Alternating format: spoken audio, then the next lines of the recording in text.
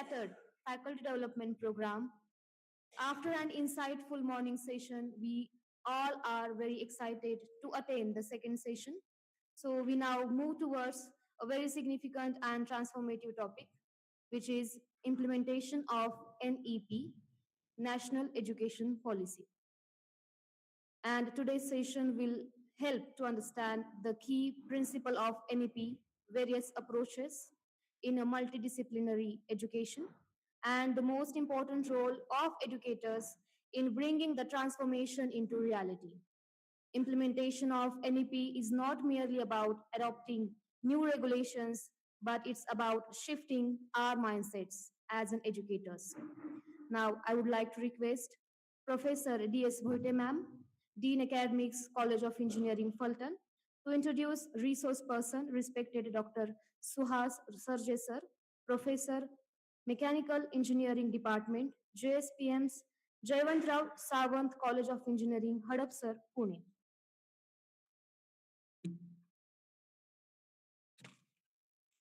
Good afternoon to one and all.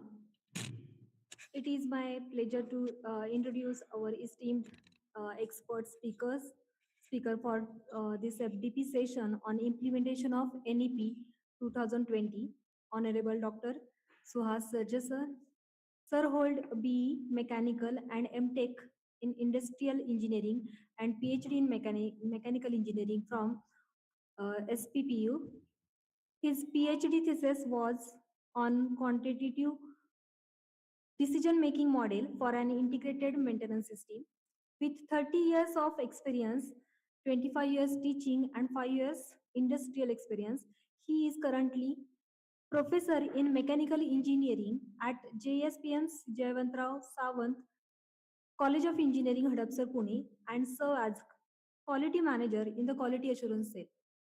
He is recognized PhD guide at Savitribai Phule, Pune University, 4 research scholars ongoing, and two has completed their PhD, and has taught over 20 subjects and specializes in maintenance engineering, reliability engineering, statistics, vibration, and optimization. His achievements include 15 Scopus Index papers, citation 63, H Index 4, 1 granted patent, 2 published patents, and 2 copyrights, 1 book on integration of maintenance system, 2 SPPU Aspires grants he has received, 10 workshops, webinars conducted, resource person at DRDO and College of Engineering, Pune, and other reputed organization, chartered engineer and reviewer for Journal of Institution of Engineers, 11 NPTEL courses completed with Star Award, consultancy for Bharat Forge Limited, and Best Teacher Award at MGM College and MPGI College, Nanded.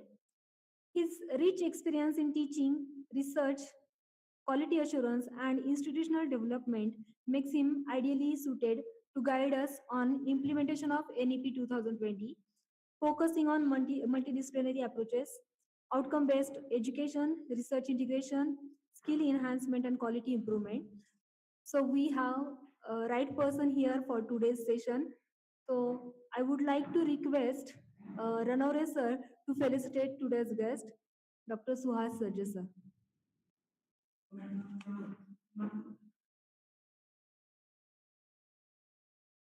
Thank you, ma'am.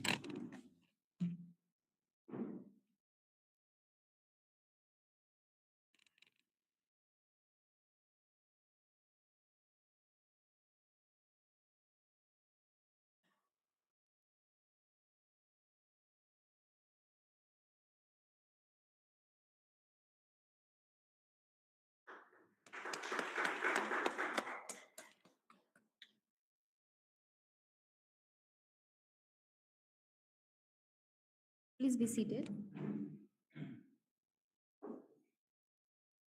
So now we are eager to dive in the second session, which is implementation of NEP. So I kindly request to our respected Dr. Suhas Sarje sir please proceed and guide us on implementation of NEP. Thank you all the dignitaries who attend this session.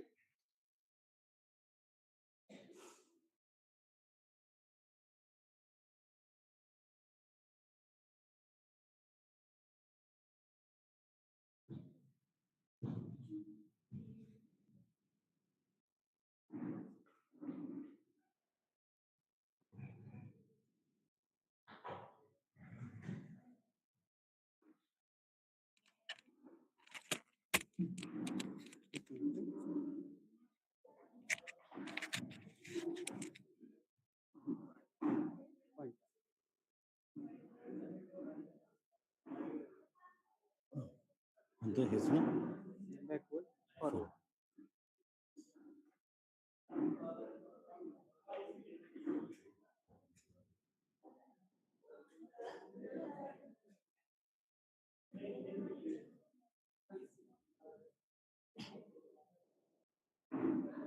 हाँ इसी का थोड़ा वाड़वा थे वाड़वा बंद कराना था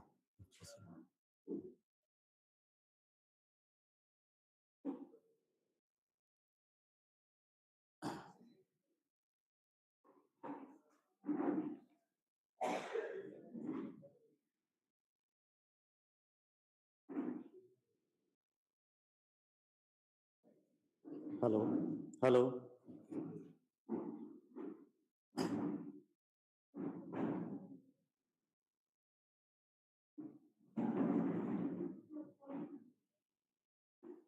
So good afternoon to all of you.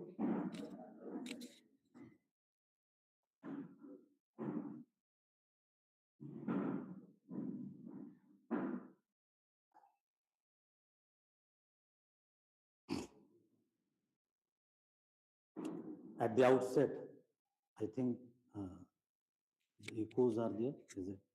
Is it okay?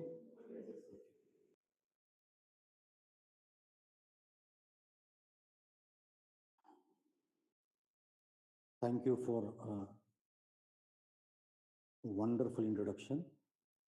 Rather, I would say that thank you for supercalifragilisticexpialidocious introduction.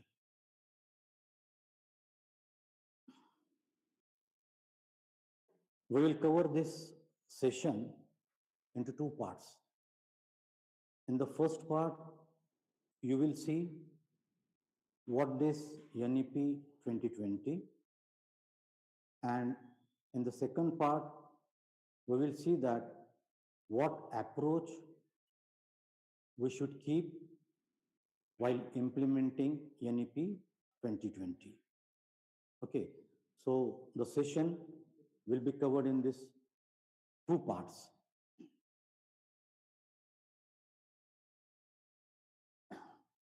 I know that probably you people have heard about this NEP 2020 till now. Everybody is aware about this NEP 2020 to great extent. I hope so. Okay. Now, before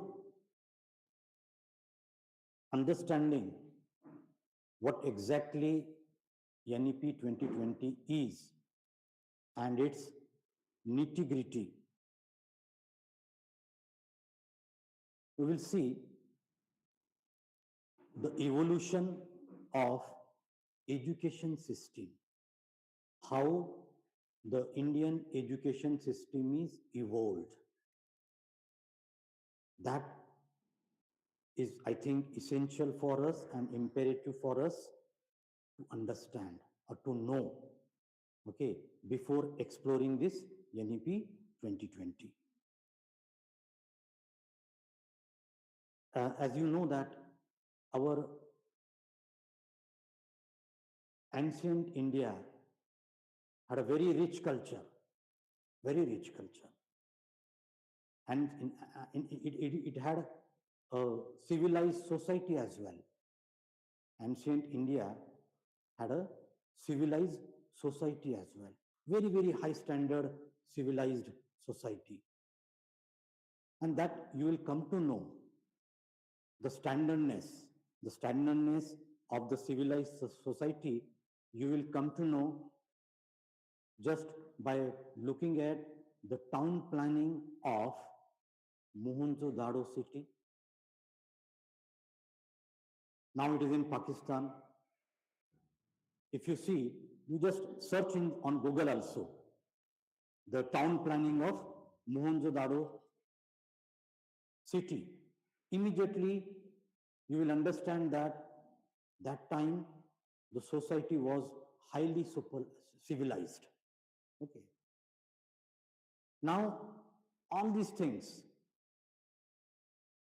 you can consider the culture, you can consider the civilization of the society, you can consider the standardness of politics or economic standard. All these things resulted from education system. All these things resulted from education system. And at that time, we had a very, very high standard education system.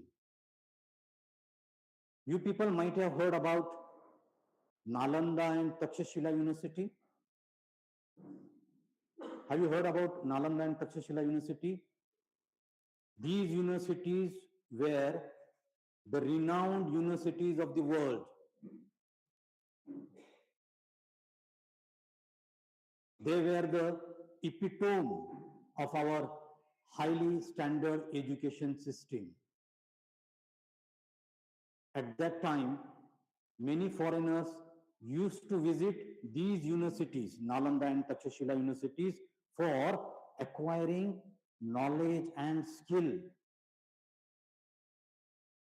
Okay. So it was a very glorious era as far as education system is concerned. Very high standard education system we had at that time. But unfortunately, due to numerous wars and political instability, we could not continue that glory and that legacy of our education system. The legacy of education system and the glory of India ended up because of this war and what you can say, this political instability ended. Everything was ended. Otherwise, we would have become a superpower, or what we call it, Vishwa Guru, since then. Okay. But the God had a different plan for our country. So, when we talk about the evolution of our education system,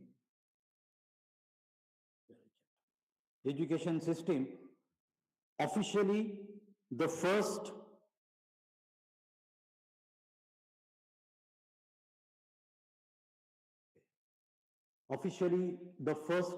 education system is proposed in 1835 by Macaulay. This is what we can say the first education policy of India. Okay. And if you see, what was the intention of this policy? Just to create low-level staff, low cadre staff, clerk, peon, senior clerk, that's all. Means every Indian should able to read and able to write in English. They should able to read and write in English only. And because of that, what would have to happen? The administration for the Britishers, okay, it will become easy for them. Okay, to make them easy, the administration, okay. So their intention was that just to create low level, okay, low, what you can say, low cadre staff, clerk and what I can say, senior clerk and all that thing. So that only able to read and write the English. So so that's why they have promoted European literature and science in English. Okay, so westernization they introduced in 1835. Okay, that was the thing.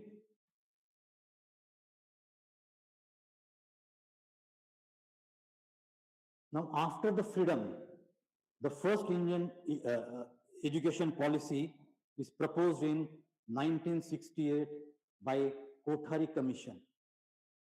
And there, the purpose of this policy was free and compulsory education to the children, those who are having age up to 14. So that was their intention. The purpose is that, okay, whatever happened in the past or in the history, forget about that. But hereafter, we want to achieve or we want to see that every Indian is educated. Every Indian is educated. That was the purpose of this policy. Then the next policy is 1986, and now the scope is widened here. Earlier it was for only the children, the policy, earlier policy.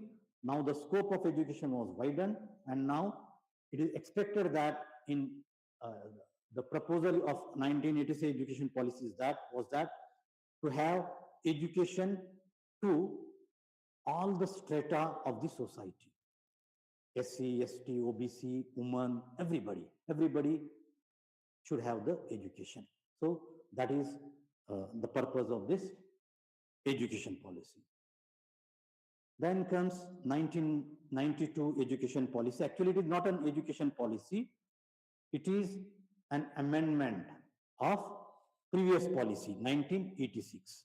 Okay, so it is named as National Policy of Education, NPE. Okay, and from there, they have decided to have the common entrance test. Nowadays, you are seeing that CET exam, okay, NEET exam, JEE, all that thing. Actually, it is suggested in 1992. After this 1992, again, one period was there, that is 2005, something around 2005. And from that 2005, this, what you can say, the entrance exam actually started. Now, in 2020, as all of you are knowing, NEP 2020 is proposed. And what is the objective of this NEP 2020? Holistic approach. It is holistic education. Okay. So this is about the evolution of our education system before exploring this NEP 2020, and I hope that it is essential for all of us to know that what happened in the history. Now, what is the motto of education before NEP 2020? This was the motto: just to provide information on a subject, impart knowledge and skill among the student.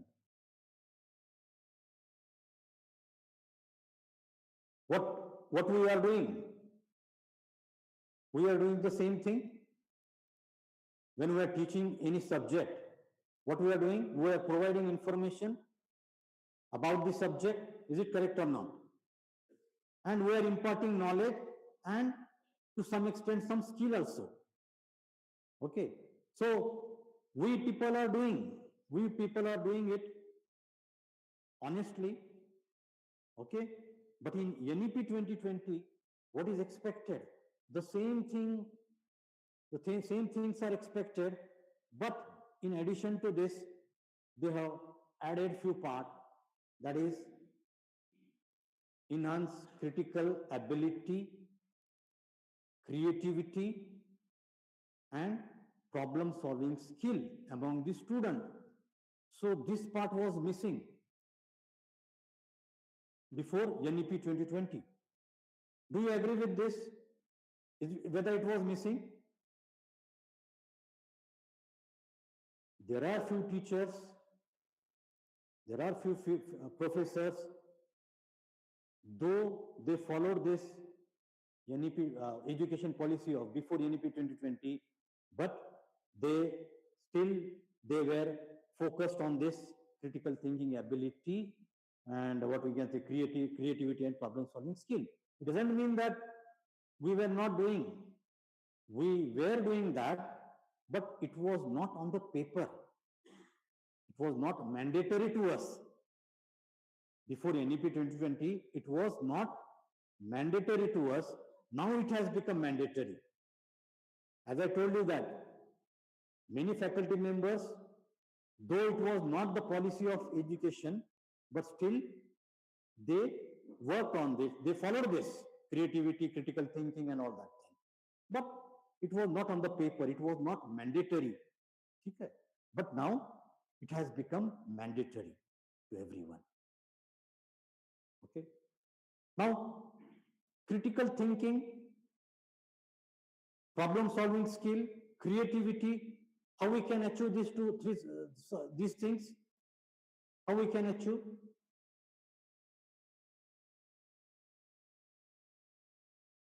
The remaining part, the earlier part, I will just teach to the student in a proper way, and I can achieve that information on a subject, knowledge, skill to some extent, I can do that.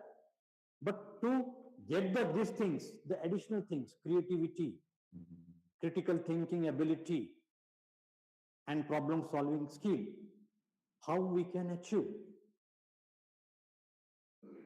how we can, what we can say, incorporate these things in students' personality, how we can do that.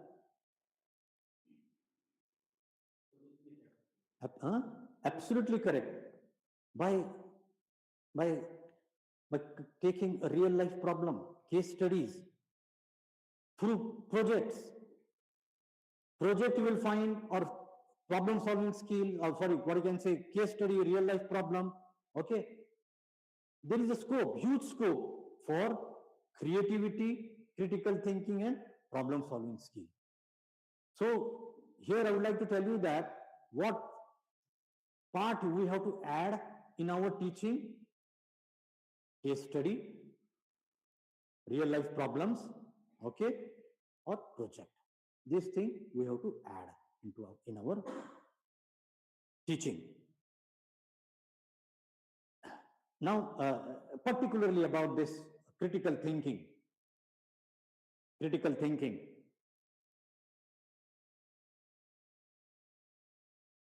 How to enhance the critical thinking. Let us imagine that I am teaching to you frequency. Frequency is a term, concept. Everybody is aware about this. Frequency, number of cycles per unit, time. Okay. So please, could you give me your this band? This I want card. Where this identity card? Okay. This is the best example. So I am now teaching the concept frequency. I would like to incorporate critical thinking in my teaching. Okay. I'm teaching frequency. Frequency, as I told you, that number of cycles per unit time. Okay. Now this is as good as simple pendulum. Okay.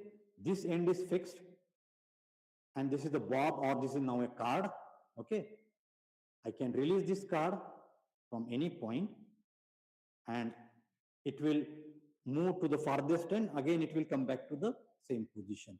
So this is one cycle. This is one cycle. And what is the frequency? Frequency is nothing but 1/t, number of cycles per unit, time. 1/t hertz, 1 time. Okay. Now I will ask to the student, I would like to know the frequency of this. Means one cycle completes, for completing one cycle, how much time it takes. That I would like to know. Now if I release the card from here, I will ask to the students to measure the time, So they will start using that stopwatch, which is available in a mobile phone, okay, and they will measure. They will get some time, 4 seconds, 5 seconds to complete one cycle. So the frequency is here. If it took suppose 4 seconds, so its frequency 1 over 4, 1 over 4 hertz. So 1 over 4 means 0.25. 25 is the frequency. Listen to me. What is my objective? Critical thinking ability. I would like to incorporate. Okay. Now,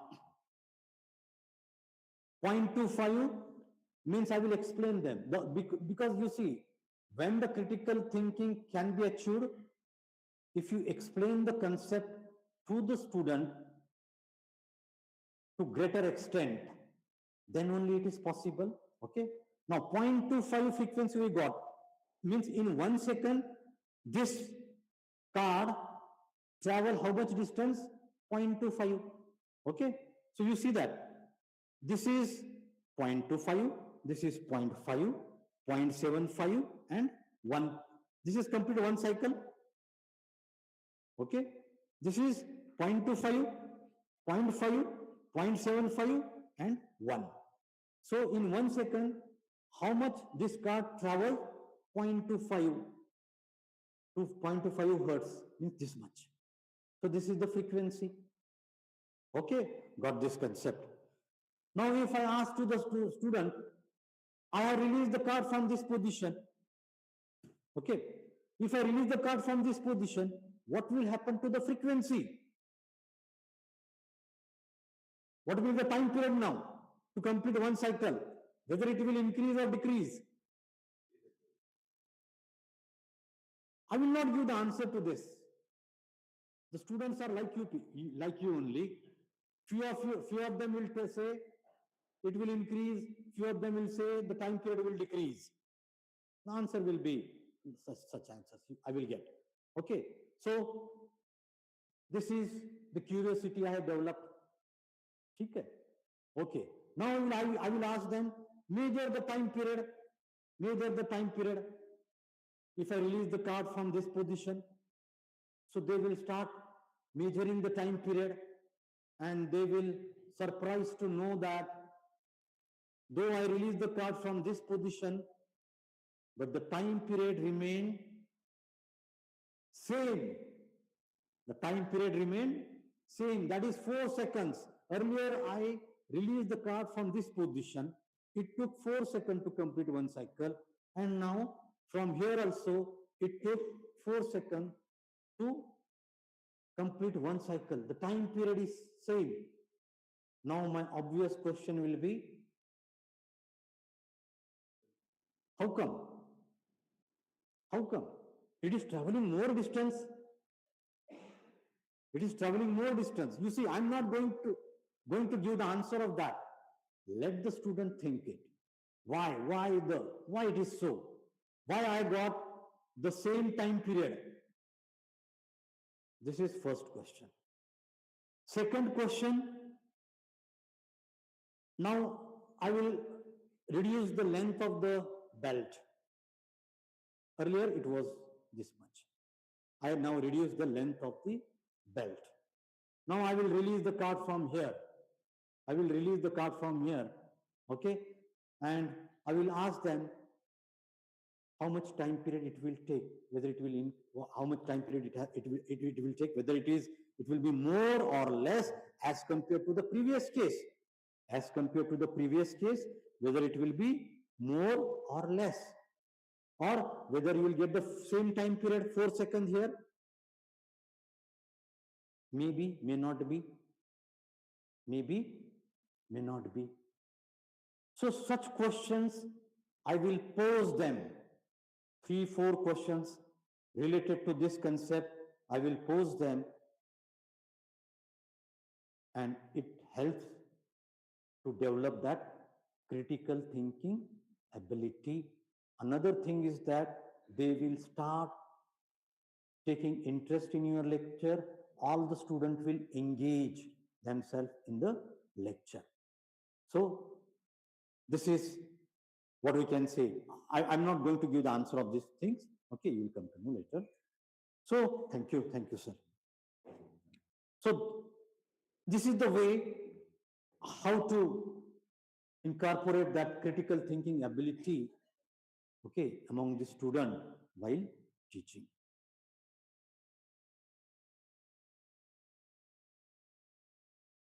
Now NEP 2020 school level and higher education HEI, higher education institutes, okay, level. I do not want to dwell on school level. My focus will be on higher education institute only, but still I think that we should know the changes in the basic structure of school level. Okay, what are the basic structure change in that school level? You just see, this is the old structure, 10 plus 2, 10 plus 2, okay. Now in NEP 2020, the new structure is this one, 5 plus 3 plus 3 plus 4. Whether you people aware about this? Earlier we had, all we learn like this, no? 10 plus 2. Okay. We send our ward to nursery, we send our ward to KG, lower KG, upper KG. It was not mandatory. It was not mandatory. But why we are sending them? Why we are sending them? So that we will get some free time. That was our purpose. But it was not mandatory. Okay.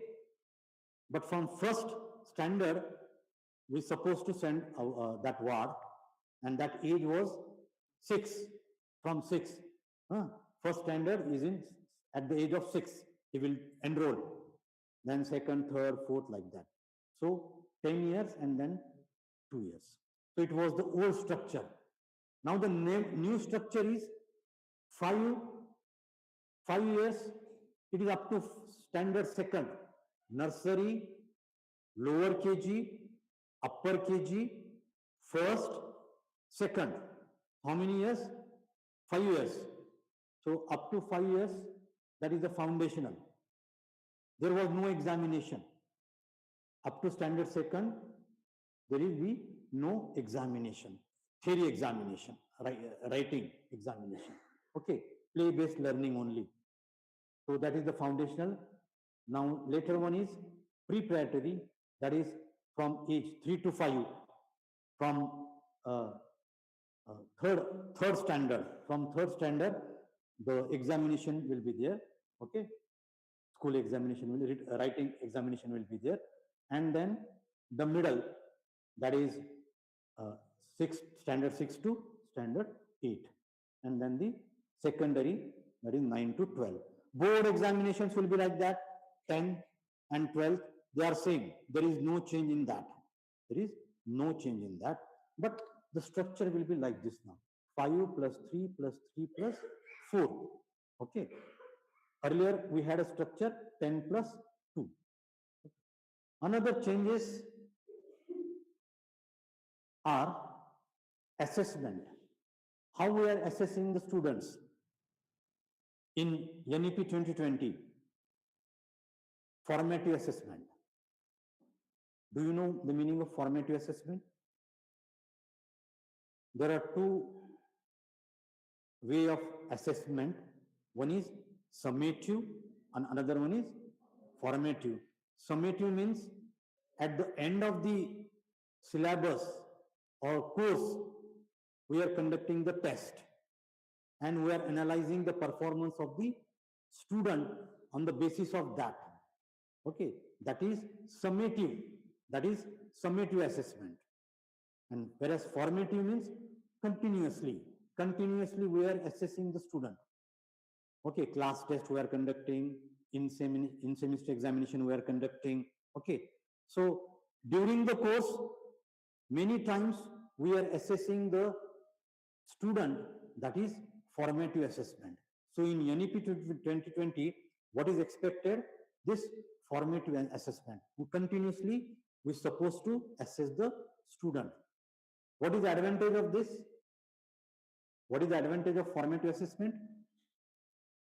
So, you see, this session should be interactive. Session should be interactive. Okay? What is the advantage of formative assessment? Or what is the drawback of summative assessment? The drawback of summative assessment is that at last, at the end of the course, you will come to know the performance of the student. Okay? And that is the biggest disadvantage of summative assessment. Whereas in formative assessment, if you conduct one test and if you find that students are not performing, immediately you will say to him or her that you are not performing well in my subject. So prepare the subject properly. That scope is not available in summative assessment. Okay, time to time we are measuring the performance. That is the advantage of formative assessment. Okay, and in formative assessment, now again in NEP 2020, what is new in that? We are not worried about the marks, the performance in theory examination. We are not worried about that in NEP 2020. We are worried about critical thinking, analysis, conceptual clarity, okay, the other skills, quiz and all that thing. Theory marks are no longer will be a gauge or scale to know the quality of student. The things are shifted now from theory examination to practical approach. How he is performing, how much is critical thinking ability, whether it is developed or not, how he is analyzing the things, whether he is having a problem solving skill or not. That thing, these things are important. Okay, and would like to assess such things only.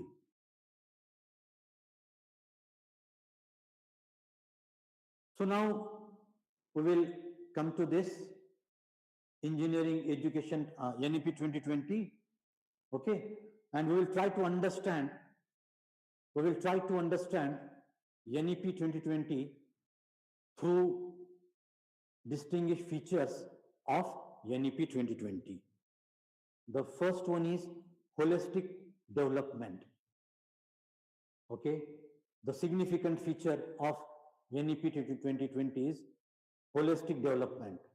Holistic development, as the name implies, its meaning. Holistic development means overall development. Overall development. Okay, that is critical thinking, creativity, ethics beyond the skill. This three things comes under this, three domain. Cognitive, affective, and psychometric. Before NEP 2020, we generally focus on, before NEP 2020, we generally focus on cognitive domain. We usually test their knowledge, their skill, and then we decide that now, yes, this student is very good. Only we focused on cognitive domain. So in NEP 2020, what they are expecting or what is there in NEP 2020, not only this,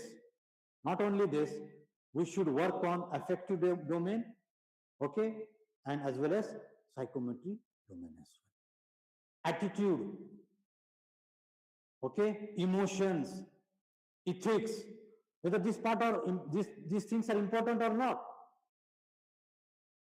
Okay, these things are important for the engineer as well. It is not for school, it is for everybody, for engineer, for school going student as well. Holistic development. In engineering, generally we focused on cognitive domain. We don't take into account these three remaining domains. But hereafter, we have to work on that, affective domain and psychomotor domain. Affective domain, as I said, attitude. If I give real life problem to student, they will show proactive attitude. If I give real life problem to the student to solve, they will show proactive attitude. Proactive and reactive. These two attitudes, you people are knowing, reactive and proactive. Reactive means immediately you are giving the response, reaction. Okay, that, oh, I am not able to solve this, nothing. It is, the problem will not be solved. Proactive means positive thinking, positive attitude. It is something like that. Half glass, half empty, or what do you call it? Half full and half empty. Half full means proactive and half empty means reactive, negativity. So we are developing proactive attitude, okay, in this affective domain. So that thing we have to consider, that thing we have to take into account. Okay. Then if they are not able to solve that real life problem, what will happen?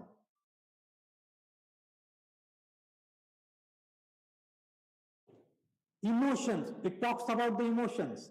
If you are failing the examination, what will happen? It hurts you. What about your emotions? You are not able to control your emotions. If you are able to solve the problem, real life problem, then it is okay. But if you are not able to solve the real life problem, okay, then it teaches us as well that how to control the emotions, ethics, everything. Okay, so that affective domain we have to develop among the student. Then psychomotor domain, physical skill. Physical skill means doing by hand. Manually you are doing something. Again, in previous education policy, we didn't give much importance to this. But it is equally important for us. Let us imagine I am teaching a metrology subject. Metrology means measurement of science, measuring any component. Measurement of science means metrology. I'm teaching that subject, suppose. And if I taught them, suppose, vernier caliper. I think everybody is aware about this. Vernier caliper, micrometer. Everybody has used these devices. Okay, so I'm teaching them how to find out the least count, how to take the measurement using using micrometer or vernier caliper. I'm teaching to them, and I will feel that yes, all the students have understood it. All the students have understood it. I have given them every detail. About the measurement of vernier caliper and micrometer. And I hope that around I was in full paradise that every student understood that one. And even if I conduct the test based on measurement of using vernier and micrometer, they may secure good marks. Does it mean that they acquired the skill? I conducted the test. They got good marks in that test. I asked them what is the least count of vernier caliper, what is the procedure of measuring the any mechanical any component by using vernier or by using micrometer. Okay, what are the different components of micrometer? What are the different components of vernier? Okay, blah blah blah. Draw the figure of that. I asked them question. They replied me, and they got good marks in that paper. Does it mean that does it mean that they acquired the requisite skill? If I give them vernier caliper in their hand, and if I ask them to measure the length of this component, will they able? Will they able? Will they give me the right dimension, correct dimensions of it? No. The first question crops up in their mind that what is the least count of this vernier caliper? And then they will put two jaws in to measure the component of this, and they will not use the parallax theorem here. They will not put the jaws properly, what I mean to tell. They will not put the jaws properly, okay, to measure the dimension, the length of this component.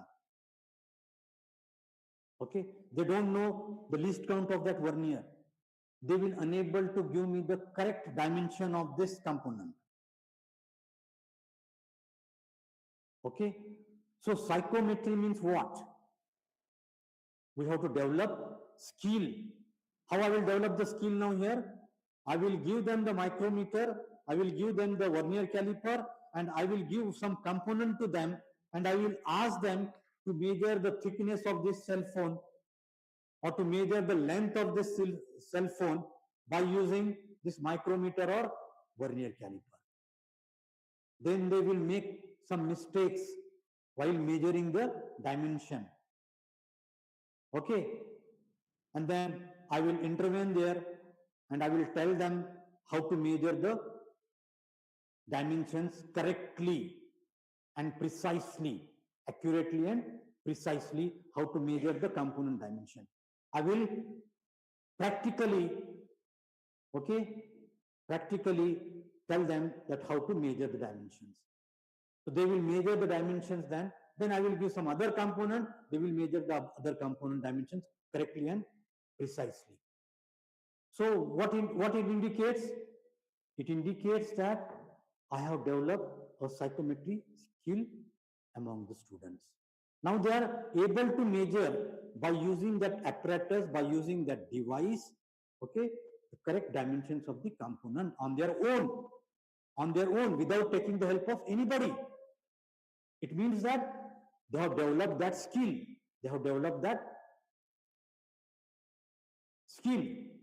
Okay. So that kind of skill we have to develop.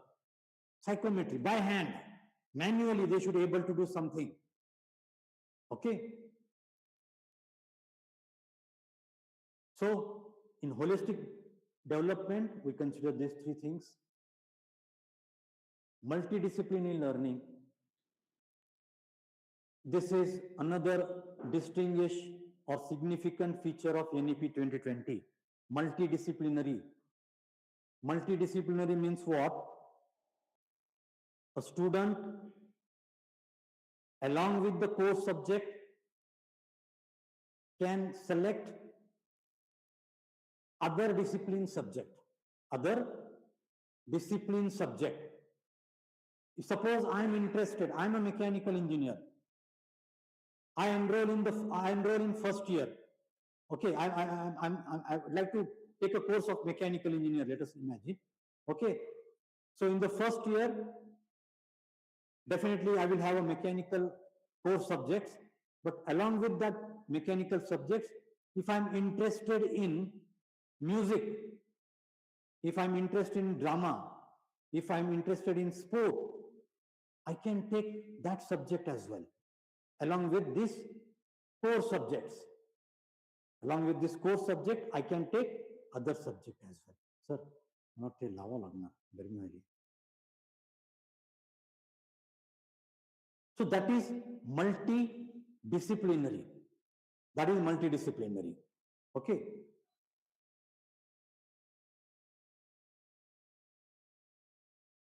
Ah.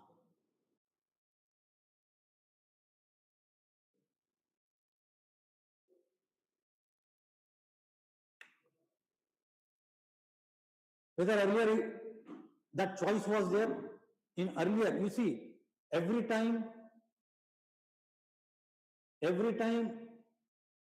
we have to compare it with previous education policy. Previously, whether it was possible for us to select any other subject than the discipline, than the parent discipline, whether it was possible in previous education policy? No. But now that facility is available to each and every student. If he thinks, if he wants, along with the core subject, he can select other discipline subject as well. It may be electronic subject, it may be computer subject, it may be music, it may be drama, anything. Okay, so that multidisciplinary learning is there. Choice-based credit system.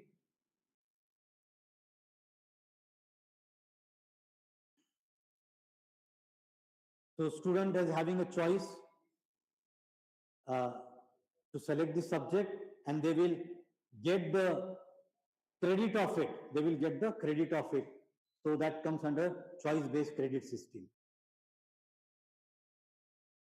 Now here if you see, choice of major and minor subjects. Major subject means core subjects. If your discipline is mechanical engineering, so whatever the important or significant or main subjects of mechanical engineering, all they comes under this major subject. Okay. You generally see electives, you know, again, elective subjects generally use, that they will not come under this core subject. So major subject means core subject of the discipline, and the core subject decides in which you will get the degree certificate. Okay. Suppose you have taken a core subject of mechanical branch and some other subjects of other discipline, then you will get the degree certificate of mechanical field only. Okay. Students should secure a minimum 50% of total credits through core courses. Students shall have major subject and a minor subject from the list of various subjects which is stated by the university, because university is now stating that one, or autonomous college. And the final one is basket system. Whether you people are aware about this one or not, regarding the basket system. All other points I just read out for you, because I hope that you people may come across with this in, or to some extent you people are knowing about it. But what is this basket system?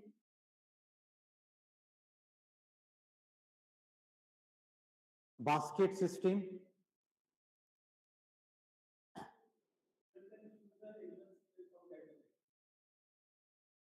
Ah, correct. To great extent it is correct. Anybody else? Basket system. This is the beauty of NEP 2020. Multidisciplinary is okay. Okay, core subject, major subject, minor subject, that is also okay. You will get the degree according to the major subject.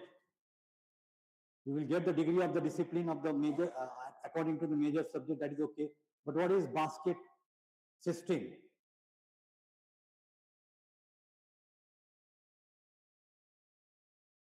Anybody? Sir has attempted well. He tried well. Huh? Yes, yes. Basket system. Basket system means, huh?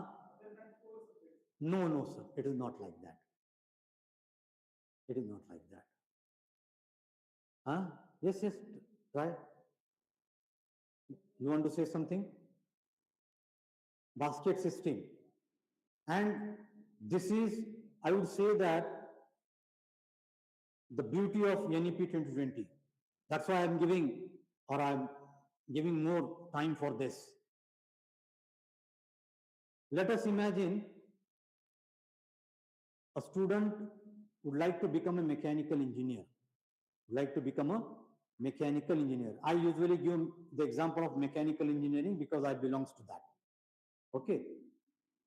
So he wants to become a mechanical engineer. First year is okay. First year is okay. Common subjects is okay. When he entered in second year, how many faculty members are here who belongs to mechanical branch? Okay. Thank you. Second year, as you know that we are having 3 modules. One is design, thermal, design, thermal, manufacturing or production. Okay, design, thermal and manufacturing or production. These 3 modules are. But I'm a student of mechanical engineering, and I would like to read, or I would like to study, not read, I would like to study, or I would like to acquire knowledge of only manufacturing domain. Only manufacturing domain. So what I will do, I will take manufacturing related subjects in second year. The core subjects will be manufacturing related. I will not learn design subject. I will not learn heat power subject, thermal related subject. I will learn only manufacturing core subjects. Okay. Then I will take minor subjects to complete the credits. Minor subjects. This is for second year. And when I will go in third year, I will do the same thing, because my father's industry is there, and the father's industry is of manufacturing industry. So I would like to study only or acquire knowledge of only manufacturing field. I don't want to learn design and heat power. So I will skip that part. So in third year, again I will take manufacturing subject. In final year also, I will take only manufacturing subject. Is it okay? Only manufacturing.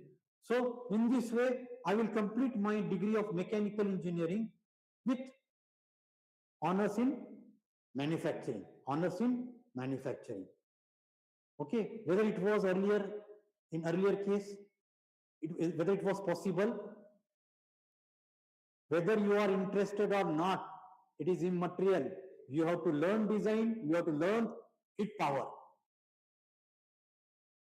This is the difference between NEP 2020 and the previous one.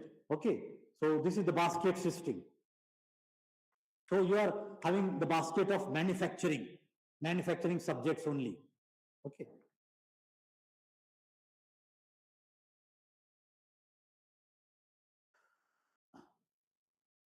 So multidisciplinary subjects, when you are taking under minor subjects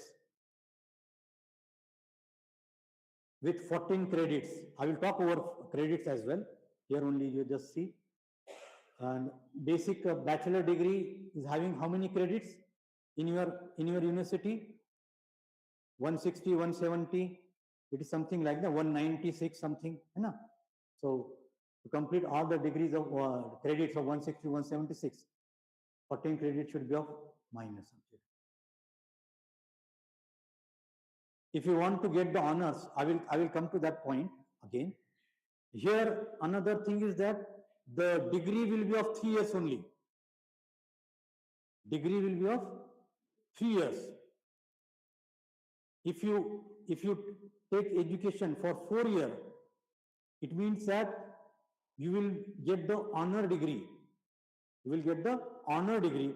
So for the award of bachelor degree with honors, students shall have to earn additional 18 to 20 credits in the final year. In the fourth year, he has to earn additional 18 to 20 credits, okay, by opting for courses of emerging specialization of the same discipline. As I told you that as we have taken the example of manufacturing, okay, or production branch or production subjects. So specialization subject. So in third year only I will get the degree.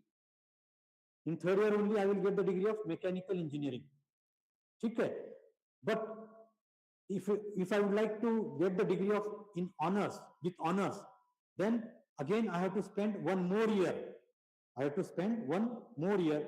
Means after completion of 4 years, I will get the degree of mechanical engineering with honors in manufacturing.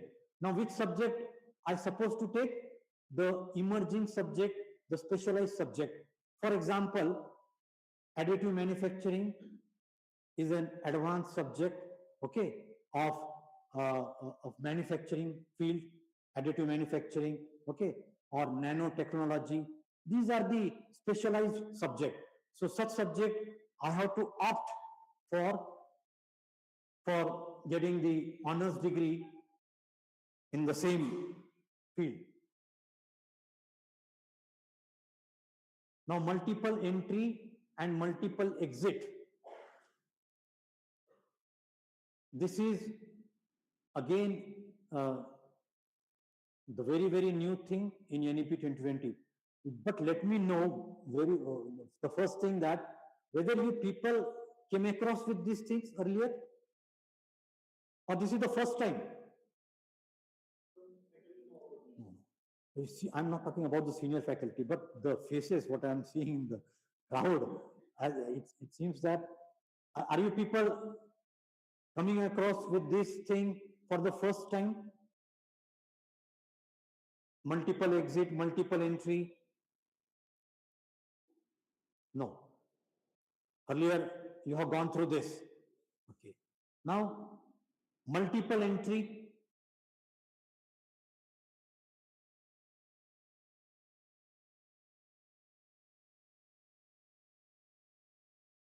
He can resume his education at any stage. Okay, I will give an example to you. Let us imagine that a student is enrolled for engineering. He completed first year. And he will be unable to continue his second year because of some problem, because of health issue, because of some domestic problem, any problem. So what will happen? He will quit from second year. He has completed first year, but he is unable to complete the second year, and because of some problem, he will quit the second year. Okay. Then after few years, after 4 or 5 years, if he or she thinks that wherever I left, again I would like to join the education. After 4 or 5 years, or 7 or 10 years, years are not important here. Okay, after a few years, he wanted to again resume his education. He can start his education from second year because already he has completed first year. He can resume his education from second year. Earlier, this facility was not there. If he quit the system, again he has to take the admission for the first year. Okay. 1 year, yeah, a particular student has completed, second year also has completed, and imagine that after second year, he left the system. Okay, he stopped his education after second year. Okay, he quit the things, and after a few years, again if he wants to join, he can join the education system again from third year. He can resume from third year. Okay, so wherever he left, he can continue it from the next year. So that is the multiple entry which was not earlier.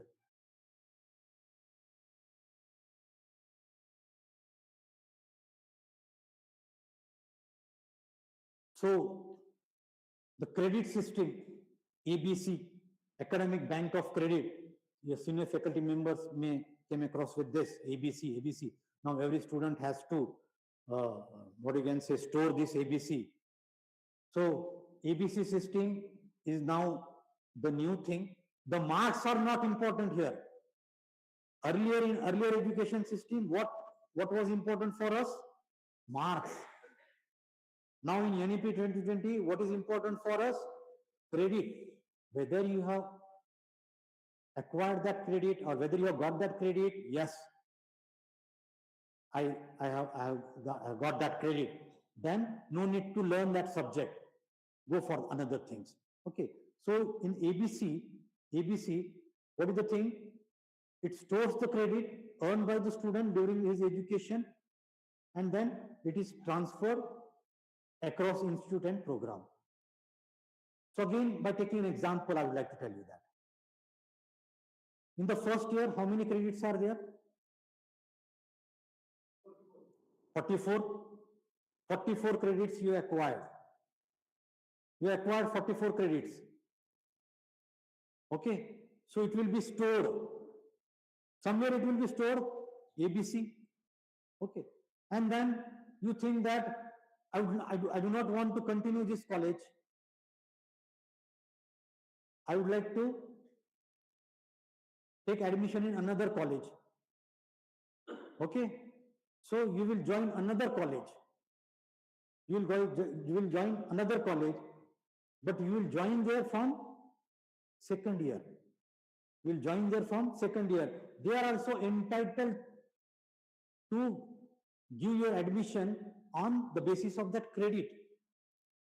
What they will see, what the other college will see, whether you have acquired the sufficient credits, 44 credits, yes. So your first year is over. Okay. So now you can join in second year. You can join in second year. So like that. So other institute also able to do that one.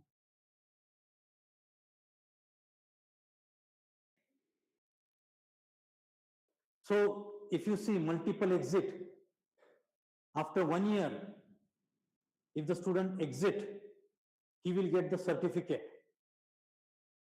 Certificate means he is acquired the desired skills. In the first year, certain skill sets are expected, certain knowledge is expected, and the student has acquired that knowledge and skill, we consider, okay, and we will provide them the certificate after completion of the 1 year. Again, earlier this was not the case. Earlier, if the student quit the education system after 1 year, nothing he will be in his hand. He will not get, he didn't get anything. Okay. But now in NEP 2020, after completion of 1 year, if that student quit the system, education, if stop his education, he will get the certificate. On the basis of that certificate, he can go for the job. That I have completed this 1 year, and whatever the jobs related to this certificate, okay, I am eligible for that jobs. I am eligible for that jobs. So this is for, that is after 1 year, the student will get the certificate. After second year, student will get the diploma. Second year he has done, then again he left the education. He will get the diploma certificate. Some certification will be there with the student. After 1 year, certificate, second year, diploma, and in third year, after completion of 3 years, successive 3 years, he will get the, or she will get the degree certificate. So here the degrees of how many years? 3 years. Okay. And Imagine that the same student continued for fourth year, then he will get the degree BTech with honors, BTech with honors or BTech with research, honors or research. Now the engineering degree is of 3 years. Okay, and if you continue for fourth year, he will get honors degree or BTech with research. Means in for one entire year, the student has to go for the major project. Major project. It is as good as dissertation. Okay, major project. And if he completes the project according to the guide, then he may entitled to get BTech with research. Okay. So now what changes in higher education system after BTech with research, means after 4 years with research, a student can join a PhD program directly. No need to go for post graduation. After B only, he or she will get, he or she will enroll for PhD. After third year of graduation, student can join PG program, and that PG program will be of 2 years. After third year. After completing 1 year of PG program, he will get PG diploma certificate. After completion of PG 1 year, he will get or she will get PG diploma. After 4 years of graduation with honors, then the PG program will be of 1 year. PG program will be of 1 year, but the student has to get the graduation with honors. After completion of the PG program, a student can join a PhD program. This is regular thing. Okay. So PhD program, 2 entries after completion of PG or after completion of B with research, PhD. Okay. And PG diploma and PG certificate. So these are the some changes, okay, in higher education system.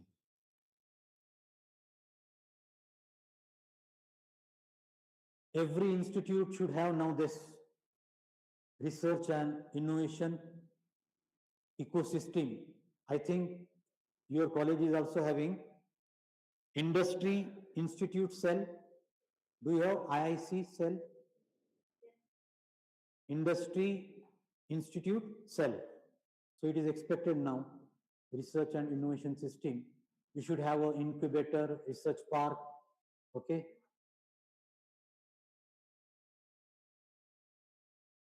Industry academia collaboration, internship. I don't know about the Kolhapur University, but Pune University is proposed now 6-month internship compulsory. 6-month internship compulsory in final year. Huh? Your college? Batu. Acha. So 6-month training. Okay. So internship and practical training, they are focusing on that. So it is enhanced employability, research and partnership, collaboration between industry and HI. That we all these things we do. Okay. All these things we do, but the thing is that now it has become mandatory. It is on the paper now. Earlier it was not mandatory, it was a choice. It was a choice for the vertical development. If any institute work on this, it was choice for them. But now in NAP 2020, every institute should have all these things. Startup incubation system, curriculum co-design. While designing the curriculum, we're supposed to we're supposed to call industry personnel. Okay, all these things are there. Internationalization of engineering education,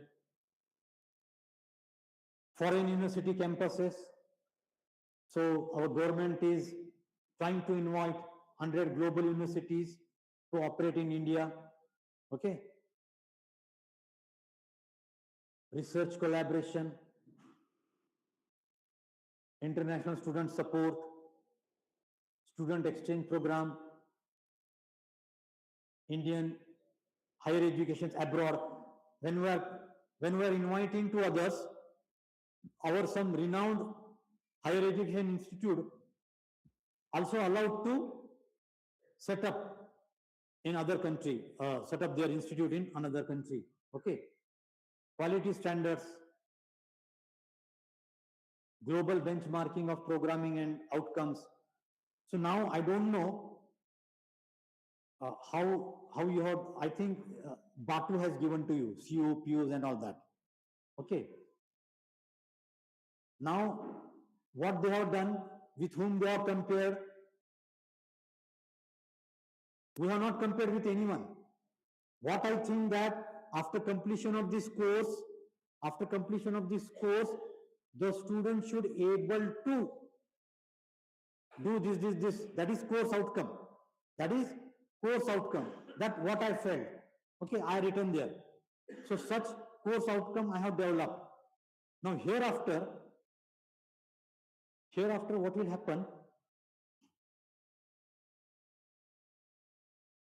These course outcome, program outcome, our teaching and learning process, all these things will be compared with internationally acclaimed universities. So with that we will compare. Their COs are this one, their POs are these are, and our COs and POs are like this. How they are, we will analyze this. We will compare this. Okay, so this the change you will find in the later stage of NEP 2020. So global benchmarking of programs and all that we'll see.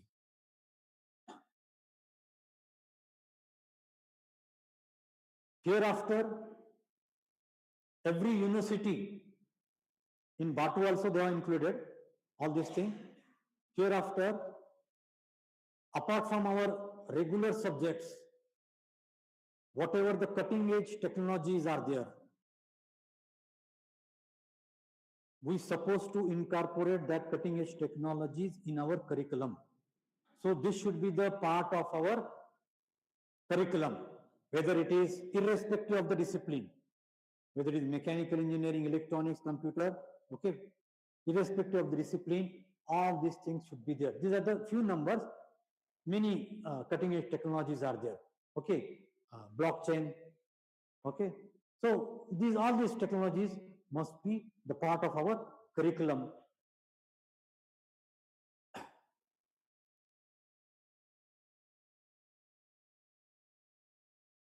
Emphasis on ethical and sustainable practices. Whether you how many people are doing PhD? Please raise their hands. PhD. Those who are doing PhDs. Okay. So very few students, very few people. See, now which PhD is having more importance?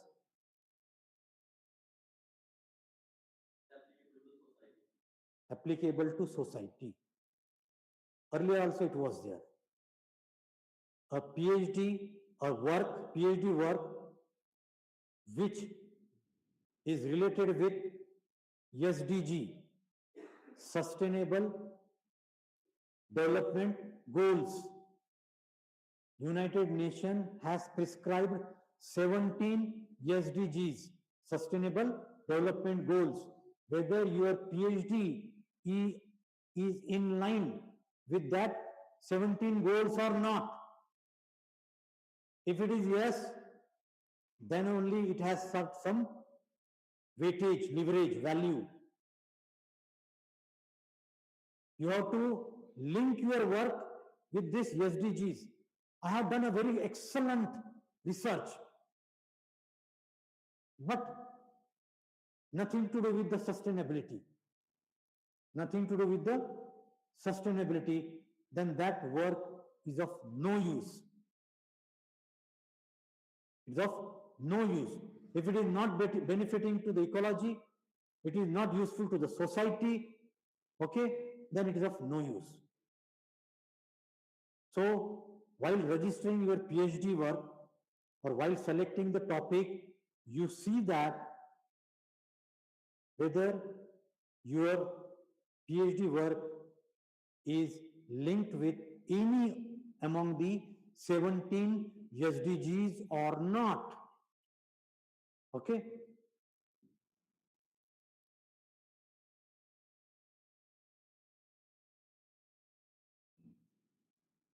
IKS, Indian Knowledge System. As I have given you the example of Takshashila and Nalanda universities. That time, as I told several times to you, that education system was very high standard. But unfortunately, we could not continue that. So that time, we had this Indian knowledge system, and the government efforts are there to revitalize and to protect that Indian knowledge system. And because of that, to protect and revitalize that Indian knowledge system, they have included in our curriculum now. It is there in syllabus, IKS. So we would like to expand, revitalize, and what I say that enrich this Indian knowledge system. Outcome-based curriculum.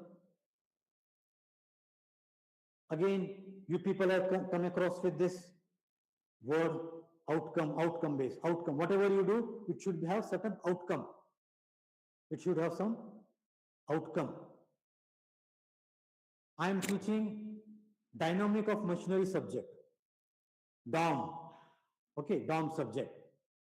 So the outcome of that DOM subject, dynamic of machinery subject, is that after completion of this course, CO means nothing but the outcomes. So after completion of this course, the student should able to do the model analysis.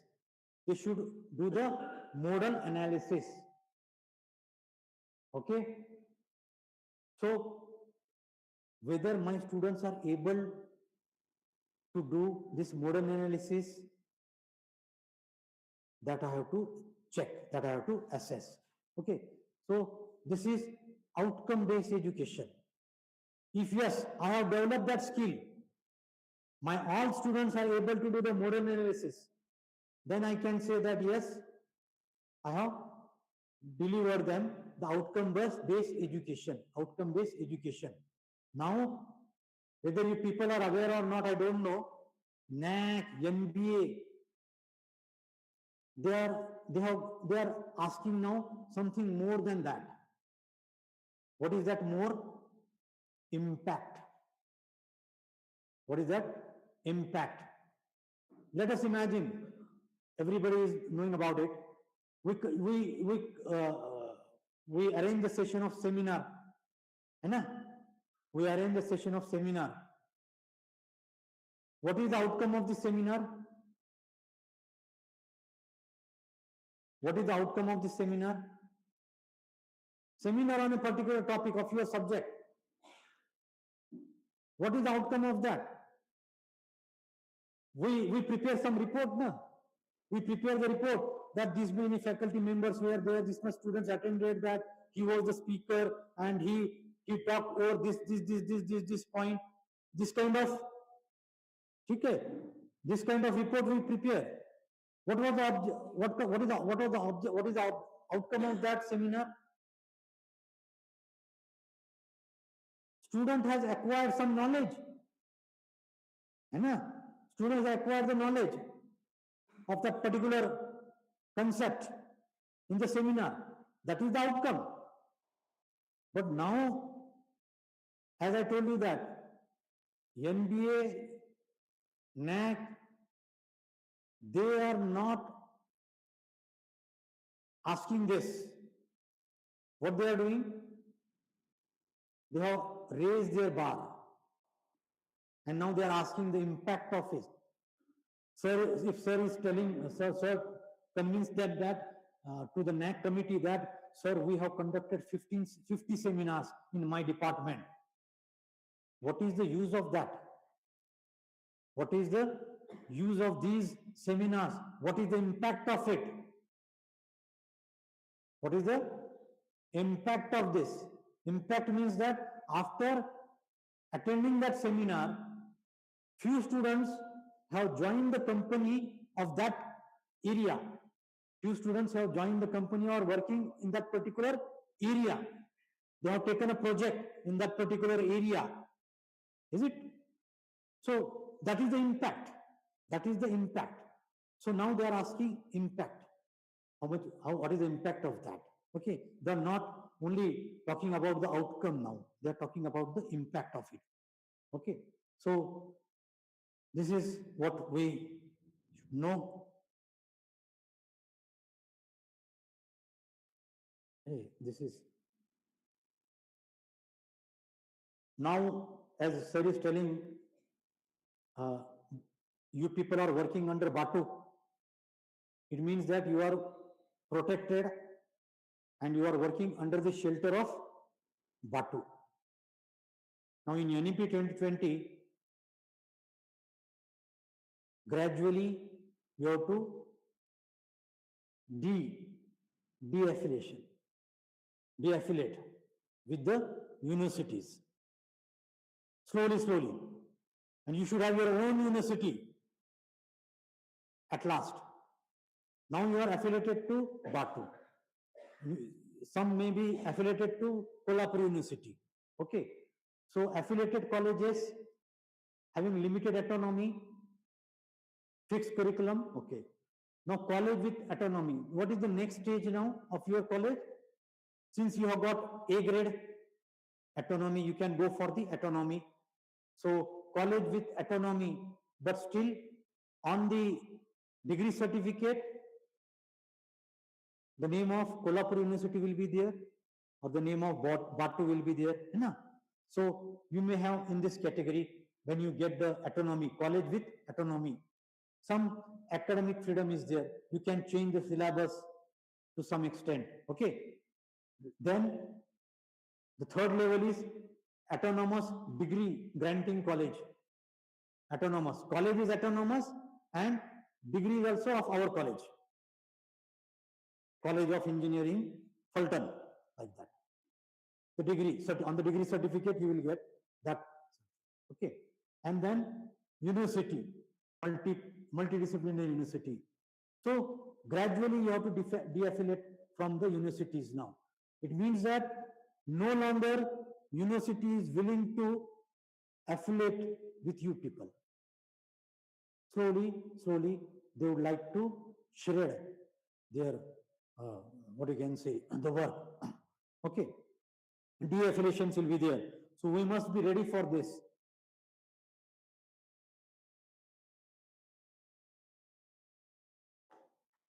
Higher Education Commission of India.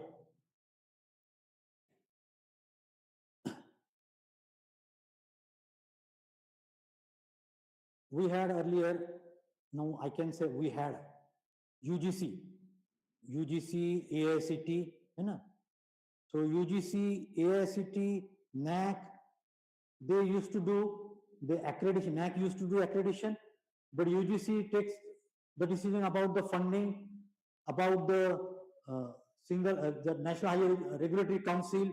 Okay, but hereafter,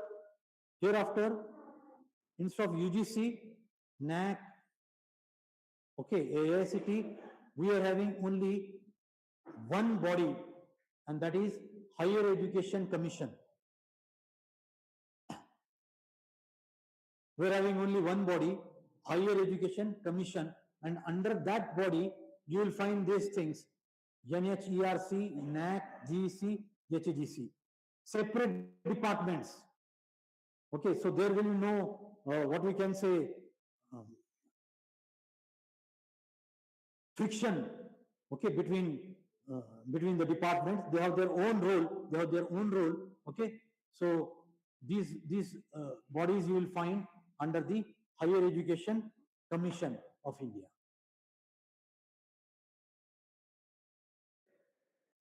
So this is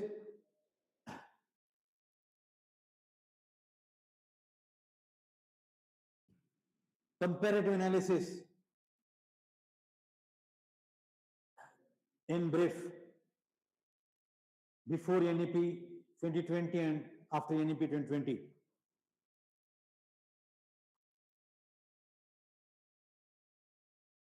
In a nutshell, okay, whatever we discussed, the extract of this, it is the extract of that.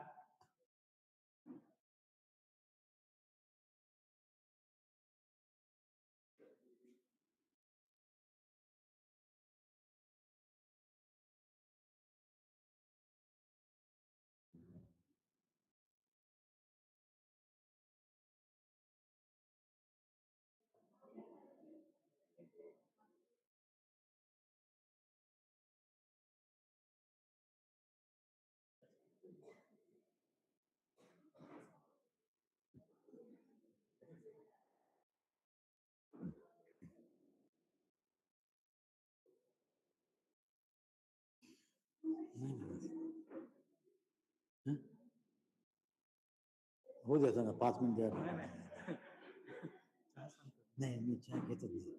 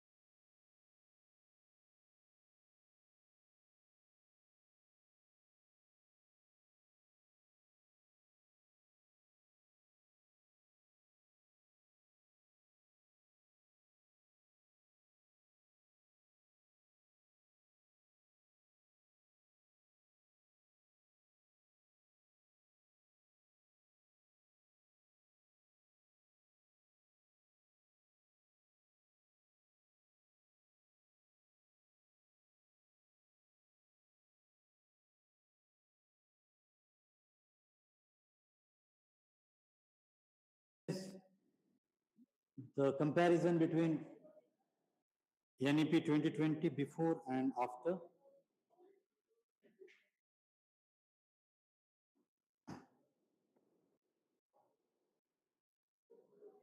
I know that we people, not you, we people still have many doubts regarding NEP to 2020. Okay, so that's why this is shown here. But after some time or after a few years, after completion of one cycle, after completion of one cycle, you will get this kind of pavement that something like that you have to go. I have many doubts regarding NEP, what to do if any student join now, then he left, then what will happen, then what to do, who will collect the money, who will collect the fees, which subject is possible, which subject is not possible, blah, blah, blah. Many doubts may be there. Many doubts may be there. Okay. So that was the first case. But once we have complete one cycle of NEP, now in 2024, I think 2023, no? 24. From 2024, this NEP 2020 is started its implementation. So this is, I think, now our second year is in NEP 2020. Next year, third year will go, and then final year. So by 2028, by 2028, many doubts will be cleared. Many doubts will be cleared of NEP 2020. So this time, that time, you will find such things that this is the way that we can go to other end. But after a few years, it will be like this, that it is very clear vision to us that what is the pathway, and how to navigate ourselves to reach the destination. Okay. So this is regarding NEP 2020, and these are the challenges. What are the challenges? Administrative, academic, and financial challenges are the most important challenges. Now, administrative challenges. Let us imagine in first year, 300 students enrolled. Okay, in first year, 300 students enrolled. Okay, for engineering. And after completion of 1 year, out of that, 100 students give up. They said, no, it's not possible for us to continue our education. So in the second year, only 200 students will be there. Initially, in the first year, 300 students were there who enrolled. But after completion of 1 year, 100 students decided not to continue their education. And in second year only, you will find 200 students. How to manage the administration? Faculty members, you depute according to that 300 students. Classrooms you make available for that 300 students. And after 1 year, 100 students left. Okay, they stop learning. They stop their education.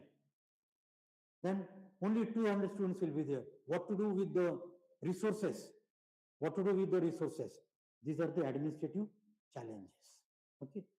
Then academic challenges means, again, first year, a particular student have completed and he found that it is not possible for him to continue in second year. He left there, and after 5-6 years again he resumed. Now from second year.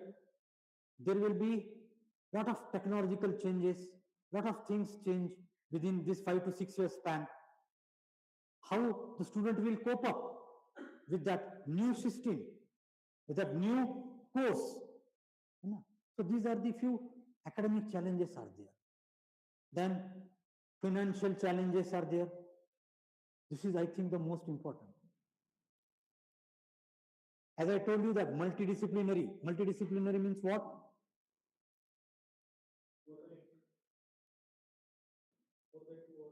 Multidisciplinary. You can take any subject other than the core subject of the discipline. I am interested in music, though I am pursuing mechanical degree. I will take the core subject of mechanical degree, but few credits I would like to take of music. So I will join music classes, and it is not available in your college. It will be available in some other institute to whom I will pay the fee. Because parent in the institute will ask 1 lakh rupees per year fee. But I am not taking all the classes from your parent institute, this institute. Some subjects it is not available in your college. So I have to take that subject from other colleges. So to whom I will pay the fees and all that. So these financial challenges are also there. Financial challenges are, I've got the point. So these are the things. Okay. So administrative, academic, financial challenges are there. And these are the opportunities.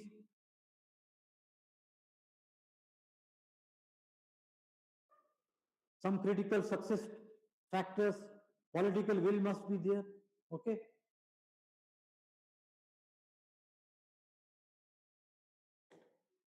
So here I have completed the first session, first part. That is, what is NEP 2020? I hope that I have infused that knowledge in your mind, okay, regarding the NEP 2020. A brief idea you have got regarding the NEP 2020. Now the second thing is that we are the teachers. We all are the teachers. What approach we should have in NEP 2020 while teaching? While teaching, shall I continue with the same approach? Or what kind of approach is expected in NEP 2020 that one should know as a teacher? Okay.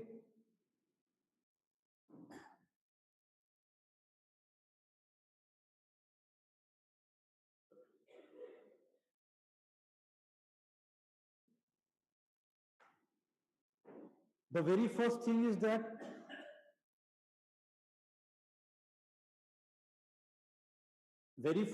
that one should know that to whom we are teaching, to whom I am teaching, that one should know before deciding the approach.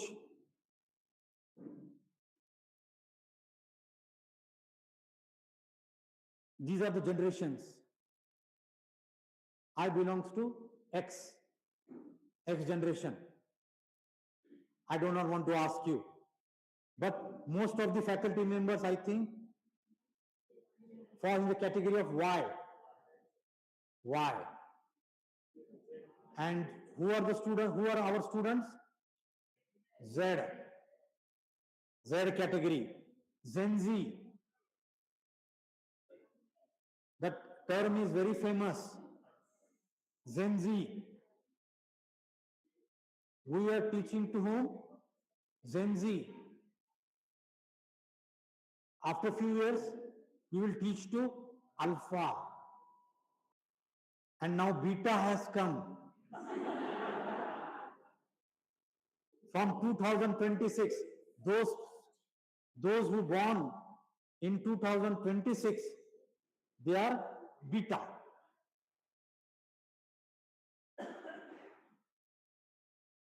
I will tell you my experience. I will tell you my experience, as I belongs to this generation X, born between 1965 to 1979. One teacher used to come He used to taught us metallurgy subject. He was from industry. He used to teach us. How he used to teach us? He enters in the classroom and directly start writing on the blackboard, and we used to take the notes. And this process continues for 60 minutes, for whole entire period.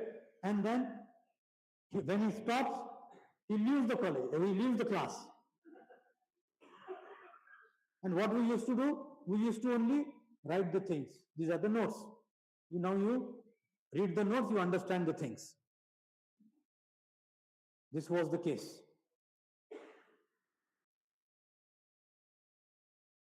And no complaint from our side. No one used to say anything. Sir has taught, sir, whether sir has taught? Yes, sir has taught us metallurgy subject, that's all. But how he has taught? What he has taught?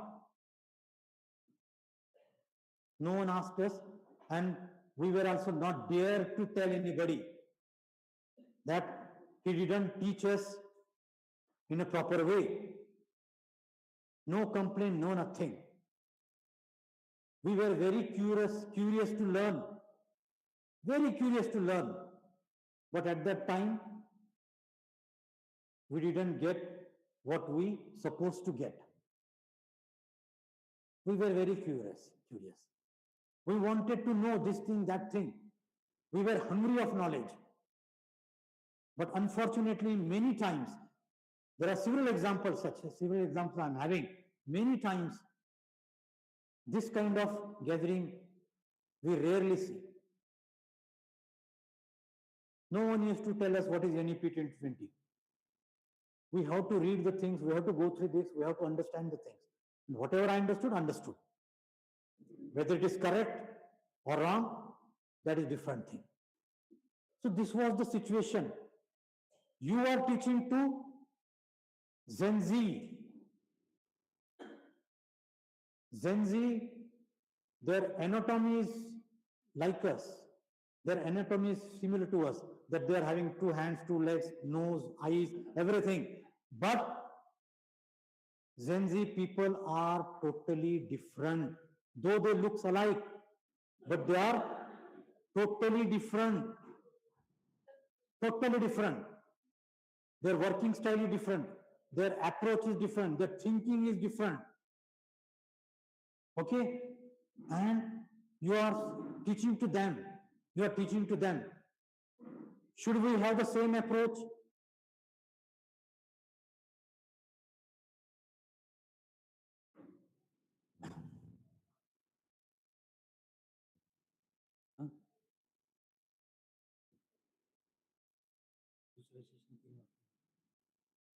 आता काय अतिशय आणखी वेळ आहे का? थांबवून अर्धा तास.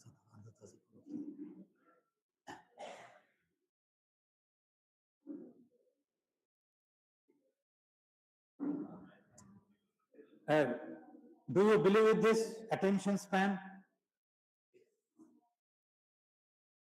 Attention span. Today students are having very, very less attention span. They cannot sit at one place properly for 5 to 10 minutes with full focus. Their attention span is very, very less. You see, greatest generation, attention span was very high, and slowly it is narrowing down.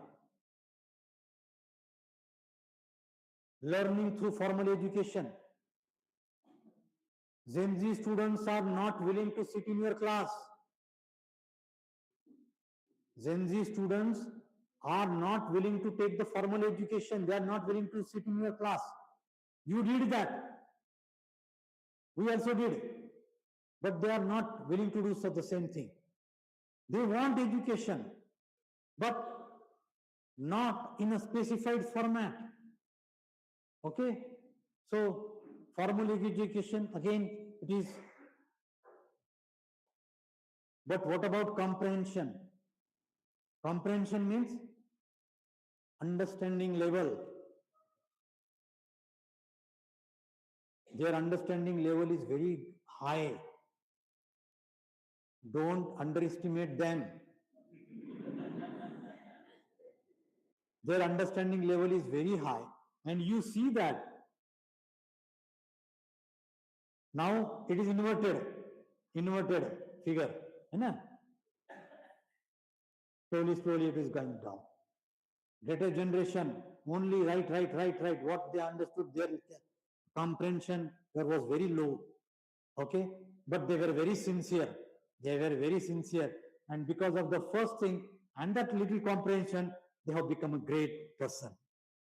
Now what is happening? They are almost great, but their attention span is very less. So what is our target? What is our goal? Our goal is to see how to enlarge the attention span from 0 to some size, that attention span. If they increase their attention span and already they are having the comprehension, they will do the wonders. Attention span is also good.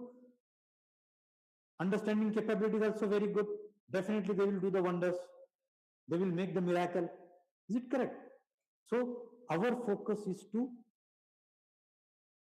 increase that attention span of the student. Now the question here is that how to do it? How to do it?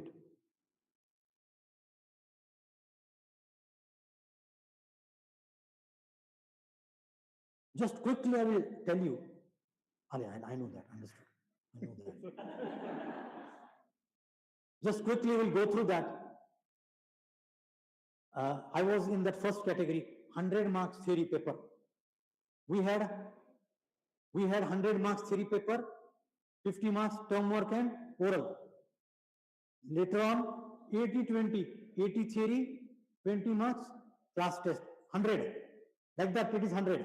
Then 70 plus 30 marks. It is very recent, है ना?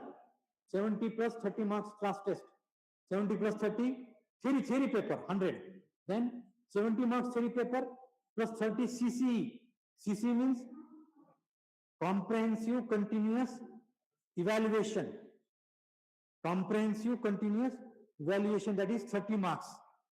So 70 plus 30 for the recent student. Now again they have changed. What change they have made?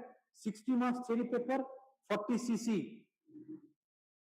60 marks only theory paper and 40 marks practical. 40 marks practical. Okay. Now again this proportion is reducing. It will reduce very soon. The proportion will be like this, 50-50. No, it is going on. It is going on. 50 theory, 50 practical. Okay. And after a few years, what they are 50 theory and 70 practicals.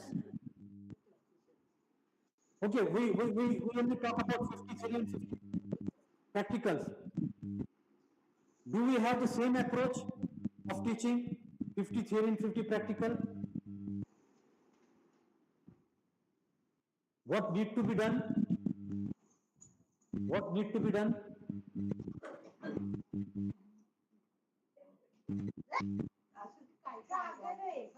Try to reduce now. This is a very good thing for you. Try to reduce for classroom teaching. Try to reduce classroom teaching.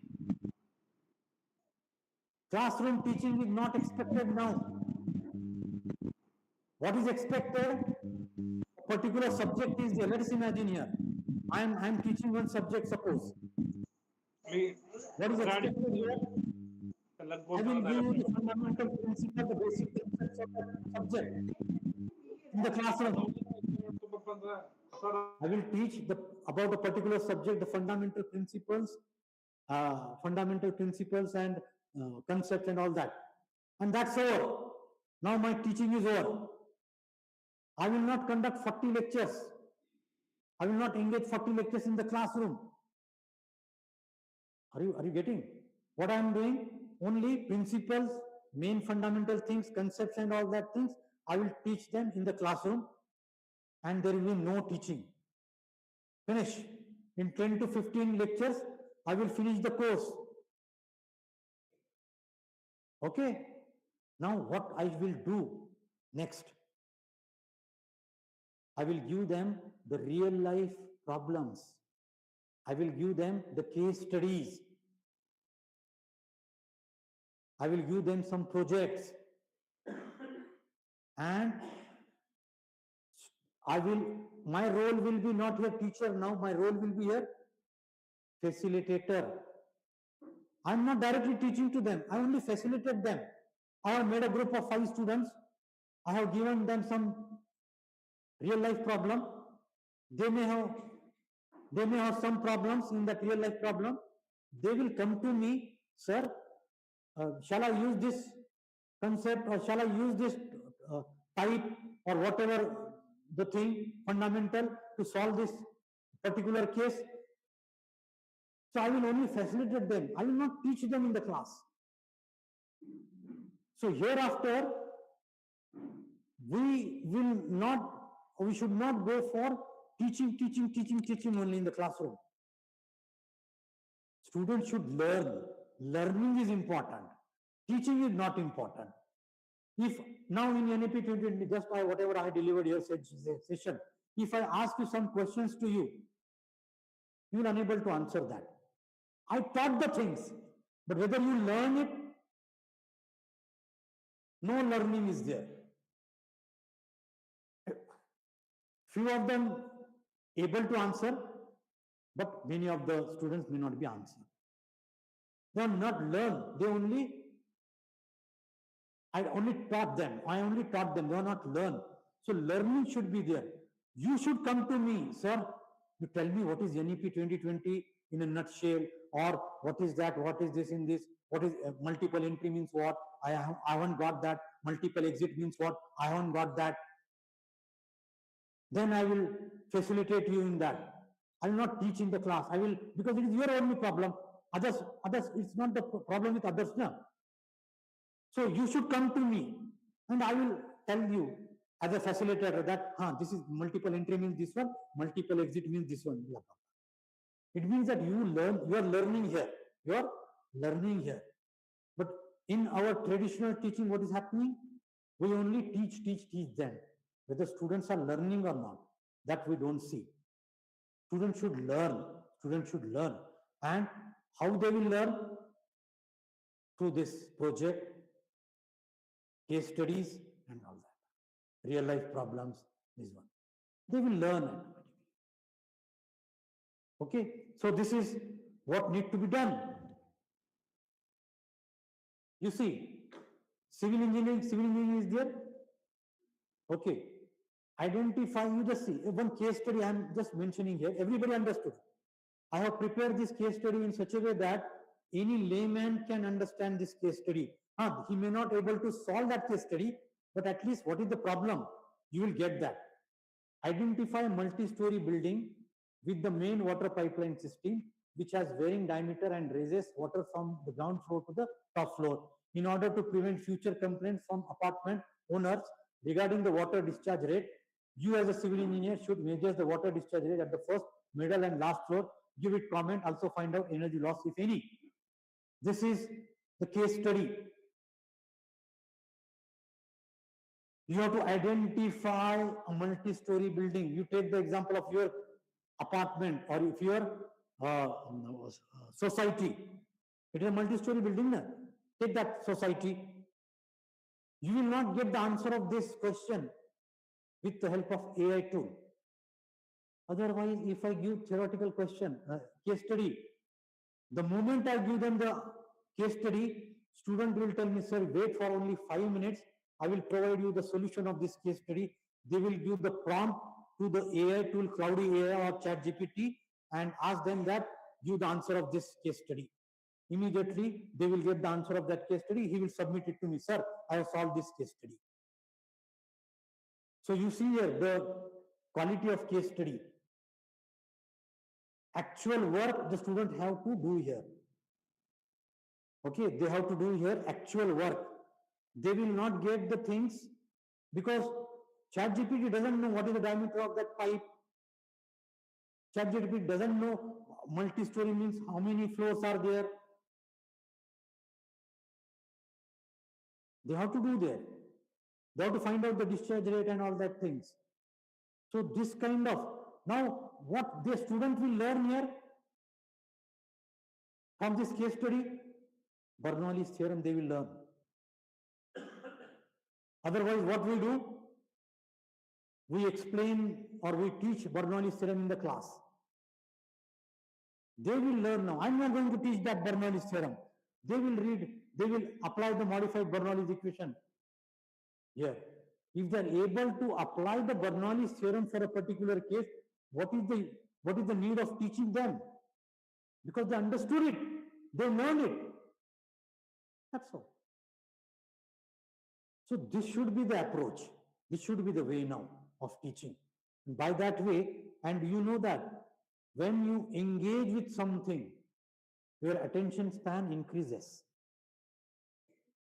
Otherwise, you are only sitting, I'm only talking. You are listening from this year and living from this year. It happens. But if I give some task to you, you will engage in that and you will learn the things. And that is what is expected in NEP 2020. This kind of approach is expected. Okay. So many case studies were there just to you have to use this innovative teaching method. I think time doesn't permit me now. Okay. Flip classroom. Do you know flip classroom? You people don't know anything about the innovative teaching methods. Whatever I am teaching to you, it is a conventional teaching method. I'm using PPT, that is different thing. That is a tool. But it is a one-way teaching. It is not an interactive teaching. Okay, there are many innovative teaching methods. From tomorrow or as early as possible, you start adopting these innovative teaching method while teaching to Gen Z students. Flip classroom, interactive teaching, then activity-based learning, okay, then experiential learning, okay, 4-board method, lot of teaching methods are there. You should start using that innovative teaching method. So no need to tell you about the interactive teaching method. Flip classroom, flip. Quickly, I will take very 5 minutes now, barely. Flip means no, huh? No, correct. Absolutely, very nice. It means that, yeah, absolutely right. It means that flip classroom, everybody should know this. Madam, everybody should know this. Flip classroom means your classroom is a home and home is a classroom. Means learning is at where we learn in the classroom in a conventional way. And what we do at home, we practice or we practice at home. Now exactly opposite to that. We will learn at the home and practice at the classroom. That is flip. So how to do it? I'm a teacher. Okay. I'm teaching a particular subject to you people, suppose. I will share material to you, everything, video, material and all the things. And then I will ask you to prepare this thing properly. I'm not going to teach you. You have to prepare on your own, self-study. You have to, I'm motivating you for the self-study. So you go for the self-study. So they will prepare that thing. They will learn those things at home. And whatever doubts they are having, they will ask me in the college. And I'm not clearing the doubts on the board. Rather, I will reach there, okay? And one-on-one, I will clear their doubts because every student may have different doubts, okay? So I'm not teaching in the flipped classroom. I'm only sharing the material to them, okay? And the classroom is home and home is classroom. So when they come to the college, okay, they will only ask me the doubts, or simply what I will do, I will take the next part of it because I assume that you understood that. Understood that. That is the flipped classroom. Activity-based learning. I don't have the time now. This is very good. Okay. Experiential learning, collaborative learning. These are the innovative teaching methods that you're supposed to use, and you're supposed to give more and more focus on practical. What you can say, practical approach should be there. Teaching not. Less teaching, more practical. Industry, go to industry, solve their problems, go industry, go to that, take this project, solve this case study. This kind of culture need to be developed in NEP 2020, then only learning will be possible. Okay, so with this, I would like to take a leave. Thank you.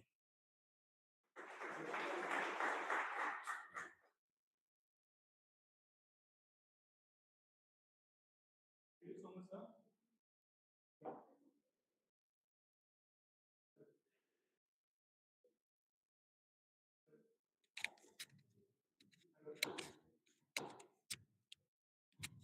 Hello. Yes.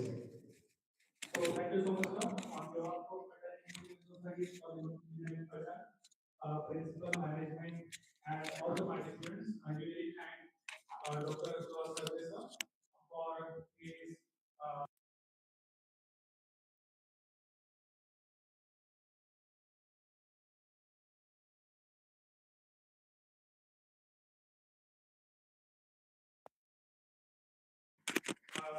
allow students to use the flipped classrooms and other activities, sir. Thank you, sir. Thank you so much, sir.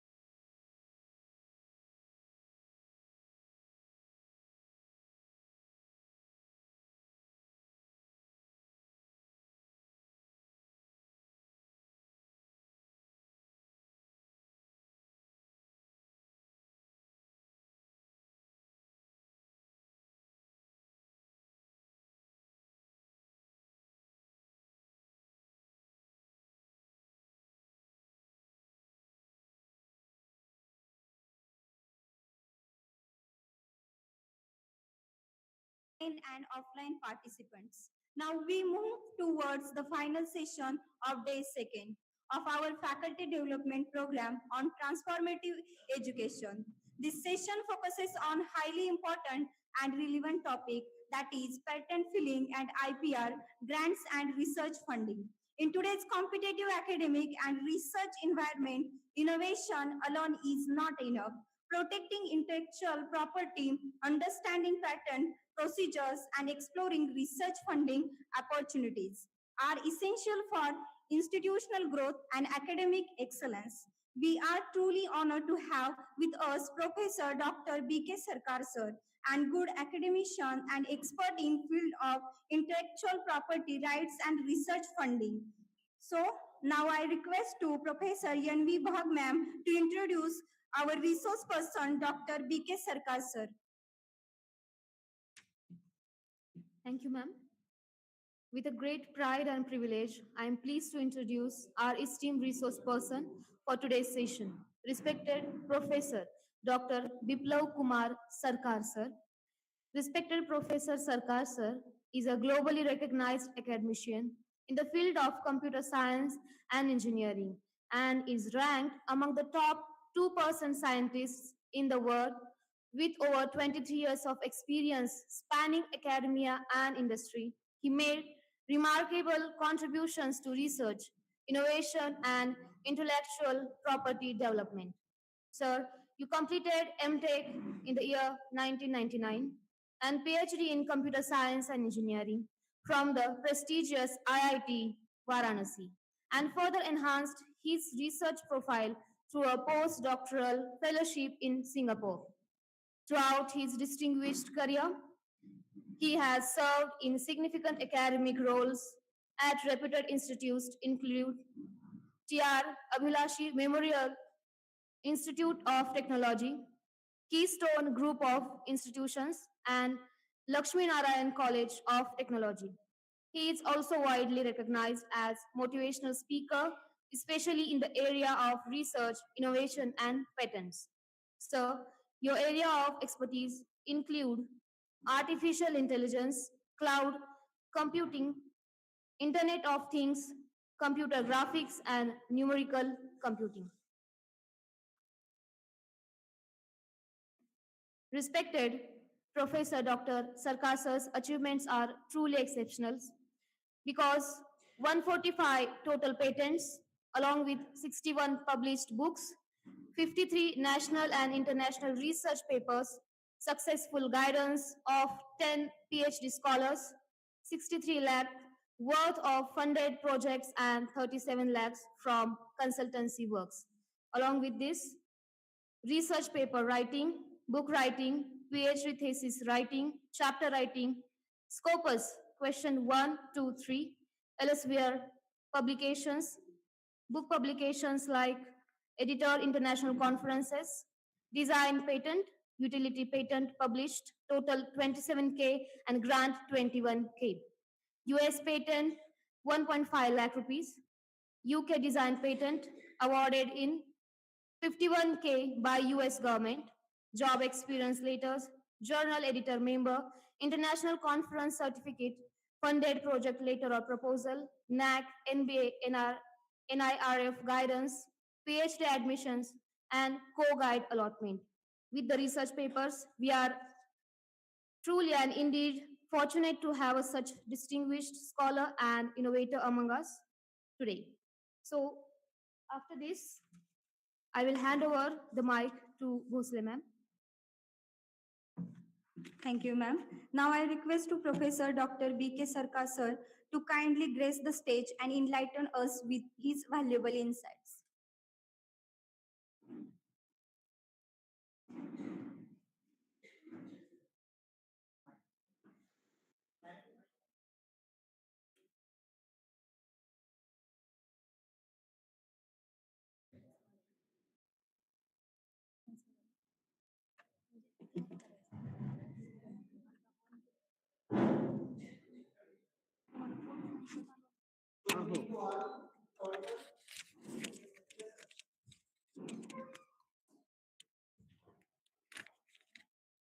Good evening to all.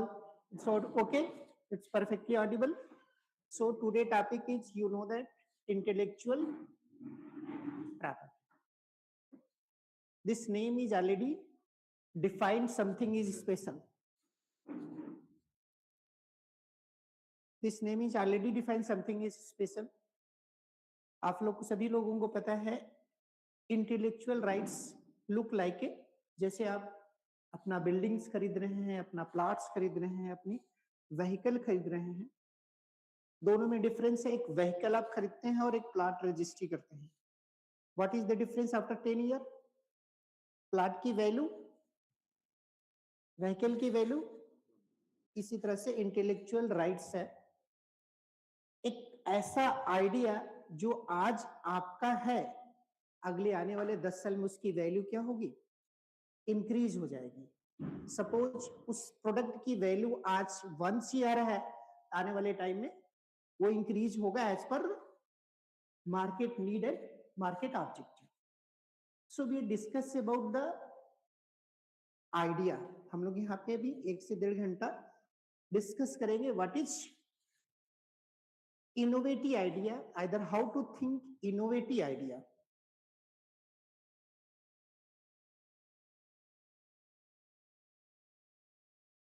आप लोग सभी लोगों को पता है innovative idea it means problem statement. आपके आसपास near by your lab, your market, your society कोई प्रॉब्लम फाइंड आउट करना है, एनी सिंगल प्रॉब्लम्स. जैसे हमने अभी देखिए आप तक अपनी हमारी बात पहुंचाने के लिए इन्होंने क्या इन्वेंट करके लिए लगाया है? Speaker, mic, amplifier. ये किसी का इन्वेंशन है.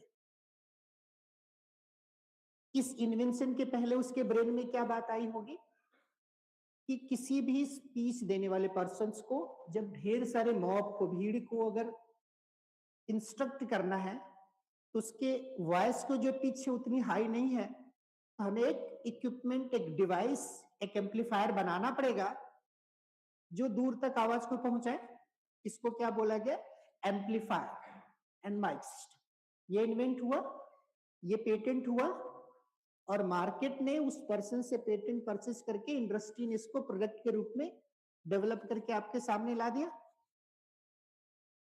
जिस पर्सन ने इन्वेंट किया होगा, ये पूरा का पूरा सिस्टम मान के चलते हैं 10,000 में आ रहा, तो उसका 2% रॉयल्टी उस पर्सन को जाएगा जिसने ये आइडिया दिया था. क्लियर हुआ? मतलब जिसने आइडिया दिया उसको 10,000 का 2% कितना हुआ? 10,000 का 2% 200 रुपए. 200 रुपए आराम से वो घर पे बैठा है, हर प्रोडक्ट पे लेगा.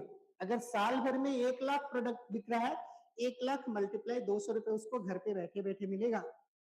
बाकी इंडस्ट्री अपना बनाए, सेल करे, मार्केटिंग करे, कंप्लायंस आर उसमें सॉल्व करे. तो ये हो गया उस आइडिया का पावर. क्लियर? दूसरे आइडिया पे हम डिस्कस करते हैं. हम सभी लोगों के पास मोबाइल है, सभी के पास मोबाइल देख के दिख रहा है. एप्पल के एक नई मोबाइल मार्केट में 2 से 3 साल पहले आई थी. उसमें एक नया इन्वेंशन आया था, आप लोग को ध्यान है कि नहीं? उसके ऑडियो में सेंसर्स लगा हुआ है.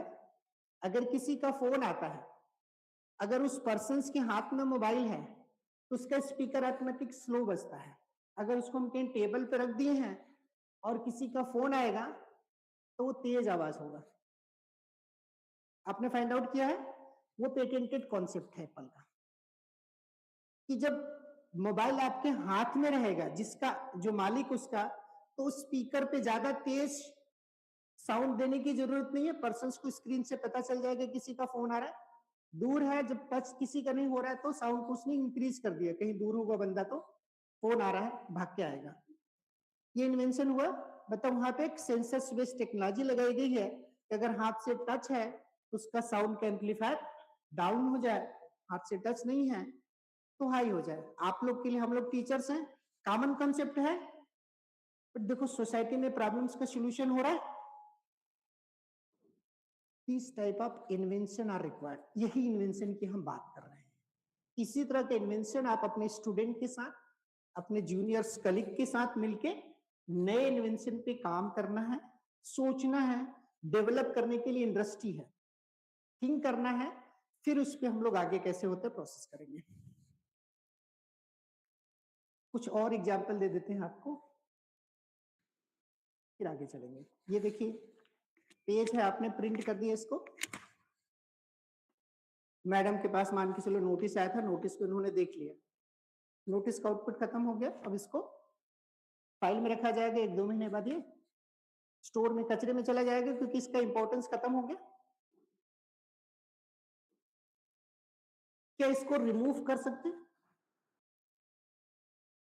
आपके घर में कोई छोटा बच्चा है तो उसको पेंसिल दिए हैं लिखने के लिए, अगर उससे गलती हो जाती तो उसको क्या दे रखा आपने?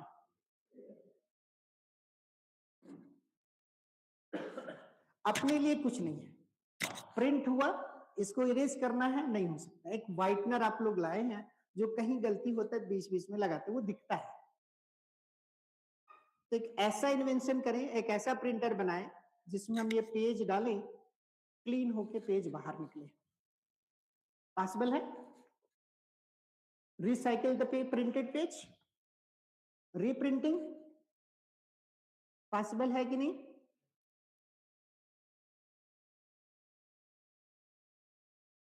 आप लोग बोलो, टीचर्स हैं, इट इज पॉसिबल।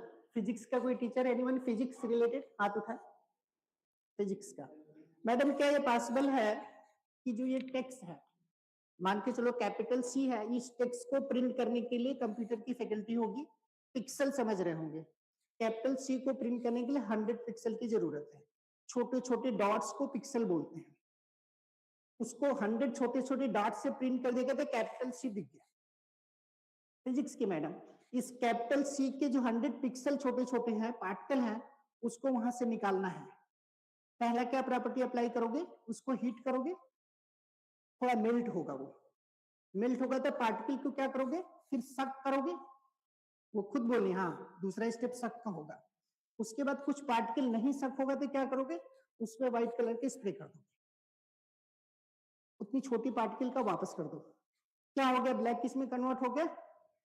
व्हाइट में। जब हम किसी पार्टिकल को मेल्ट करते हैं और उसको सक करते हैं तो 66%, मतलब 100 में से 66 पार्टिकल वापस सक हो जाएगा, 33 पार्टिकल रहेगा, मतलब सी थोड़ा हल्का धुंधला दिखेगा। अगला टेक्नोलॉजी क्या है? उसी टोनर से क्या कर दे? व्हाइट कलर की स्प्रे कर दे। ये टेक्नोलॉजी डेवलप हो चुकी है, ऐसा प्रिंटर मार्केट में 2028 तक आ जाएगा, जिसमें आप पेज डालेंगे, पेज रिसाइकल होकर बाहर आएगा। इस पूरे मैकेनिज्म को कंट्रोल करने के लिए जो एक्सपेंसेस आ रहा है वो 13 पैसा, 13 पैसा। एक पेज जो मिलता है वो 17 पैसे का मिलता है। कितने पैसे के गैप आया? 4 पैसे का गैप। आपके लिए 4 पैसा छोटा है, बट पूरे इंडिया में अगर देखें तो एक दिन में 9,07,21,00,000 पेज प्रिंट होता है on an average. 9 CR, 9 crore मान लीजिए, 9 CR मल्टीप्लाई 0.4 पैसा,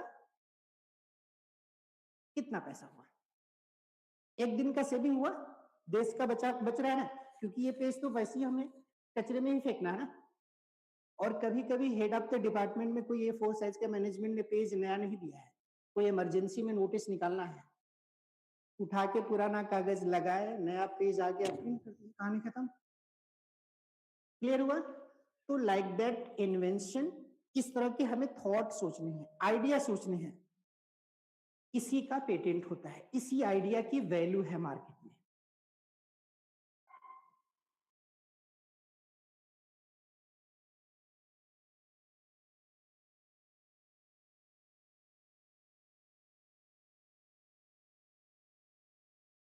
वापस जाना है, पहले पेज पे जाना है।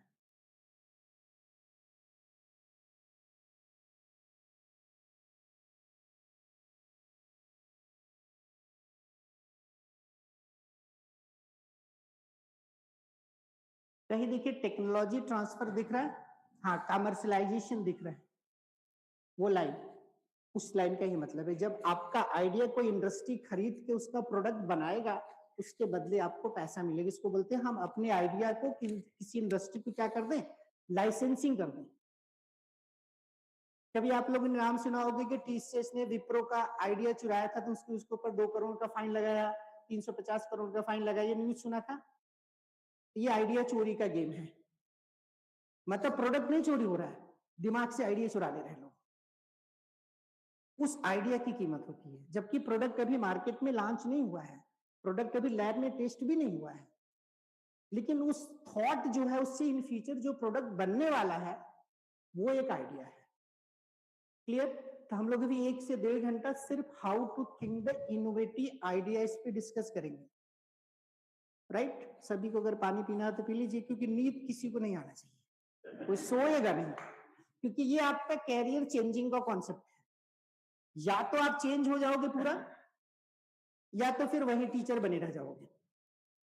क्लियर? आगे चले, पानी पीना पी लो, सोने नहीं देंगे क्योंकि मैं आपके आसपास घूम रहा हूं। जो सोया वो आपस यहाँ पे आके खड़ा हो जाएगा, उसको बोलना है।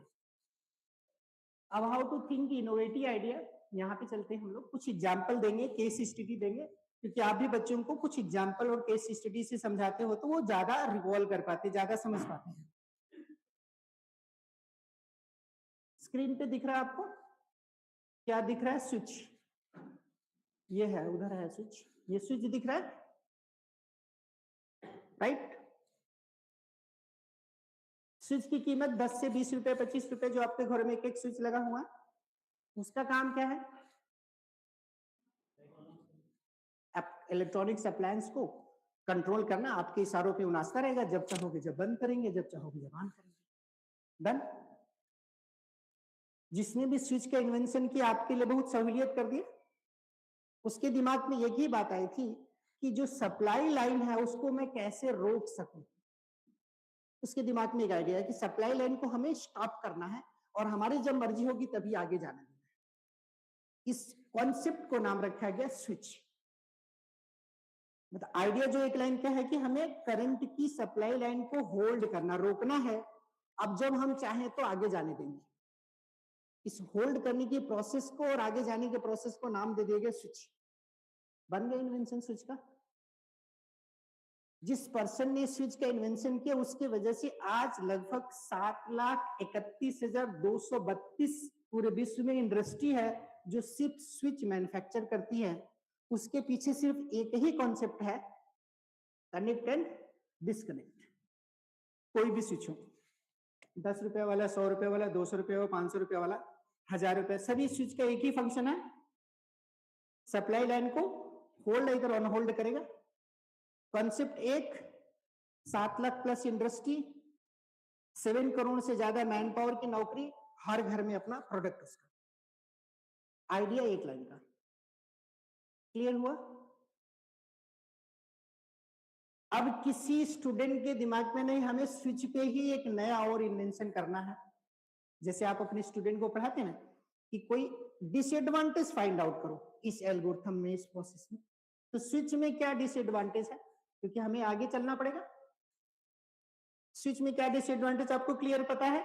आप आराम से सोफे पे बैठ के टीवी देख रहे हो, स्विच को ऑफ करने आपको वहां तक जाना पड़ता है, मतलब फिजिकल मूवमेंट की जरूरत पड़ी हमें उस स्विच तक पहुंचने के लिए, राइट? ये डिसएडवांटेज है, इसका सोल्यूशन हो सकता है।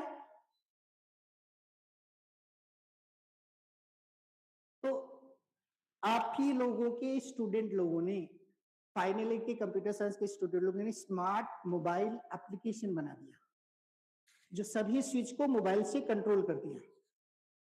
मोबाइल अपने हाथ में होता है, बेड में बैठे हैं, टीवी देख, कभी मोबाइल आपके पास है, मोबाइल का ऐप ओपन करके क्लिक करेंगे, ऑफ हो जाएगा पंखा, हर पंखे का, हर स्विच का नंबर होता है।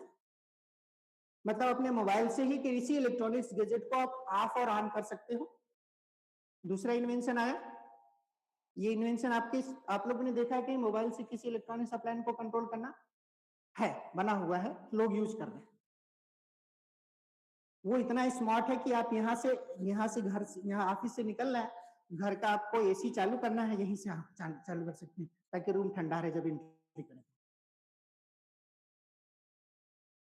या किसी घर में छोटा बेबी है, उसके लाइट की इंटेंसिटी को उस रूम में कम और अधिक करना है, यहीं बैठे बैठे ऑफिस से ही उस रूम के लाइट की इंटेंसिटी को कम अधिक कर सकते हैं, फैन की स्पीड को कम अधिक कर सकते हैं, ठीक है। They can monitor in remote location. दूसरा इन्वेंशन आया, ये इन्वेंशन इंजीनियरिंग स्टूडेंट ने कर रखा है, आप लोगों के गाइडेंस, आप जैसे टीचर्स लोग उनको पढ़ाए होंगे, उसकी वजह से उनके दिमाग में ये प्रॉब्लम आया कि स्विच को कंट्रोल करने के लिए हमें मोबाइल स्विच बोर्ड तक ना जाना पड़े, मोबाइल में बना दिया, बन गया स्मार्ट मोबाइलिंग सिस्टम। फिर गवर्नमेंट की दूसरी प्रॉब्लम आई, स्ट्रीट लाइट हो गया या कहीं जैसे नॉर्मल गवर्नमेंट की जो लाइट चल रही होती है, रात में कोई नहीं है फिर भी जल रहा है, स्ट्रीट लाइट रात में रोड पे कोई नहीं जला फिर भी जल रहा है, या आपके कैंपस के कुछ लाइट ऐसे होंगे जो कंटिन्यूअस जल रहे होंगे रात में, या कुछ हाल के ऐसे कार्नर जहां पे कोई नहीं बैठा फिर भी लाइट जल रहा है। तो फिर थर्ड इन्वेंशन आया कि ये जो एलईडी है, सीएफएल है, ऑटोमेटिक डिसीजन ले कि हमें कब ऑफ होना है कब ऑन होना है। इलेक्ट्रॉनिक्स की कोई फैकल्टी है? ऑटोमेटिक सेंसर, ऑब्जेक्ट डिटेक्ट करने वाला सेंसर लगा दीजिए वहां पे, जैसे इसके नीचे बैठेंगे लाइट ऑफ हो जाए, ऑन हो जाएगा, जैसे यहां से सब लोग हट जाएंगे ऑटोमेटिक ऑफ हो जाएगा। बना रखा आप लोगों ने, मतलब सीएफएल ऑटोमेटिक डिसीजन ले रहा है कि हमें कब ऑन होना है कब ऑफ होना है। कहानी कहां से शुरू हुई थी, स्विच बोर्ड से कहां तक पहुंच गए, ऑटोमेटिक डिसीजन हो रहा है। अभी यहां तक इन्वेंशन है, इसके आगे आप लोग बच्चों को पढ़ाएं और अपने आप को अपग्रेड करें कि इसका अगला इन्वेंशन क्या होगा, अगला नेक्स्ट वर्जन क्या होगा, क्योंकि हम लोग नहीं करेंगे, दूसरे कंट्री के स्टूडेंट करेंगे, वहां की फैकल्टी करेंगे, क्योंकि कोई भी इन्वेंशन रुका नहीं है अभी तक। स्विच से मोबाइल पे आया, मोबाइल से ऑटोमेटिक आया, मतलब अगला स्टेज है, बट हम लोग को ध्यान नहीं आ रहा है कि क्या है। क्योंकि जब स्विच बना था तो किसी के दिमाग में ये नहीं था कि इसको हम मोबाइल से भी कंट्रोल कर सकते, क्यों? क्योंकि वहां पे सिर्फ फिजिकल एग्जिस्टेंस दिख रहा है, वायर दिख रहा है, तो दिमाग में नहीं आ रहा था कि मोबाइल से भी ये कर सकते हैं, राइट? बट हो गया। ये स्विच की कहानी पे 3 पेटेंट हुए हैं, 3 इन्वेंशन की वजह से आज न जाने कितने लोगों की नौकरी, जॉब्स, कंपनी, इंडस्ट्री सब चल रहा है। इन्वेंशन किसी और का, प्रोडक्ट कोई और बना रहा है, मार्केट यूटिलाइज हो रहा है। मतलब क्या है कि कोई भी आइडिया अगर आप सोच रहे हैं तो उसका मार्केट यूटिलाइजेशन चेक कर लीजिए, तो ऑटोमेटिक आपको पता चल जाएगा कि ये फिजिबल है या नहीं। जैसे एग्जांपल के थ्रू हम कहें कि इलेक्ट्रिसिटी वाईफाई हो जाएगा, ऐसा आपके दिमाग में सोच आ गया, तो फिजिक्स के मैडम है, ऐसा हो सकता है इलेक्ट्रिसिटी, ये जो फैन जिस करंट से चल रहा है वाईफाई हो जाए, फिजिक्स की टीचर आप हो सकता है मैडम, देखो बोलनी हो सकता है। टेक्सला ने कर रखा है 3 मीटर की डिस्टेंस में यहाँ बल्ब लगा के यहाँ पे हाई वोल्टेज देके मैग्नेट के थ्रू बल्ब जला दिया, वाईफाई कर दिया, बट इसको अगर हमें 10 किलोमीटर 20 किलोमीटर करना है तो नहीं हुआ है अभी। तो एक ये क्या हो गया, एक ऐसा आइडिया जो हाइपोथेटिकल हो गया, जो एग्जैक्टली वो इंप्लीमेंट नहीं होगा, क्योंकि वो प्रॉपर्टी ऐसा फिजिक्स का बोल रहा है। तो ऐसे आइडिया नहीं सोचने हैं जो इंप्लीमेंटेबल ना हो, एग्जिस्ट ना करे, लैब में आपके पास इक्विपमेंट ना हो, वो इंफ्रास्ट्रक्चर ना हो, वो रिसर्च का इक्विपमेंट ना हो, तो हम अपने आइडिया को वैलिडेट नहीं कर पाएंगे। सबको क्लियर हो रहा है कि आइडिया वही थॉट करना है जो जिसकी मार्केट में डिमांड, जैसे स्विच जरूरत है, इस तरह का पेज को प्रिंट करने वाले प्रिंटर की जरूरत है, ये मोबाइल में फोन आएगा, हाथ में है तो स्लो स्पीड रहे, जब हाथ से बाहर है तो तेज स्पीड हो जाए, जरूरत है मार्केट को। मतलब मार्केट के नीड के हिसाब से अगर हम इन्वेंशन करते हैं तो दे आर यूजफुल, अगर नहीं करते हैं ऐसा तो वो इन्वेंशन किसी काम का नहीं है।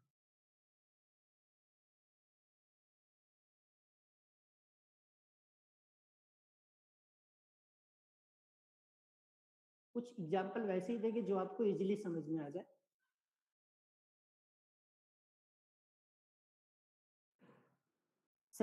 सभी लोग परिचित हैं? इस मोबाइल से सिर्फ सिम निकाल दे, ये किसका कोई काम है? कनेक्ट हो पाएगा? दो डिवाइस को कनेक्ट कर देगा? आज से बहुत साल पहले दो हार्डवेयर अलग अलग इलेक्ट्रॉनिक डिवाइस को आपस में कम्युनिकेट करने के लिए कोई टेक्नोलॉजी नहीं थी।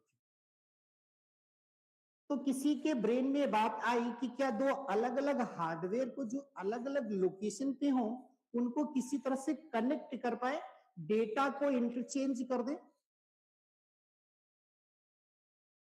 तो हाँ, उस समय आया कि ऐसा चिप बनाया जाए जिसका नाम सिम रखा गया कि दोनों हार्डवेयर में हम लगा दें और दोनों सिम को किसी एक वायरलेस से कनेक्ट करें।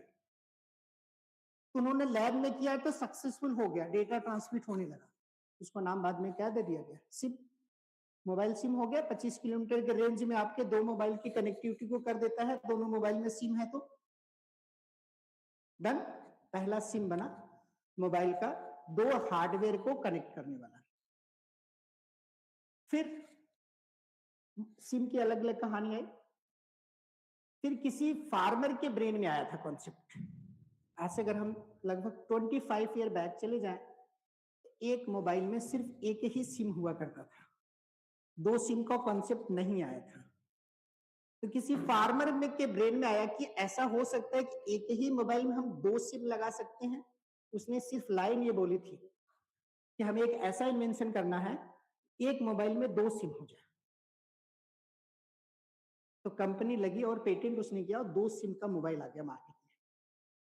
डुअल सिम मोबाइल मार्केट में खूब पॉपुलर है, हर बंदे को दो सिम तो चाहिए। उसके बाद चाइना ने 3 सिम, 4 सिम, 5 सिम, ऐसे 12 सिम तक का पेटेंट किया। डुअल सिम का सबसे स्ट्रॉन्गेस्ट पेटेंट है पूरे विश्व में। हर बंदे के मोबाइल में लगभग दो सिम होगा। क्लियर? मतलब हम ये एग्जाम्पल फार्मर का क्यों नाम लिए हैं? ये समझाने के लिए आपको कि इन्वेंशन के लिए बहुत बड़े ब्रेन की जरूरत नहीं, सिर्फ प्रॉब्लम फाइंड आउट करना है। उसको नजर आया कि दो सिम चाहिए, डुअल सिम का मोबाइल आ गया। फिर अभी 2019 करंट अभी जो चल रहा है आपके, जो आपके द्वारा स्टूडेंट पढ़ाई में मार्केट में है, इसमें से किसी एक स्टूडेंट ने सोचा कि हमें मोबाइल से सिम को ही हटाना है। मतलब आज से हम लोग 20 साल बाद पहले सोचे थे कि दो डिवाइस को कैसे कनेक्ट करें, तो सिम लगाया गया। अब वो स्टूडेंट सोच रहा है कि इसको हटाना है फिर भी बात हो जाए। तो ई सिम का इन्वेंशन हुआ। नया पेटेंट क्या है? ई सिम, जो एप्पल मोबाइल में लगता है। सिम की प्रॉपर्टी कॉपी करके सिम निकाल के फेंक दीजिए। है, सभी लोगों को पता है। 2019 का recent 5 year back e SIM का इन्वेंशन हुआ। स्टूडेंट ने एक लाइन बोला था कि we develop the simless mobile. तो कंपनी ने उसको बोला कि ई सिम नाम रख दो। सिमलेस मोबाइल मतलब सिम की प्रॉपर्टी चाहिए तभी कम्युनिकेट होगा। वो हो गया। तो जब वो पेटेंट स्टूडेंट कर रहा था तो उससे गलती हुई, उस डॉक्यूमेंट में स्टेटमेंट लिख दिया था कि 1 मोबाइल 1 ई सिम। जैसे वो 21 डेज के बाद पेटेंट मार्केट में आया, दूसरे स्टूडेंट ने एक मोबाइल में मोर देन 1 सिम को ई सिम का कॉन्सेप्ट किया। गलती हो गई डॉक्यूमेंट में, उसने सिर्फ लिखा कि एक मोबाइल में एक ही सिम होना चाहिए। नॉवेल्टी के लिए एक ही कोई ऐसा आइडिया चाहिए, तो उसने बोला कि मल्टीपल सिम को हम एक मोबाइल में ई सिम में कन्वर्ट कर सकते हैं। लगभग 2028, आज से 2 से 2.5 साल बाद आप अपने मोबाइल में जितना मर्जी हो उतना सिम डालो, प्रॉपर्टी कॉपी करो, फेंकते रहो, सारी मोबाइल ई सिम हो जाएगी। जब कॉल करेंगे तो आ जाएगी स्क्रीन पे किससे कॉल करना है। क्लियर? तो जो देखो हम लोग जो स्टूडेंट को पढ़ा के मार्केट में भेज रहे हैं, वो कितना खुरापाती सोच उनका। हम लोग तो पढ़ाए भी तुम एग्जाम पास करो, ये करो, लेकिन उसने बोल दिया कि हमें सीढ़ी हटाना है, तो कर भी दिया। और उसका यूटिलाइजेशन देखो, सबको जरूरत है, सब लोग यूज कर रहे हैं। सिम की कहानी क्लियर हो गई। ये एग्जाम्पल आपको इस वजह से दिया जा रहा है कि ये आपके आसपास के स्टूडेंट, आपकी इंडिया के स्टूडेंट ने आपके पढ़ाई हुए बच्चे किए हुए हैं, जो आपके ब्रेन से आगे बढ़े हैं।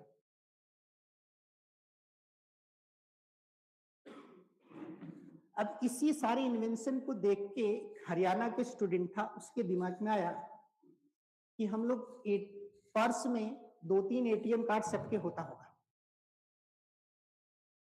राइट? होता है। मान के चलो यहां से हम लोग दिल्ली गए और पर्स गुम हो गया। अब पैसा कैसे निकालें? ये 5 से 7 साल पहले का, तो आपको ऑनलाइन हो गया है, मोबाइल पर्स रहे चाहे न रहे। तो उसने जो एटीएम कार्ड था उसको ई एटीएम में कन्वर्ट किया, फाइल किया था। अभी सिम को देखते हुए एटीएम कार्ड को ई एटीएम किया, नया पेटी में। समझ पा रहे मैं क्या बोल रहा हूं? सिम को ई एटीएम मतलब अब एटीएम मशीन के सामने जाएंगे, अपना थंब लगाएंगे या आई कांटेक्ट होगा, आपका अकाउंट पूरा ओपन हो जाएगा। कार्ड स्वैप करने की जरूरत नहीं है। 2019 में बिहार में ये इस तरह के एटीएम बना के टेस्ट पीएनबी बैंक ने किया, सक्सेसफुल हुआ। अभी ग्लोबली इंप्लीमेंट हो रहा है। आने वाले कुछ टाइम में धीरे धीरे एटीएम मशीन कार्ड वाला हटेगी और बायोमेट्रिक वहां एंटर करेगा। उसके बाद आप किसी भी एटीएम कार्ड मशीन में जाएंगे, सिर्फ मशीन के सामने खड़ा होते हैं, आपका फेस रीड करेगा, आपके कितने बैंक हैं सारी स्क्रीन पे आ जाएगा, किस वाले से निकालना है निकाल लो। ठीक है, तो ये कुछ केस स्टडी, अभी मैं कुछ आप लोग को वीडियो दिखाऊंगा, कुछ फिल्म दिखा रहा हूं जहां पे लाखों आइडिया है, वहां से एक एक आइडिया चुरा लेना है। वीडियो चलेगा? पहले पे जाओ, वो सेकेंड पेज पे वीडियो है एक, इसको लिंक को कॉपी करके रन कर दो।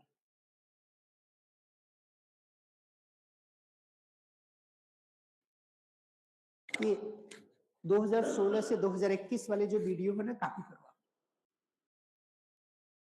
चलेगा नहीं, हाइपर लिंक नहीं है, आपको वो लिंक कॉपी करके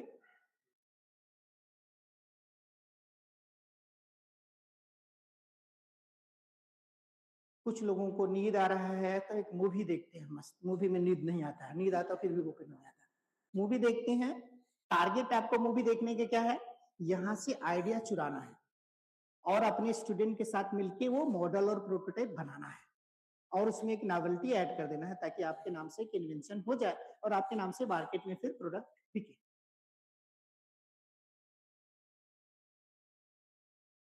कॉपी करो, वो मिनिमाइज करके कॉपी कर सकते हैं।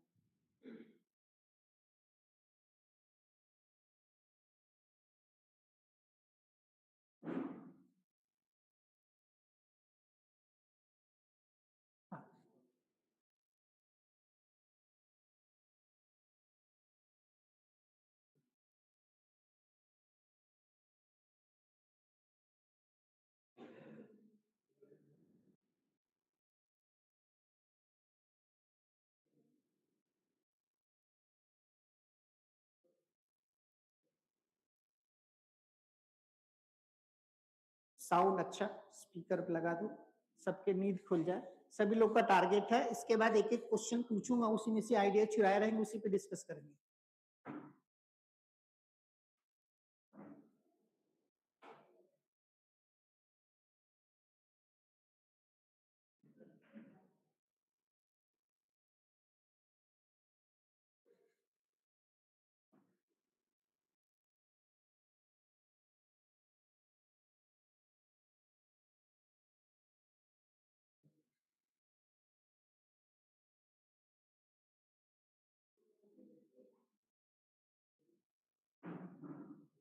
साउंड देखो कहीं म्यूट हुआ है।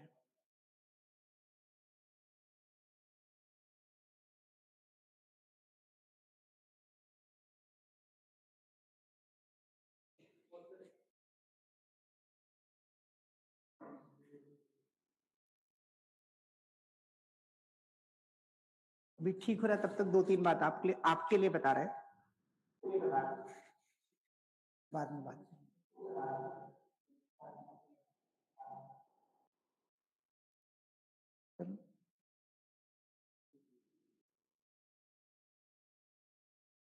क्या इस बार हो जाएगा ना?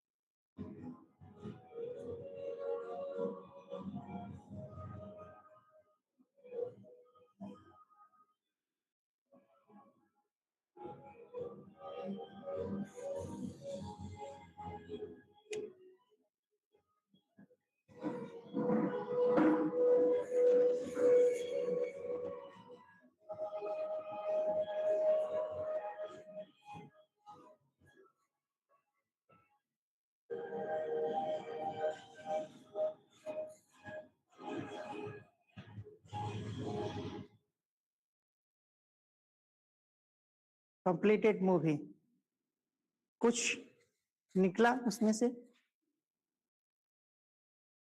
आने वाले टाइम में, हेलो ऑडियो,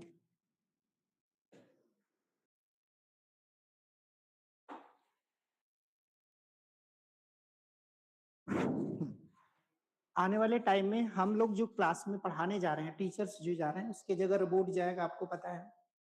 आप लोग को ऑफिस में बैठ के क्या करना है, उस रोबोट के लिए डेटा सेट क्रिएट करना है, नहीं तो वो बच्चों को ज्यादा पढ़ा देगा, क्योंकि उसके पास ज्यादा वो है। आपको 1 घंटे का मटेरियल फिट करके उसको सेट करना, बस इतना ही बोल के आना, और कुछ भी क्वेश्चन दे अपने ब्रेन से जवाब देना है, पर पढ़ाना इतना ही है।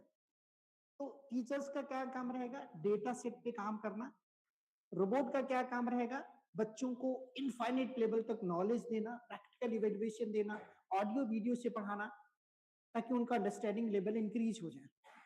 अभी हम लोग व्हाइट बोर्ड पे जो पढ़ाते हैं ना, वो जो करंट रिसर्च हमारा है उसके हिसाब से जब हम बच्चों को लिख के पढ़ाते हैं तो 20% ही ब्रेन में आता है। अगर उसी चीज को फिल्म के थ्रू समझा दें तो एग्जाम ज्यादा अच्छी तरीके से पास कर लेगा। आप भी इस बात को मानते हैं कि विजुअलाइजेशन, ऑडियो वीडियो जो टीचिंग मेथोडोलॉजी आ रही है करंट टाइम में, that is more effective compare to whiteboard teaching. उसके वजह से जो डिसएडवांटेज जा रहा है वो राइटिंग स्किल बच्चों की जा रही है, थिंकिंग स्किल स्लो हो रही है, मतलब वो ज्यादा लंबे टाइम तक उसको बोलोगे सोचने के लिए तो उसका सर दर्द करने लगेगा, उसका नेरो टाइम हो रहा है, बट इमेजिनेशन और ऑब्जर्वेशन उसका इंक्रीज हो रहा है। तो हमें कहीं ना कहीं बच्चों को वो उस फ्रेमवर्क में डाल के उसके नॉलेज और वो क्या बोलते हैं वेटेज को इंक्रीज कर देना है, ताकि वो सही डायरेक्शन पे चले। सो वापस हम लोग आते हैं, कुछ केस स्टडी आपको मैं दिया था, कुछ और बात बतानी थी।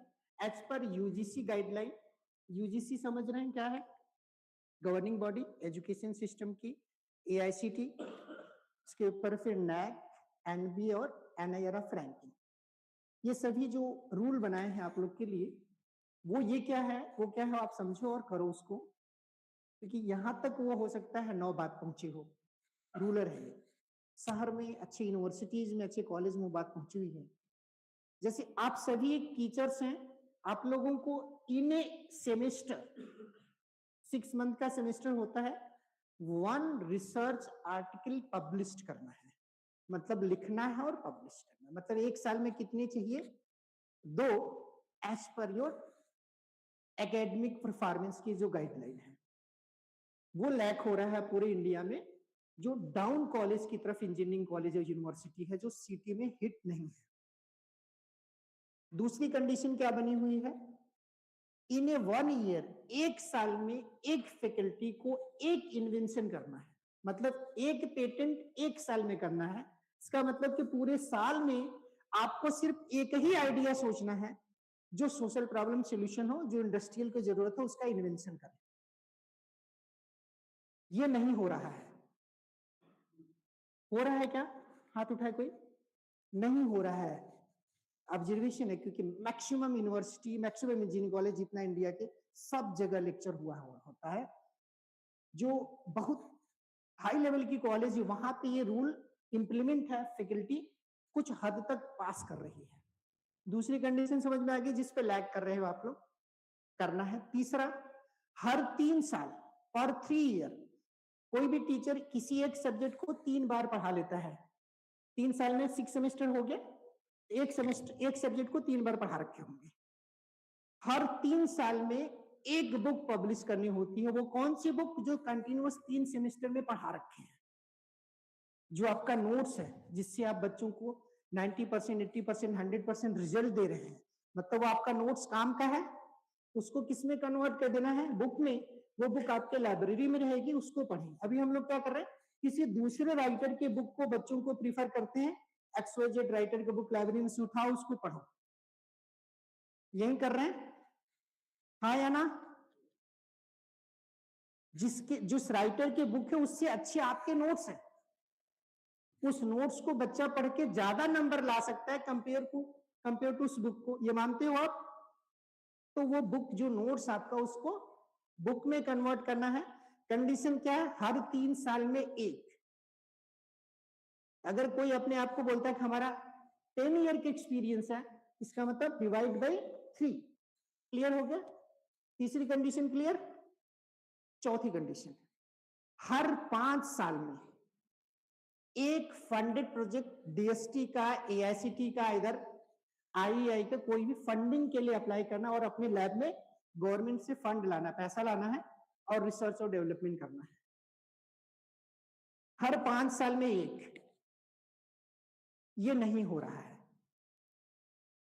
अच्छी यूनिवर्सिटी, अच्छी कॉलेज की फैकल्टी कर रही है इस गाइडलाइन को फॉलो करते हुए आप आगे जा रहे, तो उनका सैलरी पैकेज देखेंगे तो आपके कंपेयर बहुत ज्यादा होगा। जो इस प्रोसेस को फॉलो कर रहा होगा वो टीचर्स अपडेट हो गया करंट जो स्पीड चल रहा है कंट्री का, उसके पास सफिशिएंट फंड आ जाता है तो मैनेजमेंट से मांगने की जरूरत नहीं, हेड के पास नहीं जाता कि हमें A4 साइज का पेज चाहिए, डस्टर के लिए पैसा चाहिए, मार्कर के लिए फलान चाहिए, कुछ नहीं, उसके पास फंड है गवर्नमेंट का, दे यूटिलाइज्ड, क्योंकि वो फंड उस टीचर के पास राइट्स होता है एक्सपेंस करने का। फंडेड प्रोजेक्ट इसलिए लाया जाता है। पेटेंट किस लिए किया जाता है? क्योंकि पेटेंट स्टूडेंट के बीच में अगर कोई एक इन्वेंशन कर देते हैं आप और उस इन्वेंशन का टेक्नोलॉजी ट्रांसफर करेंगे तो 1 CR 2 CR मिलता है, इंडस्ट्री से आता है, तो वो लैक हो रहा है। तीसरा जो लैकिंग कर रहा है, बुक पे मैं हिंट दे दिया कि बुक को, अपने नोट्स को कन्वर्ट इनटू बुक। गवर्नमेंट की जो साइट है राजा राम मोहन राय, वहां पे सेल्फ रजिस्टर करके भी ISBN नंबर आप अपने नाम से निकाल सकते हैं, और आपका जो बुक है उसको बुक के फॉर्मेट में कन्वर्ट करके ISBN चिपका के पब्लिश, फ्लिपकार्ट, अमेजन.com, ये सब पब्लिकेशन एजेंसी डायरेक्ट रजिस्टर करके पब्लिश कर सकता है। Otherwise help to any publisher, they can support to publish.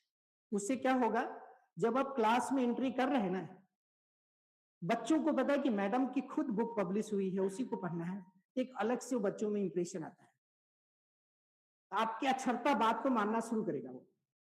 अभी हो सकता है डिसोबे कर रहा हो, मतलब आपका बच्चों के प्रति उतना अटैचमेंट नहीं हो पाया है, या बच्चे आपसे उतना अटैचमेंट नहीं है, मतलब दिन को दिन रात को रात बोलोगे तो बच्चे जवाब दे सकते हैं, लेकिन जब उस कंडीशन में आ जाओगे तो जो आप बोलोगे बच्चा वही फॉलोअर बनता है, जिसको बोलते हैं फॉलोअर, ब्लाइंडली फॉलोअर। मैडम की बुक है, मैडम का पेटेंट है, मैडम जो बोलेंगे वही यस या नो, जो सर बोलेंगे वही सही है। ये कब आएगा? जब आपके अंदर वो चीज आ गया और बच्चों के साथ मिलकर वो इन्वेंट हुआ, लैब में वो इक्विपमेंट मार्केट में आ गया, बुक आपकी पढ़ी जा रही है, लाइब्रेरी में आपकी बुक नजर आ रही है, लैब में जो जा रहा था आपका प्रोडक्ट है, एक अलग से इंप्रेशन टीचर्स का बनता है, वो चाहिए, वो मिस हो रहा है। ये 3 चीजों पे ध्यान देंगे तो डेफिनेटली होगा। सिर्फ गाइडलाइन को फॉलो करोगे, यूजीसी की गाइडलाइन है, एआईसीटी की गाइडलाइन है, वी कैन डू। कहीं से स्टार्ट करना है आपको। ये तीनों चारों बातें बतानी थी।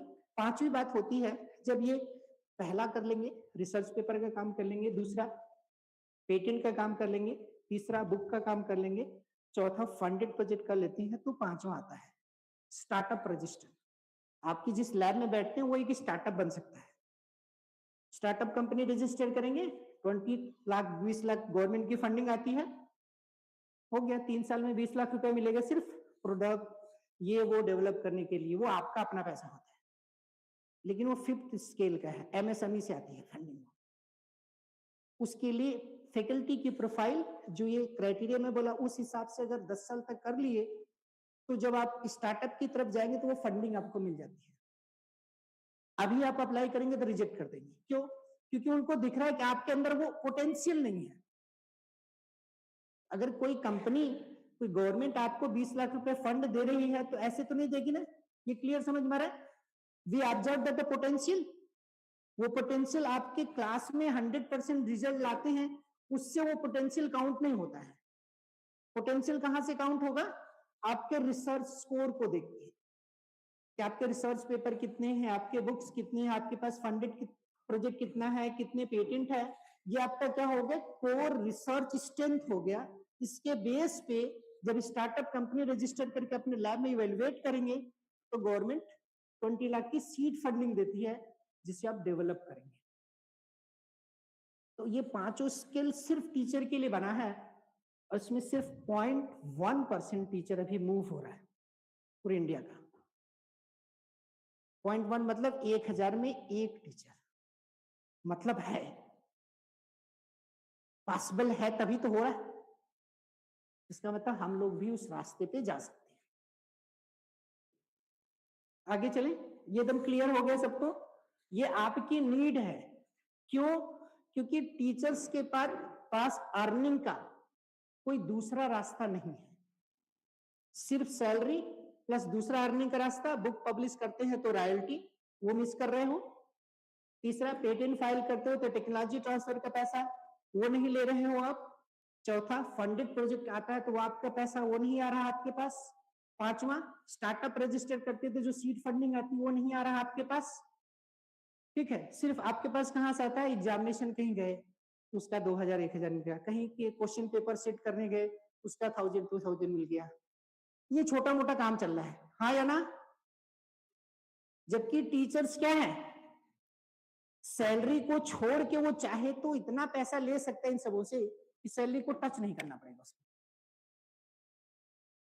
लेकिन उस रास्ते पे जा नहीं रहे हैं क्योंकि वो कंफर्ट जोन समझते हैं ना, सैलरी मिल रहा है, जिंदगी चल रही, चलने दो।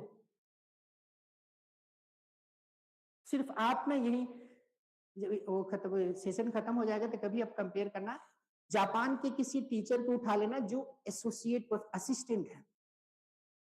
आप सभी लोग मैक्सिमम असिस्टेंट के कैटेगरी, एसोसिएट के कैटेगरी में, सम ऑफ द प्रोफेसर के कैटेगरी में है। अपने आप को कंपेयर करो किसी दूसरे कंट्री के टीचर से कि हम भी एसोसिएट है, हमें इतनी सैलरी मिलती है, हम 100% रिजल्ट देते हैं, तो हमारी प्रोफाइल क्या? प्रोफाइल मतलब हमारे पास कितना पेपर है, कितना बुक है, कितना फंडेड प्रोजेक्ट है, कितना पेटेंट है। और किसी दूसरे कंट्री के, जो डेवलप कंट्री जापान का कंपेयर कर लो, वहां के टीचर को उठा के प्रोफाइल देखो तो आपको लगेगा मैं तो इसका स्टूडेंट बनने लायक हूं। समझ में आ गया आपको? दोनों कंट्री में आप लोग टीचर हो, लेकिन जब आपस में प्रोफाइल चेक करो तो आप कहीं ना कहीं बहुत नीचे रह गए उनके कंपेयर में। इसका ये मतलब हम लोग को काम करने की जरूरत है, दिख रहा है? तो वो आपको सोचना है, करना है। वही एक रास्ता है अपने अर्निंग स्रोत को इंक्रीज करने का। 2009 में जब मैं पहला पेटेंट किया, पहला इन्वेंशन किया, तो इन्वेंशन करने के गवर्नमेंट की फीस लगती है।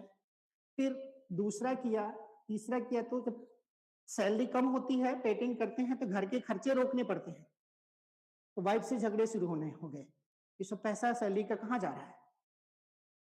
ठीक है, ये पूरा सिलसिला साल भर तक चला, फिर 2 साल, फिर 3 साल। 3 साल के बाद लगभग हमारे पास 300 प्लस पेटेंट आ गए। तो 30 से 40 लाख रुपए खर्च किया। उसके बाद जब एक पेटेंट टेक्नोलॉजी ट्रांसफर हो तो 1 ईयर आ गया, तो अब वाइफ कुछ नहीं बोलती, जितना मर्जी उतना खर्चा करो, क्योंकि आने लगा ना। समझ के बाद कि वाइफ, घर के लोग जो है वो प्रोटेक्ट रहते कि पैसा कहीं गलत जगह तो नहीं जा रहा, या रिटर्न आएगा कि नहीं आएगा। दिख गया, अब मर्जी हो। अब तो बेटी के नाम से भी पेटेंट है, बेटा के भी नाम से है, बेटी ने भी इन्वेंशन कर रखा है। बेटी की इन्वेंशन आप लोग को बताएंगे तो आप सोचो कि 7 ईयर की गर्ल्स है, कोई आप लेडीज पर्स है, ले सकता हूँ।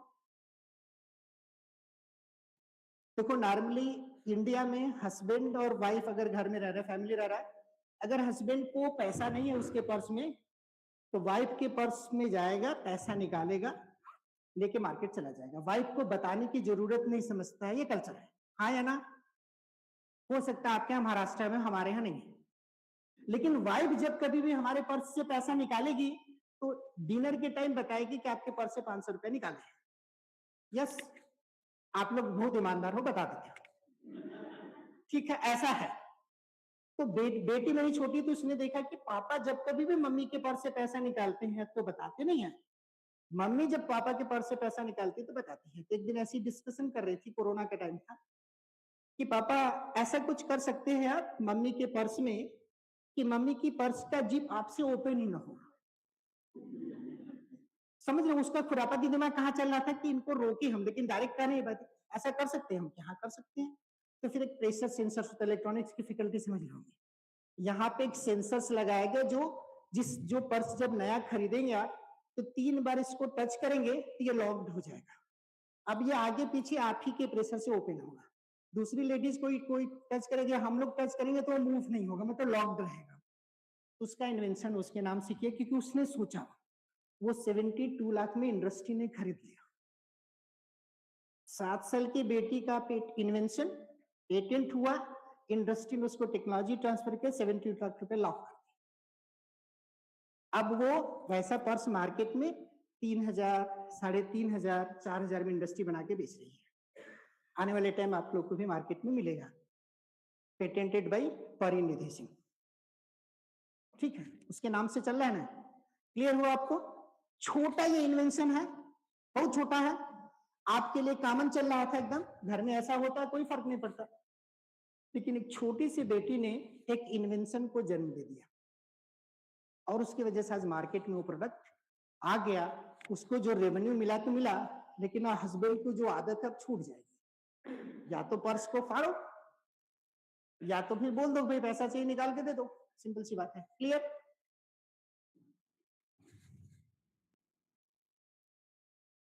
सो इन्वेंशन पे एग्जांपल चल रहा था, आपको ये बताया जा रहा है कि छोटे छोटे आइडिया सोचना, बहुत बड़ा नहीं सोचना है कि हम रॉकेट साइंस बना के स्पेस में चले जाएंगे, वो आपके रेंज का नहीं है, छोटा। अब वापस आते हैं, बहुत सी एग्जांपल है, जैसे ये आप लोग समझ रहे हैं। इसके पहले क्या था, 2 या 2 से अधिक पेज को अगर कंबाइन करना है तो क्या आपके पास टेक्निक था? 3 था, हाथ में कभी छूट जाता था। तो किसी ये किसी वो है बायोलॉजी का स्टूडेंट जो उसके दिमाग में बात आया था, क्योंकि ब्लड निकलना तो उसको पेन हुआ होगा, तो उसने इन्वेंशन किया कि एक ऐसा डिवाइस बना दिया जाए जो 2 या 2 से अधिक पेज को क्या कर दे, इंटीग्रेट कर दे। तो उसका नाम क्या रखा गया? स्टेपलर। चाहे 10 रुपए वाला स्टेपलर हो, चाहे 100 का, तो 200 का, चाहे 500 का, 1000 का, काम क्या है? Integrate the more than 1 page.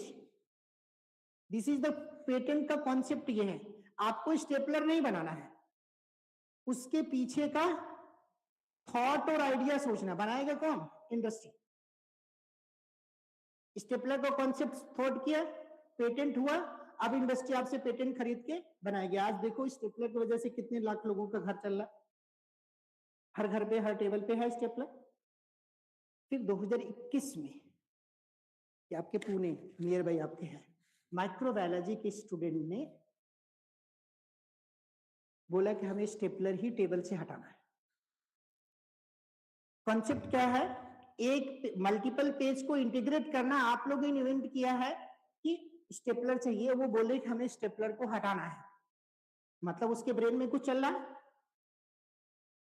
तो उसने माइक्रो लिक्विड एक इन्वेंट किया। माइक्रो लिक्विड जो बिक्स की डिब्बी होती है उतनी छोटी सी डिब्बी में रहेगी, हाथ में लगाइए आप, जो बिक्स समझ रहे हैं सब लोग, लिक्विड थोड़ा डेंस लिक्विड, हाथ में लगाइए, जितने पेज है पकड़िए, उसको स्टिक कर दीजिए। माइक्रो लिक्विड इस पेज से इस उंगली में जो माइक्रो लिक्विड लगा है दूसरी उंगली को टच कर लेगा, उसके बीच में जितने पेज रहेंगे सब चिपक जाएगा, स्टिक हो गया। जब फोर्सली ओपन करेंगे तो हट जाएगा बिना पेज फटे, जबकि स्टेपलर में क्या है? टर्न हो जाएगा। डिसएडवांटेज क्लियर हुआ?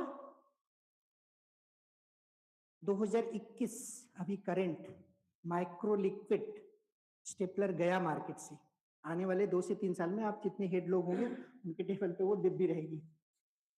जितनी ज्यादा पेज है उतनी ज्यादा लिक्विड लगाओ, कम पेज है कम लिक्विड लगाओ। क्लियर एकदम कॉन्सेप्ट? तो इन्वेंशन के लिए कहीं कोई बहुत बड़ा रॉकेट साइंस नहीं करना है, जो जिस फील्ड में उस फील्ड के प्रॉब्लम स्टेटमेंट को फाइंड आउट कीजिए, सॉल्यूशन कीजिए। दोनों क्लियर हो गए इन्वेंशन? इसी पे आगे अब ये आप सोच सकते हो माइक्रो लिक्विड के बाद क्या होगा।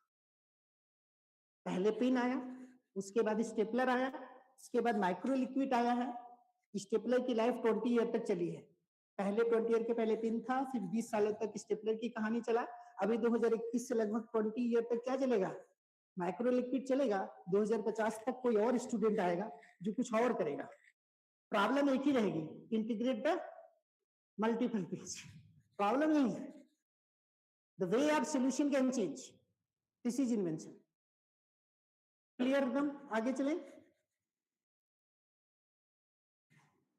मैकेनिकल के फैकल्टी है, मैकेनिकल सर देखो, टायर, ट्यूब और टायर आप लोग बनाए थे, उसके बाद ट्यूबलेस बना दिए, उसके बाद एयरलेस, एयरलेस के आगे भी बन गया है, व्हीकल की कहानी चल रही है। आप लोग को हो सकता है बात इतनी पकड़ में ना आए, मैकेनिकल इंजन आप लोग ने अच्छा इन्वेंट किया है,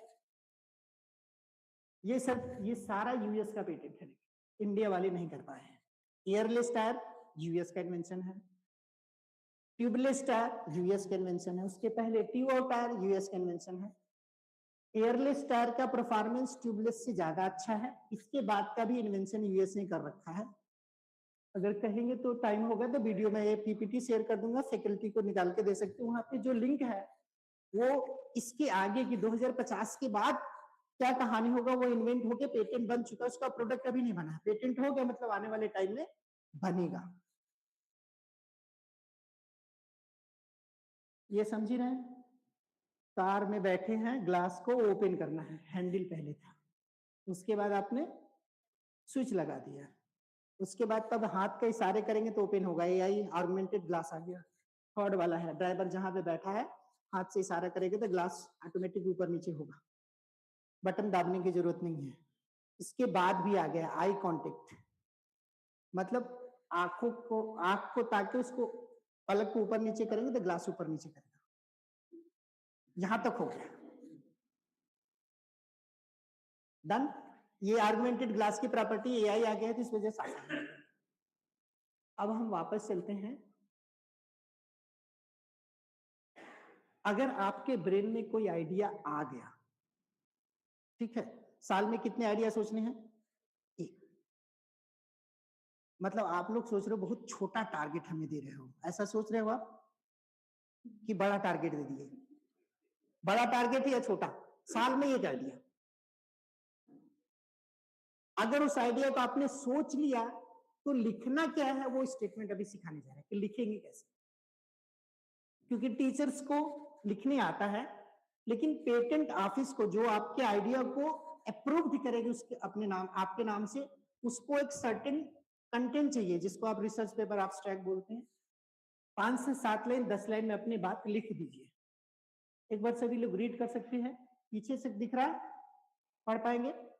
सिर्फ इसको रीड करके आपको बताना है कि इसके अंदर कौन सा प्रोडक्ट छुपा हुआ है, पढ़ के, समझ के, मेमोराइज करके बताइए कि इसके अंदर कोई इन्वेंशन है क्या,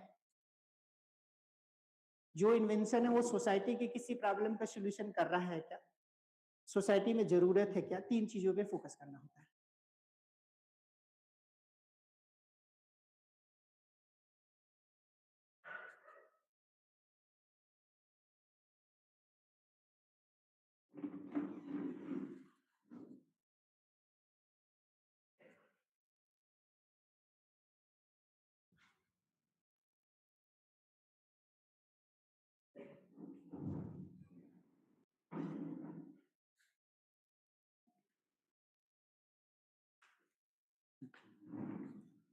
इधर इधर इधर यहाँ रख दो, मैं चाय पीता रहूं। थैंक यू पहुंचाने के लिए। मैं चाय पी रहा हूं क्योंकि मेरी एनर्जी थोड़ी कम हो गई है, चलेगा? पी सकता हूं ना?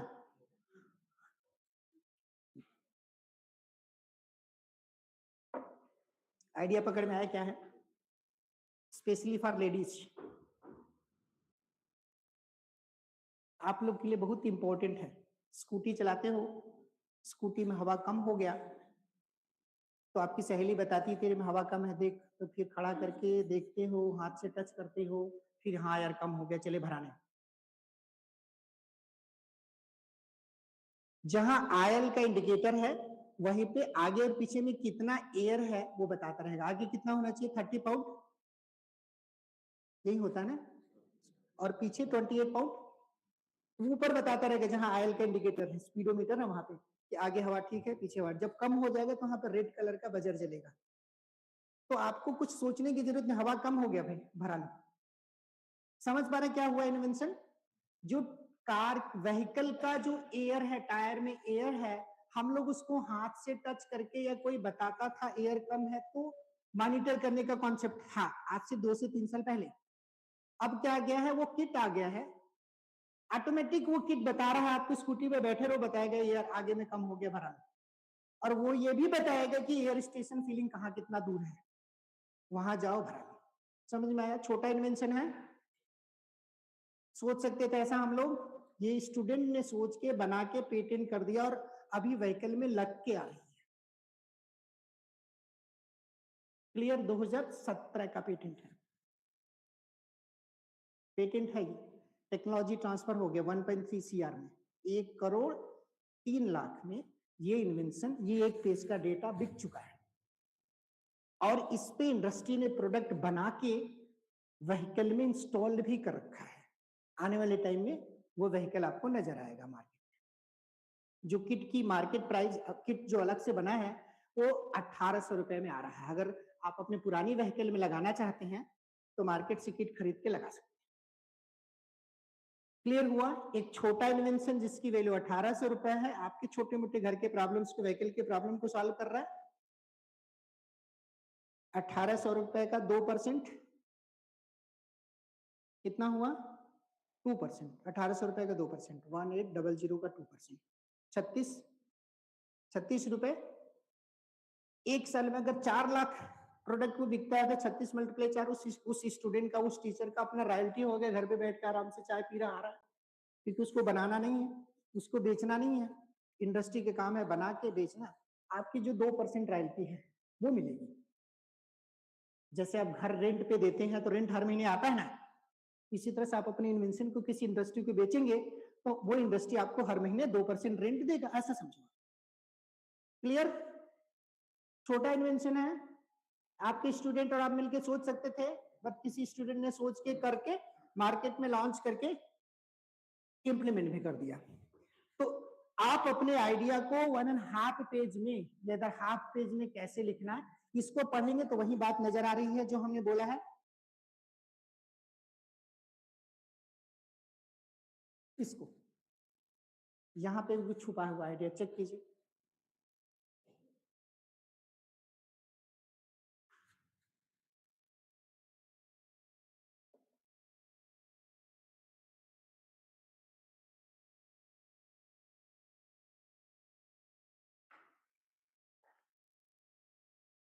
अगर किसी को समझ में आ गया तो हाथ खड़ा कर सकता है, वो बताए खुद।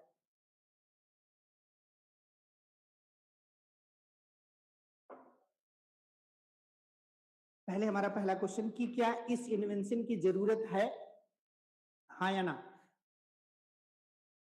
क्या लोग खरीदेंगे?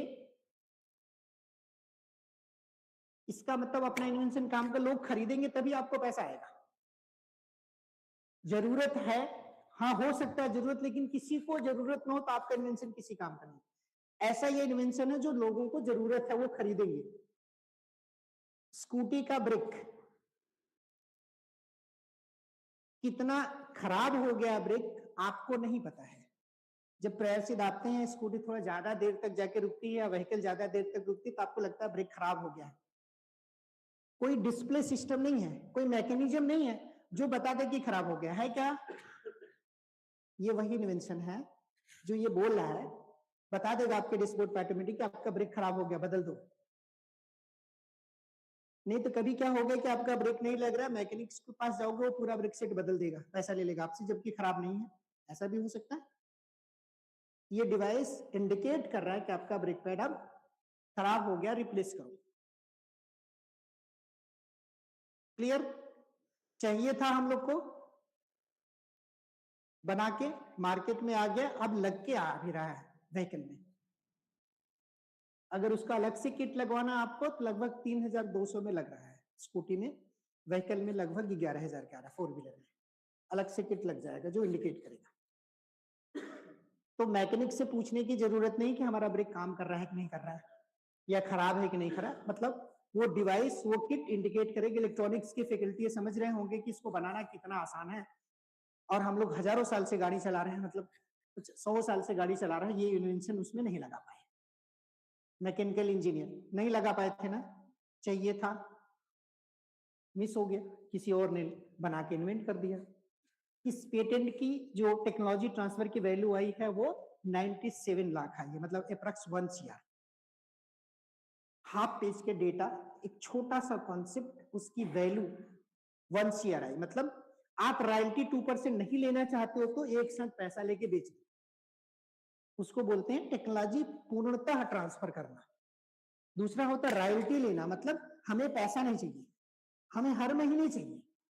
कितने सालों तक? 20 ईयर तक गवर्नमेंट का लॉ है। तो दोनों टेक्नोलॉजी समझ में, एक हो गया रॉयल्टी 20 ईयर तक चाहिए हमें हर प्रोडक्ट पे, दूसरा हो गया कि हमें रॉयल्टी नहीं चाहिए, हमें एक साथ पैसा दो, अपना बनाओ बेचो, हमसे कोई मतलब नहीं रहेगा। फिर से रिपीट करो, आपको ये बनाना नहीं है, बनाएगा कौन? जो खरीदेगा आपसे। सोचना है और अपने नाम से इन्वेंट कर देना है, और उसका प्रोटोटाइप बच्चों से बनवा के, सिर्फ उस जिस इंडस्ट्री को बेचोगे वो प्रोटोटाइप आपसे मांगेगा, इसको फिजिकली करके हमें दिखाओ। क्लियर हुआ? इतना ही लिखना है। आपको लग रहा है हमें एकदम बच्चे जैसा पढ़ाया जा रहा है, इतना इससे ज्यादा हम लिख सकते हैं ऐसा लग रहा है, लेकिन सोचो आप कि आपको जो भी इन्वेंशन है हाफ पेज या एक ही पेज लिखना है, ज्यादा नहीं लिखना है आपको।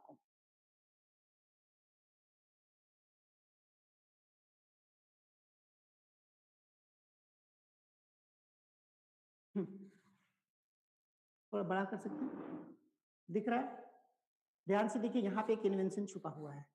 ये आपको मैं इस वजह से दिखा रहा हूं कि कोई भी आइडिया आपको सोचना है, साल में एक आइडिया, उसको हाफ पेज एक पेज में लिखना है।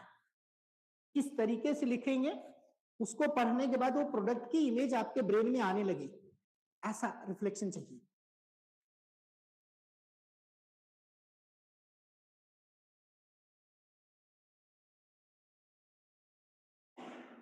अभी कितना टाइम है?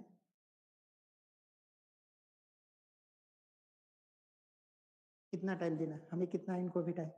15 मिनट। 15 मिनट में छुट्टी हो जाने वाला है, घबराने की जरूरत नहीं है, बट ध्यान से, क्योंकि ये इन्वेंशन, ये पूरा का पूरा सीरीज हमारा चलता है 72 आवर का, 72 घंटे का जो सीरीज ले लेगा ना, फिर यहाँ से बाहर निकलोगे तो आपके ब्रेन में एक आइडिया आ चुका होगा। लेकिन अभी एक साल में एक आइडिया लाना है, इस वजह से आप सोच सकते।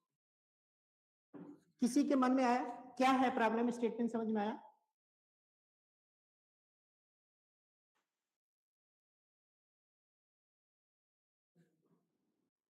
ये 2019 18-19 का इन्वेंशन है। इस इन्वेंशन के टेक्नोलॉजी ट्रांसफर जो है छोटा सा BCA की स्टूडेंट किया है, स्टूडेंट का ये इन्वेंशन है, और इसकी जो टेक्नोलॉजी ट्रांसफर वैल्यू है एप्पल ने ले रखी है 3.73, मतलब लगभग 4 करोड़ के आसपास। इस आइडिया की वैल्यू 4 CR है बाय एप्पल कंपनी। क्या है? ये मोबाइल है, दिन भर आप मोबाइल पे काम कर रहे हो, घर पे गए तो चार्जर खत्म हो गया, बैटरी खत्म हो गई, आप चार्ज लगा के सो गए, 3, 3:30, 4 बजे रात तक ये चार्ज हो गया। आप 4 बजे 3 बजे जगते हो तो निकाल देते हो, कुछ लोग नहीं निकालते हैं तो ओवर चार्जिंग होता रहता है। ये कॉमन प्रॉब्लम है। उस स्टूडेंट ने क्या किया है, कहा कि जैसे ही आप चार्जर को कनेक्ट करेंगे 95% चार्ज हो जाएगा, मान के चलो 12 बजे चार्ज हो जाए, 1 बजे चार्ज हो जाए, ये डिस्कनेक्ट हो जाएगा। प्रॉब्लम समझ में आई? कनेक्ट तो आप करोगे, डिस्कनेक्ट कौन करेगा? जैसे 95% चार्ज हो गए ऑटोमेटिक डिस्कनेक्ट हो जाएगा। Got my point? इलेक्ट्रॉनिक्स की, मैकेनिकल की, इंजीनियरिंग की फैकल्टी ये आसान बनाना है। चार्जिंग स्टेटस को नोटिफिकेशन के थ्रू हमें वो वहां पे एक डिवाइस जो लगा ना उसको डिस्कनेक्ट कर दें, फ्री कर दें, बाहर निकल गया। छोटी सी प्रॉब्लम का सोल्यूशन हो गया। आपको 3 बजे रात में जागने की जरूरत नहीं कनेक्ट करने के लिए, डिस्कनेक्ट करने के लिए। तो एप्पल ने इसकी जगह मैग्नेट का कॉन्सेप्ट लगाया है। टेबल पे रखोगे, चार्जर कनेक्ट करोगे, चार्जर का टर्मिनल, ये चार्जर का टर्मिनल इसको आइडेंटिफाई करता है, अगर 5% के नीचे चार्जिंग हो गया तो ऑटोमेटिक कनेक्ट हो जाता है। जैसे 95% हो जाएगा डिस्कनेक्ट हो जाएगा। वो चार्जर आता है 1200 रुपये, 1200 रुपये से 1500 रुपये, 1800 रुपये, जो नॉर्मल चार्जर आपके कितने में आता है? 200, 150, 250, 300, 500, जिसको आप हाथ से कनेक्ट करते हो। जो बोले हमें समझ में आपको? ऐसा चार्जर देखें आप लोग, ऑटोमेटिक कनेक्ट और डिस्कनेक्ट हो रहा है, एप्पल का है, आ गया है। तो ये देखो सोसाइटी, हम लोग को जरूरत नहीं है, पहले बताओ आपको जरूरत है ऐसे चार्जर की? हाँ, इसका मतलब इन्वेंशन काम का, तभी तो बिकेगा। अगर ऐसा इन्वेंशन करते हैं जो सोसाइटी के लोगों को जरूरत नहीं है, तो वो इन्वेंशन से पैसा नहीं मिलेगा आपको, कोई इंडस्ट्री उसको परचेज नहीं करेगी। इसका यूज, इस इन्वेंशन का यूज कहां कहां हुआ देखो। घर पे टंकी में पानी भरी है, भर जाता है तो क्या होता है, पहले हम लोग मैकेनिकली बंद करते थे, अब तो वहां किट लग गया है, बोलने लगता है टंकी भर गई। अब तो और एडवांस हो गया, ऑटोमेटिक बंद कर देता है।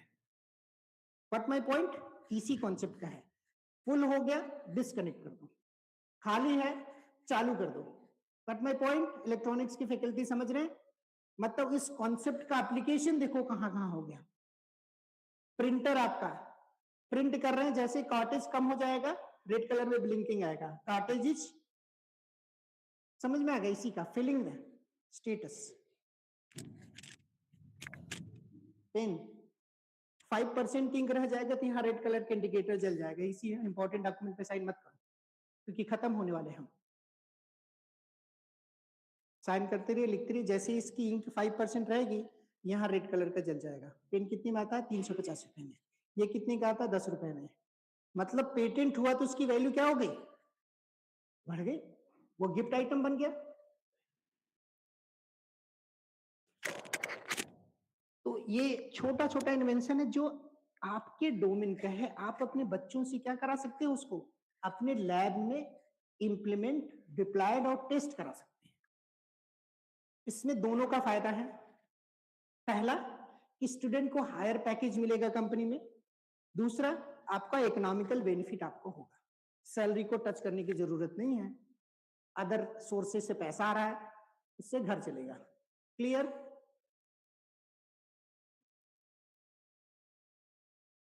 ये एग्जाम्पल पढ़ लीजिए, तो एग्जाम्पल मैं दे रखा हूं, ये पेज वाला है, पेज को क्लीन और रिक्लीन करने का कॉन्सेप्ट है। ये एचपी कंपनी ने खरीद रखा है। ये पेटेंट 2018-19 का था, ये एचपी कंपनी ने खरीद रखा है। 2028 तक ये प्रिंटर ऐसा मार्केट में आपको मिलेगा। नॉर्मल प्रिंटर जो है 6,500 का रहा है, ये वाला इनबिल्ट प्रिंटर 9,500 का रहा है, 3,000 के आसपास ज्यादा वैल्यू है। लेकिन आपके ऑफिस में जितने खराब पेज हैं सबको रिसाइकिल कर देगा। इस पे गवर्नमेंट की जीआर लगी हुई है।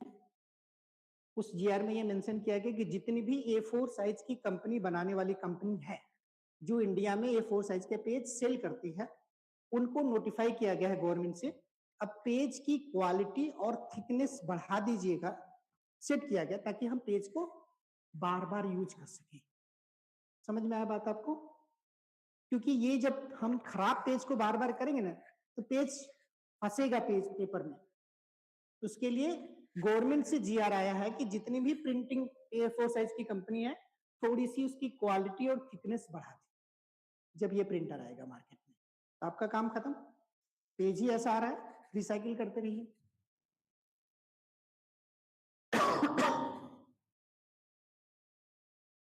ये वाला तो समझ ही रहे हैं कितना पंगा कर किया हुआ ये पेटेंट स्टूडेंट का है और गवर्नमेंट को इस पे रोक लगाना पड़ा। मतलब ऐसे भी इन्वेंशन कर सकते हो जिसमें गवर्नमेंट इंटरफेयर करेगी, क्योंकि ये वायलेंट हो रहा है। पढ़िए आप, इससे हर दिन मारा पीटी होगी इंडिया में अगर ये इंप्लीमेंट हो जाएगा तो गवर्नमेंट ने इस पेटेंट पे रोक लगा रखा है 2030 तक। पहले पेट्रोल पंप में सुधार होगा, देन फिर इस कॉन्सेप्ट को व्हीकल में लगा दिया जाएगा। पढ़िए ध्यान से तो समझ में आएगा कहां पे पंगा है।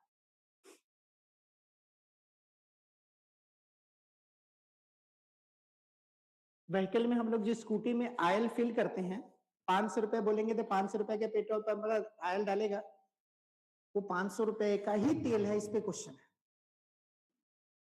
उसी का इन्वेंशन है ये कि आपने 2 लीटर ही तेल डाला, आपका मीटर तो बता रहा है लेकिन एग्जैक्टली 2 लीटर आया है कि नहीं आया हमारा डिवाइस नहीं बता रहा, क्योंकि इसमें कोई डिवाइस लगा नहीं था अभी, अब लग रहा है। ये आपकी स्कूटी में वो डिवाइस लगा रहेगा जो पहले से इंडिकेट करेगी कि 2 लीटर है, 3 लीटर और डाला है, 5.500 लीटर होना चाहिए।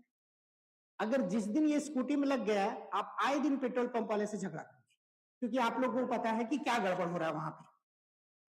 तो गवर्नमेंट को ये बात पता है, तो उसने इस पेटेंट पे होल्ड लगा रखा है कि हम पहले पेट्रोल पंप जो है उसकी मशीनरी को उन्होंने दिया है 2029 तक आप लोग एक्यूरेसी मेंटेन कर लीजिए, जितना आप इनपुट डालेंगे उतना 100% जा रहा है, देन फिर व्हीकल में वो लगाया जाएगा, ताकि मार्केट में जो फाइटिंग डेली होगी वो क्या हो जाए, ऑटोमेटिक रिमूव हो जाए, कि जितना वहां उनके मशीन पे देखेगा आपके डिस्प्ले भी उतना दिखना चाहिए।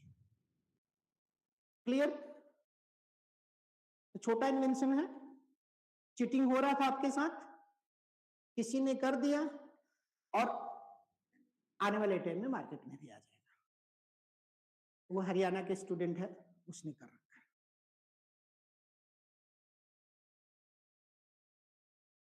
बाकी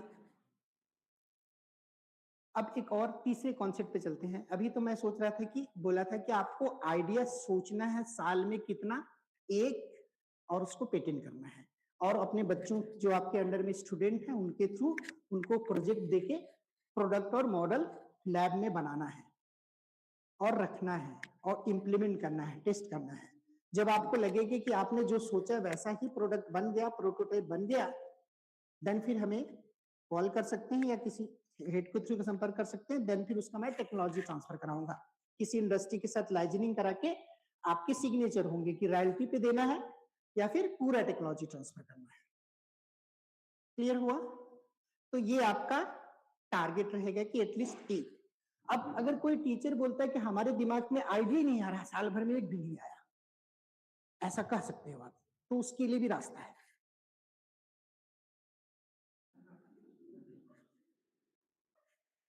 पहला क्या है? प्रिंटर। ये प्रिंटर के किस चीज का पेटेंट हुआ था कि एक ऐसा डिवाइस जो A4 साइज पे किसी टेक्स्ट को, इमेज को और डेटा को प्रिंट कर सके, उसका नाम क्या रखा गया? प्रिंटर।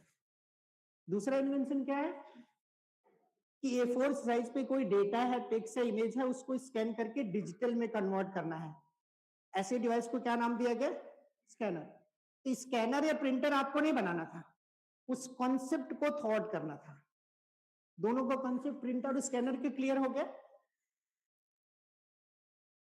अब वापस आ जाओ पेटेंट की डिफिनीशन पर। पेटेंट की डिफिनीशन क्या है कि कोई एक ऐसा टेक्नोलॉजी, कोई एक ऐसा मेथड, कोई एक ऐसा प्रोसीजर जो पहली बार विश्व में आए, वही पेटेंट होगा। अभी जितने मैं एग्जांपल दिया हूं आपको पहली बार ही नजर, अगर वो ऑलरेडी एग्जिस्ट है तो पेटेंट नहीं होगा। क्लियर हो गया एकदम? कि कोई भी थॉट और आइडिया जो सोच रहे हैं, अगर पहले से पूरे विश्व में किसी भी कंट्री में है तो आपका वो पेटेंट नहीं मिलेगा। क्लियर? तो अभी आपके दिमाग में ये ऑल इन वन प्रिंटर जो है ये पेटेंटेड है। अब इस डिफिनेशन को मैच करो, आप मैच हो रहा है क्या ऑल इन वन प्रिंटर में? क्योंकि कंडीशन क्या है पेटेंट की? नॉवेल्टी चाहिए, कोई एक बात नई होनी चाहिए जो अभी पहली बार आ रहा हो। प्रिंटर प्रिंट करता है, ब्लैक एंड व्हाइट प्रिंट करता है। स्कैनर ब्लैक एंड व्हाइट और कलर दोनों को स्कैन करता है। All in one printer black भी प्रिंट करता है, कलर भी प्रिंट करता है। ये कलर भी जो मैं वेट देखो रहा, यही नॉवेल्टी फीचर है उसके। इसमें वो नहीं है, इसमें एक ही कार्टेज लगा हुआ है ब्लैक एंड व्हाइट का इस वाले प्रिंटर में, और इस वाले में 2 कार्टेज लगे हुए हैं जो कलर को प्रिंट करता है। समझ में आया क्या उसने नॉवेल्टी किया है? उसने, उस स्टूडेंट ने कुछ नहीं किया है, दोनों फीचर को ऐड किया, प्रिंटर और स्कैनर को ऐड किया तो ऑल इन वन प्रिंटर बन गया। अब उसको प्रिंट क्या करना, पेटेंट करना था। क्योंकि प्रिंटर की पूरी प्रॉपर्टी लिया है, ये हो नहीं सकता पेटेंट। स्कैनर की पूरी प्रॉपर्टी लिया, हो नहीं सकता है। उसको कोई एक नया चीज जोड़ा, उसने बोला कलर, एक लाइन ऐड किया, कलर प्रिंटिंग, हो गया पेटेंट। समझ में आया क्या इन्वेंशन है? इन्वेंशन के लिए बहुत बड़ा सोच की जरूरत नहीं है, सिर्फ वो गैप फाइंड आउट करो कि कहां गैप है जिसको आप फुलफिल कर सको। All in one printer market में आ गया, सभी के पास ब्लैक एंड व्हाइट प्रिंटर है, लेकिन सबसे ज्यादा बिकता ऑल इन वन, राइट। फिर 2021 में इसके आगे के इन्वेंशन आया, ऑल इन वन प्रिंटर के आगे नेक्स्ट क्या वीडियो में आपको दिखाया गया था, गुड, सर ने बोला 3D प्रिंटर। देखो ये 2 डायमेंशनली प्रिंट हो रहा है, ये all in one printer 2D में कलर ब्लैक एंड व्हाइट कुछ भी करो करेगा, 3D नहीं करेगा। नेक्स्ट प्रिंटर आया 3D, जो आपने वीडियो में देखा था, मोबाइल, बुक, किताब, टेबल, चेयर सब कुछ भी प्रिंट कर सकता। अब तो घर भी 3D प्रिंटिंग आ गई, सीधा सीधा घर, गाड़ी, बिल्डिंग, बोतल, जो कुछ भी देख रहा है सब 3D से बन सकता है। 3D प्रिंटर मार्केट में है, 2021 का इन्वेंशन है, बहुत पुराना नहीं है। तो कमी दिखी तभी तो आया, अगर मान के चलो ये प्रिंटर ही ना आया होता तो 3D की बात ही किसी के दिमाग में ना आती ना। अब आप सोच सकते हो कि 3D के बाद क्या होगा। 3D के बाद का पेटेंट यूएस ने कर रखा है, एयर प्रिंटिंग। जैसे अगर मान के चलो इसको मोबाइल है, इसको हम मान के चलते मोबाइल है, सेलेक्ट करेंगे, एयर में लाइट जलने लगेगा, एयर में लिख सकते हैं, प्रिंट, यहां पे एयर में लिखे हैं, एयर में जो डेटा हम लिखे हैं टैग करेंगे मोबाइल में, मोबाइल से प्रिंटर में कनेक्ट होगा, प्रिंट हो जाएगा। यूएस का पेटेंट हो चुका है, लेकिन अभी प्रोडक्ट मार्केट में नहीं आया है। हम जो बात बोल रहे हैं समझ में आ रहा है, आप फिल्म में देख रहे हैं वो पेटेंटेड है। मतलब ये दिमाग में रखो आप कि पहले आइडिया का पेटेंट होता है, फिर कुछ सालों में उसको बनाया जाता है, फिर कुछ सालों में मार्केट में प्रोडक्ट आता है। तो क्लियर हो गया कि 4 साल आपके पास बच्चे हैं, उनको मिलके उनके साथ एक आइडिया पे काम करो, साल 1.5 साल में बना के, जब बच्चे पास आउट हो रहे हैं तो उनको उस तक प्रोडक्ट बना के उनकी जॉब लग जाएगी, अच्छी कंपनी में भाग जाएंगे, बाकी वो कॉलेज का एसेट हो जाएगा। और नैक, एनबीए, एनआईआरएफ रैंकिंग में पेटेंट का सबसे हाईएस्ट स्कोर मिलता है। एनबीए की डॉक्यूमेंटेशन यहाँ पे कोई कर रहे होंगे, नैक की कर रहे होंगे, एनआईआरएफ रैंकिंग की कर रहे होंगे, यूनिवर्सिटी की क्यूएस रैंकिंग, इधर द रैंकिंग, इंजीनियरिंग कॉलेज की रैंकिंग पेटेंट से ज्यादा आ रहा है, क्योंकि पेटेंट को पूरे विश्व में सबसे स्ट्रॉन्गेस्ट रिसर्च माना गया है। वो एग्जाम्पल आपने दिखा होगा, सुना होगा न्यूज में, पीएम मोदी साहब के साथ हम लोग भी बैठे थे, आईआईटी कानपुर, नाम समझ रहे हैं, सबसे ब्रांडेड यूनिवर्सिटी है, वहां के एक प्रोफेसर साहब आए, उनके पास 1000 रिसर्च पेपर था। कितने रिसर्च पेपर? 1000। जबकि आपको मैं बोल रहा हूं कि 2 पेपर हर साल करना है, अगर 35 साल नौकरी करेंगे तो 70 पेपर होगा, बट उनके पास 1000 रिसर्च पेपर, सोचो कितना लिख रहे हैं। तो उन्होंने एक क्वेरी की कि हमारे पास सबसे हाईएस्ट लेवल का 1000 पेपर है, हमारा साइटेशन मोर देन 7000 है, हमें रिसर्च का अवार्ड के लिए हमारा नॉमिनेट कीजिए। एक क्वेश्चन मोदी साहब ने कहा कि आपके 1000 पेपर में से ऐसे कितने रिसर्च हैं जिससे कोई प्रोडक्ट बना है? उन्होंने बोला अभी कोई नहीं। तो एक लाइन बोली, जिस दिन एक भी प्रोडक्ट लेके आएंगे नॉमिनेशन हो जाएगा। Got my point? कि रिसर्च पेपर लिखना और प्रोडक्ट बनाना एकदम जमीन आसमान का अंतर है। इसी वजह से बोले साल में एक, क्योंकि बोलना आसान है आपके लिए, करना बड़ा मुश्किल है। लेकिन मैं आपके सामने खड़ा हूं, मेरे कितने पेटेंट हैं? मैडम ने इंट्रोडक्शन दिया वो 813 पेटेंट है।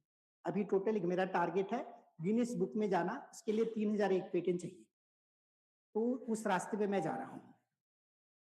बट आपको सिर्फ एक करना है, और 11 से समथिंग पेटेंट, 813 से 1100 समथिंग हुआ पेटेंट से कितना फंड आ गया आपको दिखा होगा कि जितना मैं लगाया था उसका 1000 गुना पैसा हमें आ गया। 47 CR, 43 करोड़ सिर्फ पेटेंट का टेक्नोलॉजी ट्रांसफर करके हमने रिसीव कर रखा है। तो सैलरी साइड में रहेगा ना, एक हमारा इन्वेंशन है सोलर प्लेट, समझ रहे हैं सब लोग, छत पे होता है, एनर्जी कंज्यूम करता है। 2014 में हम किए थे, सोलर बॉल बनाए थे, फुटबॉल जैसे, गेट जैसे है, जो बच्चे क्रिकेट खेलते हैं उससे थोड़ा बड़ा है। उसको छत पे दिन भर फेंक दीजिए, चार्ज हो जाएगा, शाम को लाइए, जैसे चार्जर का कनेक्टर होता कर दिए, चार्ज हो जाएगा। यहाँ इंदौर में बनती है उसकी प्रोडक्शन, और वो नीदरलैंड जाता है, इंडिया में नहीं बिक रहा है। 37 रुपए के एक बाल वो कंपनी बेचती है, हमारा टाई अप उसके साथ, 3 रुपए पर प्रोडक्ट हमें चाहिए, जितनी मर्जी उतनी बेचो। क्लियर हुआ कि उसी प्लेट को दूसरे रूप में कन्वर्ट करके एफिशिएंसी इंक्रीज हो गया, उसको सेल टू कंपनी। सो ऐसे छोटे छोटे इन्वेंशन सोचिए। जो बेटी का पेटेंट बताया, स्मार्ट बैग, 72 लाख के बिका हुआ छोटा सा बैग। बेटे का पेटेंट है एटीएम मशीन पे, छोटा सा। एटीएम मशीन में नॉर्मली क्या होता है, जब कभी भी वो जिसको बोलते हैं हैक होता है, हैंग जब होता है ना, आप पैसा डालोगे, पैसा तो आपके अकाउंट से कट गया लेकिन बाहर नहीं निकलता है। कब? जब सप्लाई लाइन में कोई डिस्टरबेंस आती है। जैसे आपने एटीएम में कार्ड स्वैप किया, एटीएम मशीन में पैसा इनपुट डाले, टिक किए, मशीन चली, सप्लाई लाइन में कोई इंटरप्ट आ गया या बिजली चली गई, आपके अकाउंट से पैसा कट चुका होता है और वो पैसा बाहर नहीं निकलता है। ऐसा कुछ लोगों के साथ हुआ होगा। उस केस में आपको क्या करना पड़ता है, वहां रुकना पड़ता है। जब सप्लाई लाइन कनेक्ट होगी, देन फिर वो काउंटर खोलेगा, पैसा निकलेगा। क्योंकि एटीएम मशीन में अगर इस सिचुएशन में आ जाए तो उसके पास ये राइट नहीं कि उस पैसे को वापस करके आपके अकाउंट में ऐड कर दे। Got my point? प्रॉब्लम समझ में आई आपको? पैसा निकल के आ गया, बाहर नहीं निकला है, काउंट हो रहा है। जैसे पूरा काउंट होता है, जैसे मशीन उसको बाहर ठेलने की प्रयास करती है, उसी समय सप्लाई चली जाए तो वो पैसा बाहर आएगा? नहीं आएगा। पैसा क्या बैंक, वो एटीएम अंदर लेके आपके अकाउंट में डाल देगा, उसके पास राइट्स नहीं है।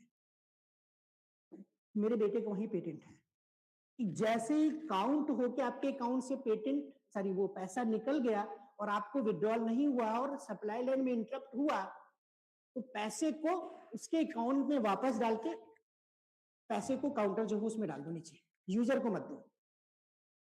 जब बिजली आएगी तो फिर से यूजर अपना निकाले। तो उसका रिस्क जो है वो क्या हो गया? नहीं तो आपको ऐसे केस में 7 से 8 दिन बैंक में दौड़ना पड़ता, पता है ना, 7 to 8 डेज का गैप होता, तब पैसा आपको मिलेगा। छोटी सी प्रॉब्लम का सोल्यूशन उसने किया। ये गैप था, आप लोग भी फेस किए होंगे। तो वो आपके दिमाग में नहीं आया था कि अगर ऐसा हुआ तो वापस कर दे पैसा, क्योंकि पैसा तो नीचे पड़ा हुआ है, उस पैसे को नीचे गिराना है और जितना अमाउंट है उसको अकाउंट सॉफ्टवेयर में ऐड कर देगा। ये छोटा सा पेटेंट उसने किया था। तो बच्चों को भी समझ में आता है इन्वेंशन। तो आप जिन स्टूडेंट को ट्रेंड कर रहे हो उनके पास इनफाइनाइट एनर्जी है, सिर्फ आप डायरेक्शन सही दो और उन्हीं से आइडिया निकाल सकते हो। या आप एक प्रॉब्लम स्टेटमेंट दे दीजिए, ट्राई टू सॉल्व कोई भी प्रॉब्लम स्टेटमेंट। जैसे फाइनल ईयर का आप लोग जो प्रोजेक्ट सेलेक्ट करवाते हैं, उनको बोले कि प्रोजेक्ट का टाइटल तभी अप्रूव होगा जब कोई इन्वेंटेड कॉन्सेप्ट हो, कोई पेटेंटेड कॉन्सेप्ट हो। 10 दिन, 20 दिन, 25 दिन, 50 दिन लगाएगा बच्चा, 100 में से कोई 2 या कोई 5 तो बच्चे ऐसे आ जाएंगे जिनका कॉन्सेप्ट क्या होगा, नॉवल होगा, इन्वेंटेड होगा, मे भी पेटेंट हो सकता है। जैसे इंस्टीट्यूट में 6 पेटेंट है as per madam instruction, 6 patent का प्रोटोटाइप बना लीजिए, उसका मॉडल बना लीजिए और ट्राई कीजिए उसको ग्रांट कराने के, क्योंकि पब्लिश्ड है अभी, ग्रांट कराने का, ताकि फंड एक आ जाए वहां से। वो वाला पेंडिंग काम है। मतलब आप लोग उस रास्ते पे हो। 6 पेटेंट होना इज द गुड थिंग्स। जैसे अब अगर एमआईटी यूनिवर्सिटी के नाम से भी लोग समझ रहे हैं, उनके पास 6232 पेटेंट है। उनके एडमिशन के टेम्पलेट में पहले ही होता है 6000 समथिंग पेटेंट। मतलब गार्जियंस को आंखें खुल जाती है कि यहाँ पे हाई लेवल का रिसर्च हो रहा है। पिल्लई कॉलेज मुंबई में देख रहे होंगे, उनके पास 311 पेटेंट है, नंबर 1 कॉलेज है। जीएसपीएम ग्रुप तानाजी सावंत सर का कॉलेज देख रहे होंगे, जीएसपीएम ग्रुप ऑफ इंस्टीट्यूट पुणे में 132-33 पेटेंट है। मुंबई यूनिवर्सिटी खुद ही आप देख रहे हैं 141 पेटेंट हैं, मतलब हर एकेडमिक इंस्टीट्यूट के पास अपना एसेट है, तो अपने पास भी होनी चाहिए। वो कौन करेगा? उसके लिए मैं हूं। आप आइडिया लिख के दो थ्रू मैडम, सभी लोग नहीं, थ्रू मैडम। उस आइडिया को मैं चेक करके बता दूंगा कि आपका कॉन्सेप्ट एग्जैक्टली पेटेंटेबल है कि नहीं है। क्योंकि आप आइडिया कुछ भी सोचोगे, आपको ये पता चलेगा, कैसे पता चले कि ये आइडिया पेटेंटेबल है या नहीं है। उसके लिए वो डेटा हमें दे दोगे, तो उसको मैं चेक करके वैलिडेट कर दूंगा कि यस ये पेटेंटेबल है। फिर अपने सीनियर लोगों से डिस्कस करके क्या ये फिजिबल, क्योंकि हम पेटेंटेबिलिटी रिपोर्ट में आपको मिलेगा ये फिजिबल है, मार्केट एक्सेप्टेबल है, इंप्लीमेंटेबल है। ये तीन चीज चाहिए किसी आइडिया के लिए, कि जो आप आइडिया है वो फिजिबल होना चाहिए, इंप्लीमेंटेबल होना चाहिए मतलब आप बना सको, मार्केट एक्सेप्टेबल होना चाहिए, प्रोडक्ट मार्केट में बिकना चाहिए। ये तीनों चीज की रिपोर्ट आ जाती है। अगर एक बार ये तीनों चीज वैलिडेट हो गया, पॉजिटिव हो गया, इसका मतलब आपका इन्वेंशन पेटेंट हो गया, फिर पेटेंट फाइल हो जाएगा, फिर आपका प्रोडक्ट बनाना है मार्केट में और स्टार्ट करना है। 2-5 मिनट का और टाइम लेंगे। अगर किसी के पास कोई आइडिया अगर पेटेंट हो गया तो उसको रिसर्च पेपर पब्लिश करना बहुत आसान हो गया।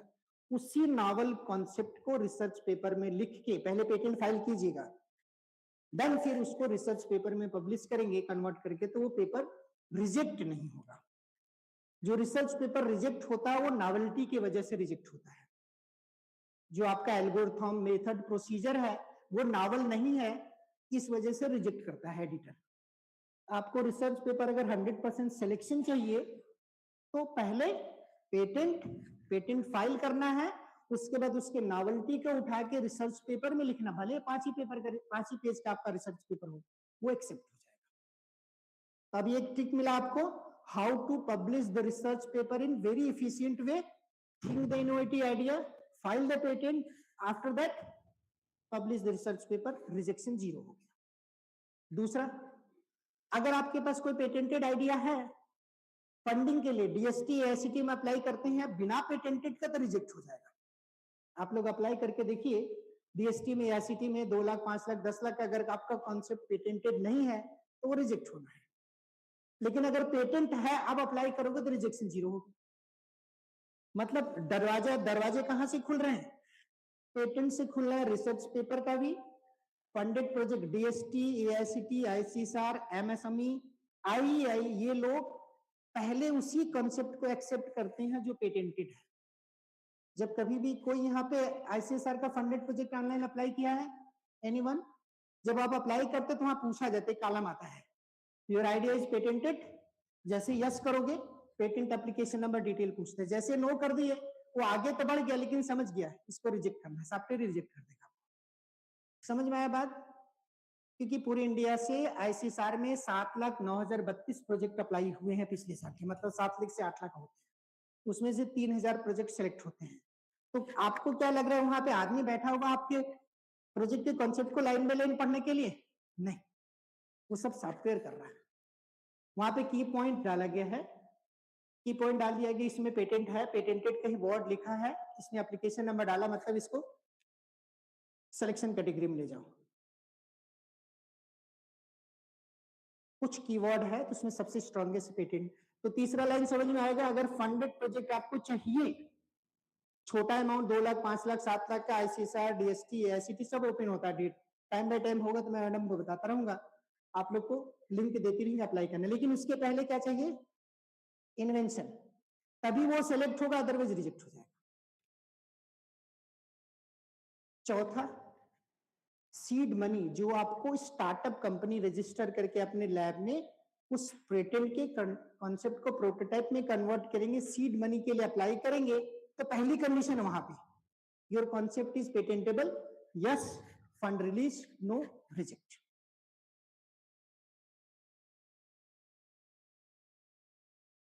क्लियर हुआ? ये आंखें आपको खुली है, बात पता था क्या? सब आंख मूंद के फंडेड प्रोजेक्ट अप्लाई कर रहे हैं, पता है रिजेक्ट होने वाला, फिर भी तो दरवाजा कहां है? पेटेंट के पास है। यहां से जाइए, जैसे हमारा देखे होंगे 732 करोड़ का प्रोजेक्ट मैं यूएस गवर्नमेंट के साथ कर रहा हूं, सिंगापुर गवर्नमेंट के साथ 1300 करोड़ का प्रोजेक्ट चल रहा है, ये बड़े प्रोजेक्ट क्यों मिलते हैं हमें? क्योंकि मेरी प्रोफाइल को देखेंगे तो भाई बंदे के पास इतना इन्वेंशन है, मतलब दे कैन डू। क्लियर हुआ कि फंडिंग एजेंसी आपके कॉन्सेप्ट के साथ साथ आपके प्रोफाइल को भी चेक करेगी कि आप एलिजिबल हो कि नहीं इसको इंप्लीमेंट करने के लिए, कि पैसा लेके खा जाओगे आप, क्योंकि प्राइवेट ऑर्गेनाइजेशन है ना, आप यहां हो, आज हो कल चले जाओगे, पैसा तो डूब गया गवर्नमेंट का। क्लियर? तीनों चीज में बताया आपको जो चाहिए। रिसर्च पेपर आपको हर साल 2 पब्लिश करना था, उसका ट्रिक बता दिए। पेटेंट साल में 1 करना था, उसका ट्रिक बताया है कि वो आपके ब्रेन से निकलेगा, छोटे छोटे आइडिया दे रखे हैं। फंडेड प्रोजेक्ट आपको हर 5 साल में 1 अप्लाई करना है, अगर पेटेंट है तो अप्लाई करोगे तो मिलेगा। स्टार्टअप कंपनी रजिस्ट्रेशन हर 5 साल में 1 करना है, अगर पेटेंट है तो इजीली फंडिंग वहां से मिलने वाली है। और चौथा, टेक्नोलॉजी ट्रांसफर कर ही सकते हो आप, लेकिन ध्यान रहे अगर आप अपने पेटेंट का टेक्नोलॉजी ट्रांसफर कर दोगे तो आपको सीड फंडिंग और फंडेड प्रोजेक्ट नहीं मिलेगा, क्योंकि आपने बेच दिया किसी को, अब उस पर राइट नहीं है आपका पैसा लेने से गवर्नमेंट का। डिफरेंस समझ में आया? अगर पेटेंट करके किसी कंपनी को बेच देते हैं तो उस पेटेंट के लिए फंडेड प्रोजेक्ट अप्लाई नहीं कर सकते आप, क्योंकि वो किसी और का हो गया। उस पेटेंट के बेस पे सीड फंडिंग के लिए स्टार्टअप कंपनी से रिक्वेस्ट नहीं डाल सकती, क्योंकि वो आपका नहीं है। अगर ये दोनों पाथ चाहिए तो ये वाला रोकना पड़ेगा। ओके, सो आज का सेशन यही रहेगा, यहीं पे क्लोज करना है। क्वेश्चन आंसर अगर सेशन करना है तो कर लेते हैं, और अगर किसी को डायरेक्ट कोई डाउट है तो मैडम से नंबर लेके या नंबर लेके आप डायरेक्ट डिस्कशन कर सकते हैं। और इंस्टीट्यूट का जो कोई भी इन्वेंशन करना चाहेंगे आप थ्रू मैडम चैनलाइज कीजिएगा, या कोई एक मैडम वॉलेंटियर बना दीजिए, उसके थ्रू चैनलाइज हो, ताकि उनको पता चल जाए कि कॉन्सेप्ट पेटेंटेबल है कि नहीं। जो पेटेंटेबल कॉन्सेप्ट होगा फिर उसको प्रोसेस कीजिएगा। पहला पेज ओपन कर सकते हैं, फर्स्ट पेज पे चले जाइए, और अगर क्वेश्चन आंसर सेशन क्वेश्चन किसी का है तो पूछ सकता है।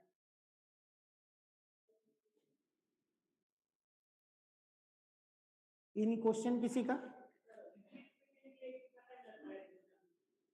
देखिए, अब पेटेंट के 2 टाइप होते हैं, एक डिजाइन पेटेंट होता है, एक यूटिलिटी पेटेंट होता है।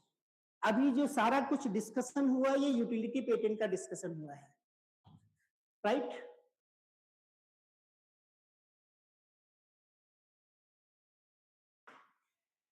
यूटिलिटी पेटेंट का फाइलिंग टाइम 4 से 5 दिन में गवर्नमेंट का लेटर आ जाता है, पब्लिश 21 डेज में होता है, और ग्रांट के लिए 2 से 2.5 साल लगता है। अगर उसमें फीमेल कैंडिडेट है तो 1.5 साल के अंदर ग्रांट हो जाएगा, अगर फीमेल नहीं है तो 3 साल लगता है। अब आप लोग सोच रहे होंगे पार्शियलिटी क्यों, मोदी साहब के जमाने में इन्हीं लोगों का राज है, ठीक है, तो उनको रहने दो। अभी जब वो हटेंगे 27 के बाद या 35 के बाद तो फिर हम लोग का हुकूमत चलेगा। अभी क्या है, जिसमें लेडीज हैं उनका 1.5 साल में ग्रांट हो जाएगा, जिसमें लेडीज नहीं है उनका 3 साल लगेगा। तो स्मार्टनेस क्या है कि अपने पेटेंट में किसी एक लेडीज को पार्टिसिपेंट बना दीजिए, उसका नाम डाल दीजिए, उससे कुछ काम करा लीजिए, चलो डॉक्यूमेंट का काम कर देना, तो अपना फायदा क्या होगा, जल्दी आ जाएगा वो। क्वेश्चन का आंसर मिला। फाइलिंग टाइम 4 दिन, publication time 21 days, grant time 1.5 year, either 3 साल, select as per your choice. ये हो गया यूटिलिटी पेटेंट, जिसमें कोई एक ऐसा आइडिया कॉन्सेप्ट जो पहली बार विश्व में आया हो वही यूटिलिटी होगा। दूसरा है डिजाइन पेटेंट। डिजाइन पेटेंट का फाइलिंग टाइम 4 दिन, पब्लिकेशन तुरंत हो जाता है, और 3 महीने में उसका फाइनल पब्लिकेशन सर्टिफिकेट आता है। डिजाइन पेटेंट को पेटेंट नहीं कहा जाता है, जो उसका सर्टिफिकेट आता है वो 3 महीने में आ जाता है, बट वो उसको ग्रांट की कैटेगरी में नहीं डालते हैं। डिजाइन पेटेंट का सिंपल सा मतलब ये है, ये मोबाइल है आपका, ये मोबाइल को पहचान देख के आप पहचान पा रहे हो कि कौन से कंपनी का है, इसको देख के पहचान पा रहे हो कौन से कंपनी का है, मतलब हर प्रोडक्ट का जो प्रोस्पेक्टिव व्यू है उससे पहचान में आ जाते कि कंपनी का प्रोडक्ट है। उस प्रोस्पेक्टिव व्यू को हम बोलते हैं डिजाइन पेटेंट। तो उसमें आपको कुछ लिखना नहीं है, सिर्फ एक डिजाइन ऐसा बनाना है जो नावल हो, कहीं और ना मिल रहा हो तो वो डिजाइन पेटेंट हो जाएगा। दोनों में अंतर समझ में आ गया? Utility patent is the process patent, उसमें टाइम लगेगा। डिजाइन पेटेंट बहुत सिंपल है, वो बच्चे करते हैं। जैसे ये कप है, इसका डिजाइन करना है, यहाँ पे हाथ पकड़ने वाला एक और यहाँ लगा दे, नया हो गया, डिजाइन हो जाएगा। यहाँ पे देखिए कप है, यहाँ पे फूल वगैरह बना है, यहाँ पे हम कोई कार्टून बना दें और कार्टून यहाँ पे कोई गहरे कलर की लाइन लिख दे, थोड़ा सा इस पे स्पॉट लगा दे, नया डिजाइन हो गया, पेटेंट हो जाएगा। मीन्स की डिजाइन पेटेंट हमारे किसी काम का नहीं है। नैक, एनबी, एनआईएफ रैंकिंग में डिजाइन पेटेंट का कोई स्कोर नहीं है। डिजाइन पेटेंट जो अप्लाइड साइंस की फैकल्टी है या जिनका टेक्निकल बैकग्राउंड नहीं है, जो प्रोडक्ट बना रहा है, उनके लिए है। हम लोग टीचर्स, हम लोग को क्या चाहिए? यूटिलिटी पेटेंट चाहिए, जिसकी मार्केट में वैल्यू है, जिसकी नैक, एनबी, एनआईएफ रैंकिंग में वेटेज है, जिसका टेक्नोलॉजी ट्रांसफर कर सकते हैं, जिसके लिए फंड की रिक्वेस्ट कर सकते हैं, जिसके लिए फंडेड प्रोजेक्ट अप्लाई कर सकते हैं, वो सारी यूटिलिटी पेटेंट के अंदर आती है। नेक्स्ट क्वेश्चन किसी का?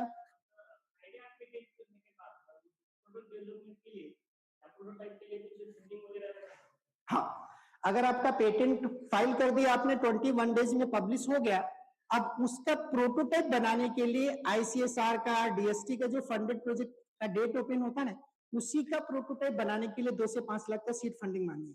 सिलेक्ट होगा उनको, उनका कंसेप्ट आपका अच्छा लगा तो वो फंडिंग कर देंगे। 1.5 साल 2 साल का टाइम मिलता, बना लीजिए। मैं तीसरा तरीका बताया ना कि अगर फंडेड प्रोजेक्ट चाहिए तो पहले पेटेंट कर लो, कर लिए, अब उसका प्रोटोटाइप बनाने के लिए आपको पैसा तो चाहिए ना, तो डीएसटी है, एआईसीटी है, आईसीएसआर है, आईआई, ये सब तो दे रहे हैं ना। अगर पेटेंटेड कॉन्सेप्ट अप्लाई करते हैं तो दे ही रहे हैं पैसा, 2 लाख, 5 लाख, 10 लाख, 15 लाख। लेकिन ये सिटी से बाहर कैंपस है, तो आपको कभी भी बड़ा अमाउंट नहीं अप्लाई करना है, 20 लाख, 40 लाख, 50 लाख। आपको 10 लाख के नीचे, एक बार आपके नाम से छोटा प्रोजेक्ट आ गया, अगली बार बड़ा अप्लाई करना है। समझ में आ रहा है आपको? क्योंकि अभी आपके प्रोफाइल उतना स्ट्रेंथ नहीं है, उतना स्ट्रांग नहीं है कि बड़े प्रोजेक्ट पे सेंक्शन हो जाए अमाउंट। 40 लाख, 50 लाख, 1 करोड़ का अप्लाई करेंगे, बिना देखे रिजेक्ट कर देंगे। ठीक है, उनको रीजन पता होता है कॉलेज का कि कौन से रीजन में क्या सिचुएशन है। सिटी के कॉलेज में अच्छे फैकल्टी उनको दे दो, वो प्रोफाइल चेक करते हैं। तो वो ध्यान रखना है कि हम लोग सिटी से बाहर हैं और अपनी प्रोफाइल उतनी स्ट्रांग नहीं है, तो ज्यादा लालच, छोटा 2 लाख, 3 लाख, 5 लाख तो इजीली मिल जाएगा। प्रिंसिपल सर है, वो भी सुन रहे हैं। आप जब सेंक्शन कराए आएंगे तो कर कीजिएगा नहीं इनको, मतलब 5 लाख के नीचे, क्योंकि एक बार अगर आपको 5 लाख का डीएसटी का प्रोजेक्ट आ गया ना, तो आपका हौसला बढ़ जाएगा। फिर अगली बार 10 का अप्लाई करो, मिल जाएगा। अगली बार 15 का अप्लाई करो, मिल जाएगा। क्लियर हुआ?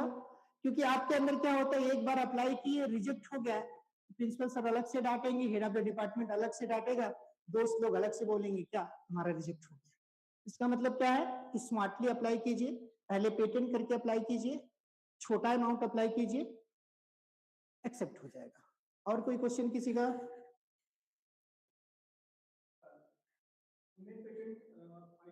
हाँ, उस टाइटल से हमने रिसर्च पेपर बनाया और पब्लिश किया, तो वो चलेगा? नहीं चलेगा। एक टाइटल अगर आपने फ्रीज कर दे तो पब्लिश हो गया, तो गूगल पे आ गया ना, उसमें जब रिसर्च पेपर का टाइटल बना के चेक करेंगे तो वो बोलेगा ऑलरेडी पेटेंट है। मतलब उसमें कहीं इन एंड द कुछ सेंटेंस चेंज करना है।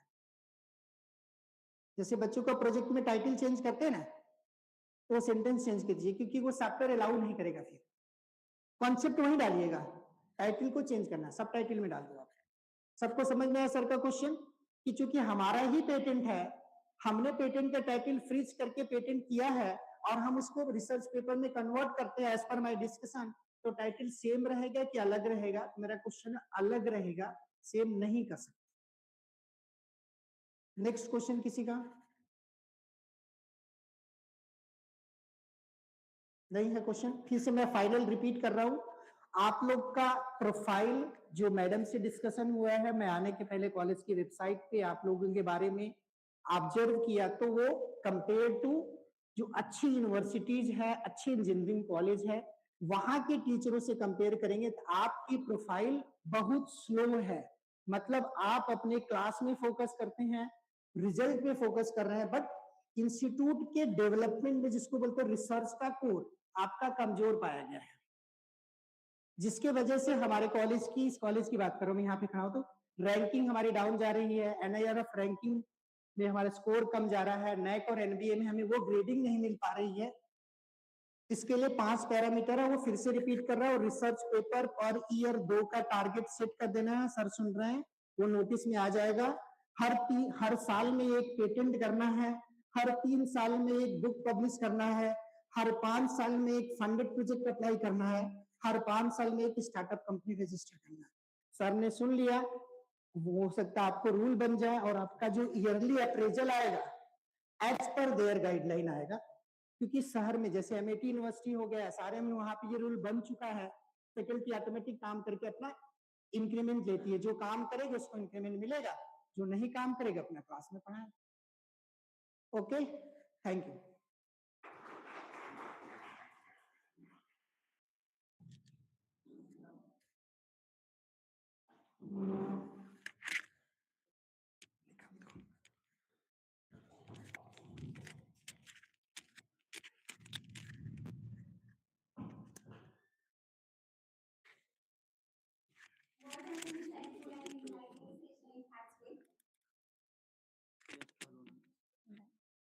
On behalf of everyone present here, I sincerely thank Professor Dr. B.K. Sarkar sir for delivering such a valuable and knowledge-rich session on patent filing, IPR, grants, and research funding. Sir, your detailed explanation of intellectual property rights, patent procedures, and funding opportunities has truly enhanced our understanding and inspired us think more innovatively and research oriented. Your guidance has not only clarified important concept but also motivated us to actively contribute to research and innovation in our respective fields.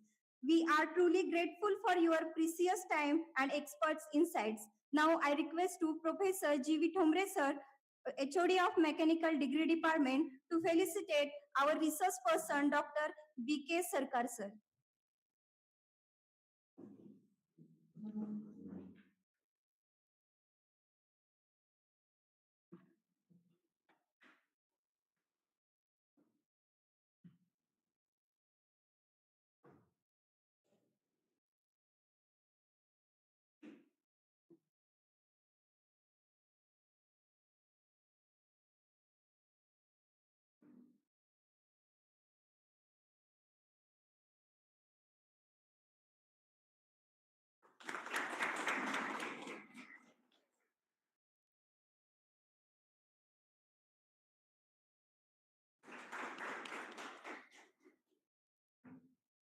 Thank you, sir.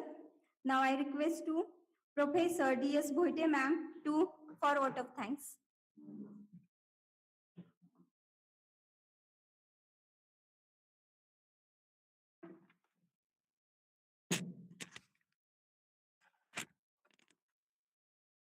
Expert of today's program, Honorable Sarkar sir, respected principal sir, all faculty members and all online participants. It is my proud privilege to propose vote of thanks for today's highly enriching and knowledgeful session on patent filing, IPR, grants and research funding. So first and foremost, I extend our sincere and heartfelt gratitude to our distinguished expert, Honorable Professor Dr. Sarkar sir, for delivering such an insightful and highly motivating session. Sir, your vast expertise and practical guidance on intellectual property, patent strategy, and research funding opportunities have truly inspired all of us to strengthen our research and innovation culture. The depth of your experience and your energetic delivery made session extremely valuable for each and every participant. So we are confident that the knowledge gained today will motivate us to actively pursue patent, quality research and funded projects in the near future. So thank you very much, sir, for such a wonderful session.